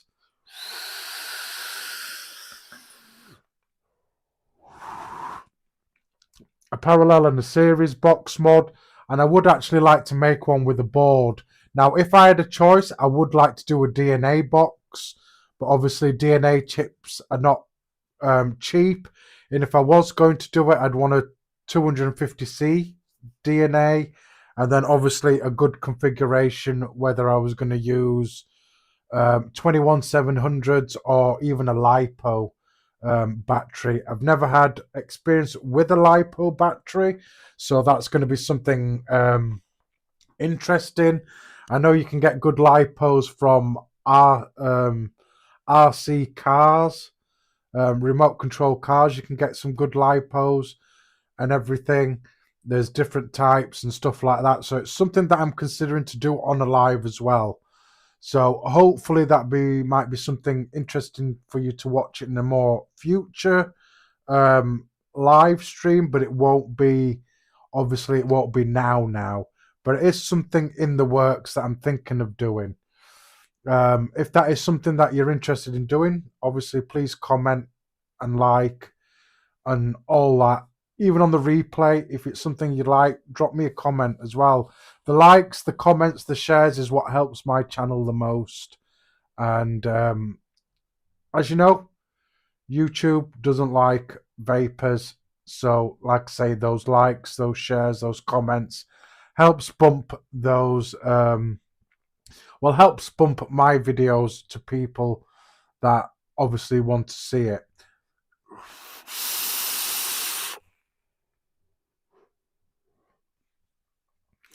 And that is just extremely tasty. I can't fault that flavour at all. Extremely tasty. So in this variant, I definitely would make this again. But it's one of those things where you have to really run in a single coil rather than a dual coil, unless you've got a big RDA that can take that size coil in a dual coil. And have enough wraps where it's safe as well to obviously vape on batteries as well, because battery safety is very important when it comes to using mechs as well as Ohm's law and stuff like that. knowing your mechs as well, knowing the difference between a normal mech and a hybrid, which isn't so hard now because most mechs that are out now are hybrids. But some of your older mechs, or that you might come across if you're lucky to get some, are not hybrid. They have a pin in between, which I do have a few, which I will get around to eventually showing you, or in a live stream, doing that in a live stream. So yeah, there's difference, but most modern mechs are hybrids. So you need to know, obviously, like I've shown you before, you need to have your RDA with that protruding center pin to use on a hybrid and stuff like that. There's a lot of things in it. So do your research. Don't just buy a mech and think you can chuck any battery in it or any build on top of it, because it's not the case. You're going to end up hurting yourself pretty bad. And I know it sounds scary, but until you know your research on it as well, just be safe. Like I say, I've been doing this for years, and I've been caught out once. I think back in 2015, 2016, I did vent a mech, and that was my fault. I went and put a non-safe RDA on a hybrid, and luckily enough, nobody was hurt, but it did vent. Well, not even vent, it did a thermal runaway, it exploded. And to that day, I mean, I don't have it now, but I used to carry it around with me and show people in shops that I used to work at that just buying a mech and putting any battery and any RDA on can result in this happening. So I used to use it as a learning curve, and obviously to educate people that they need to know the research, battery safety, Ohm's law and stuff like that using a mech. So that is very important. So if you're new to my channel and you don't know what these are, do your research before even buying one. Watch loads of YouTube videos of mech safety and all that. You have any questions, like I say, you can always drop a comment. Contact me on social media about mechs, batteries, builds, stuff like that. I'm always happy to help. I'm always happy to share my knowledge with everybody that's out and about, basically.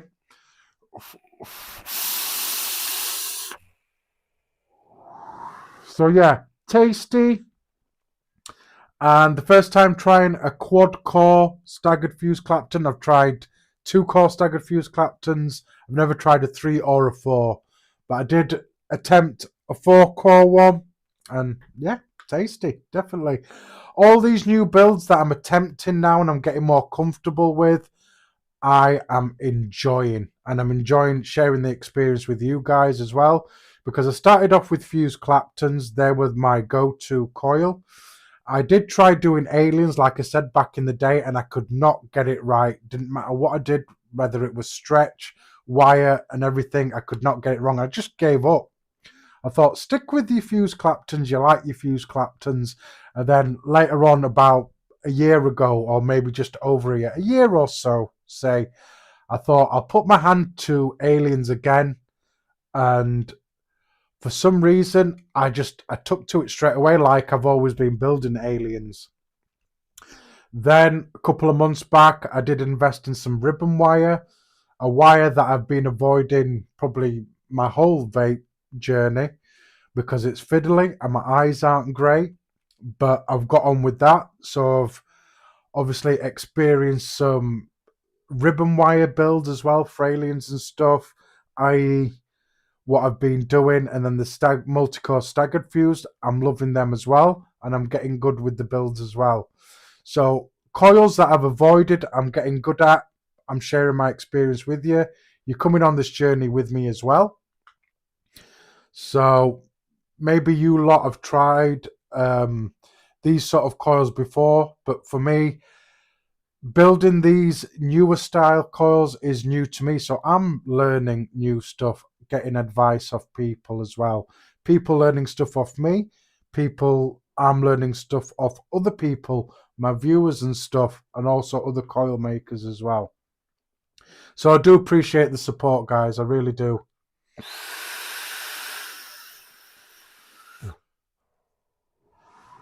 I appreciate all of you that come in and watch me as well, because I know I'm not the only person that live streams on a Tuesday. So do appreciate those that do drop in on the live, and also to the hashtag replay crew as well. Love you all. You are what keep me behind this camera and keep me coming back every week just to share my collection and my coil builds as well. So I do appreciate it. Right, guys, I'm going to leave it there. I'm not going to waffle on anymore. I've been going on for nearly about 5 hours now, so it's been a good stream and everything as well, so I do appreciate it. I do have a couple of clicks before I end this stream.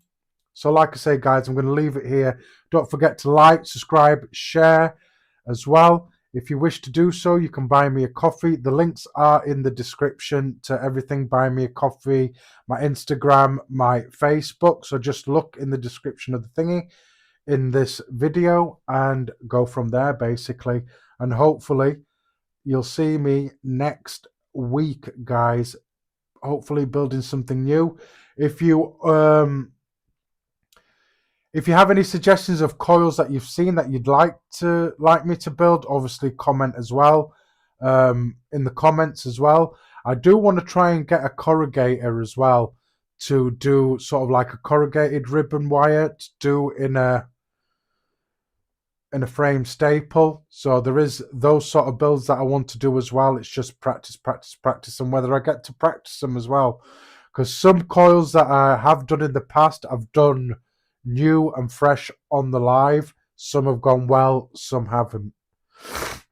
It's just the way it goes. But I like the mistakes to happen, because you see what the mistakes happen and then you get to see how I recover, and might help you recover as well when you lot are building as well. So I appreciate you all, guys. Gaming Vapor Night, you take care, my brother, and hopefully I'll see you on the next one. And I'll leave it there, guys. Thanks for joining, guys. I'll see you next week, Tuesday, 8 p.m. Don't forget, vape safe, stay cool, love and respect, guys. And I will see you guys on the next one.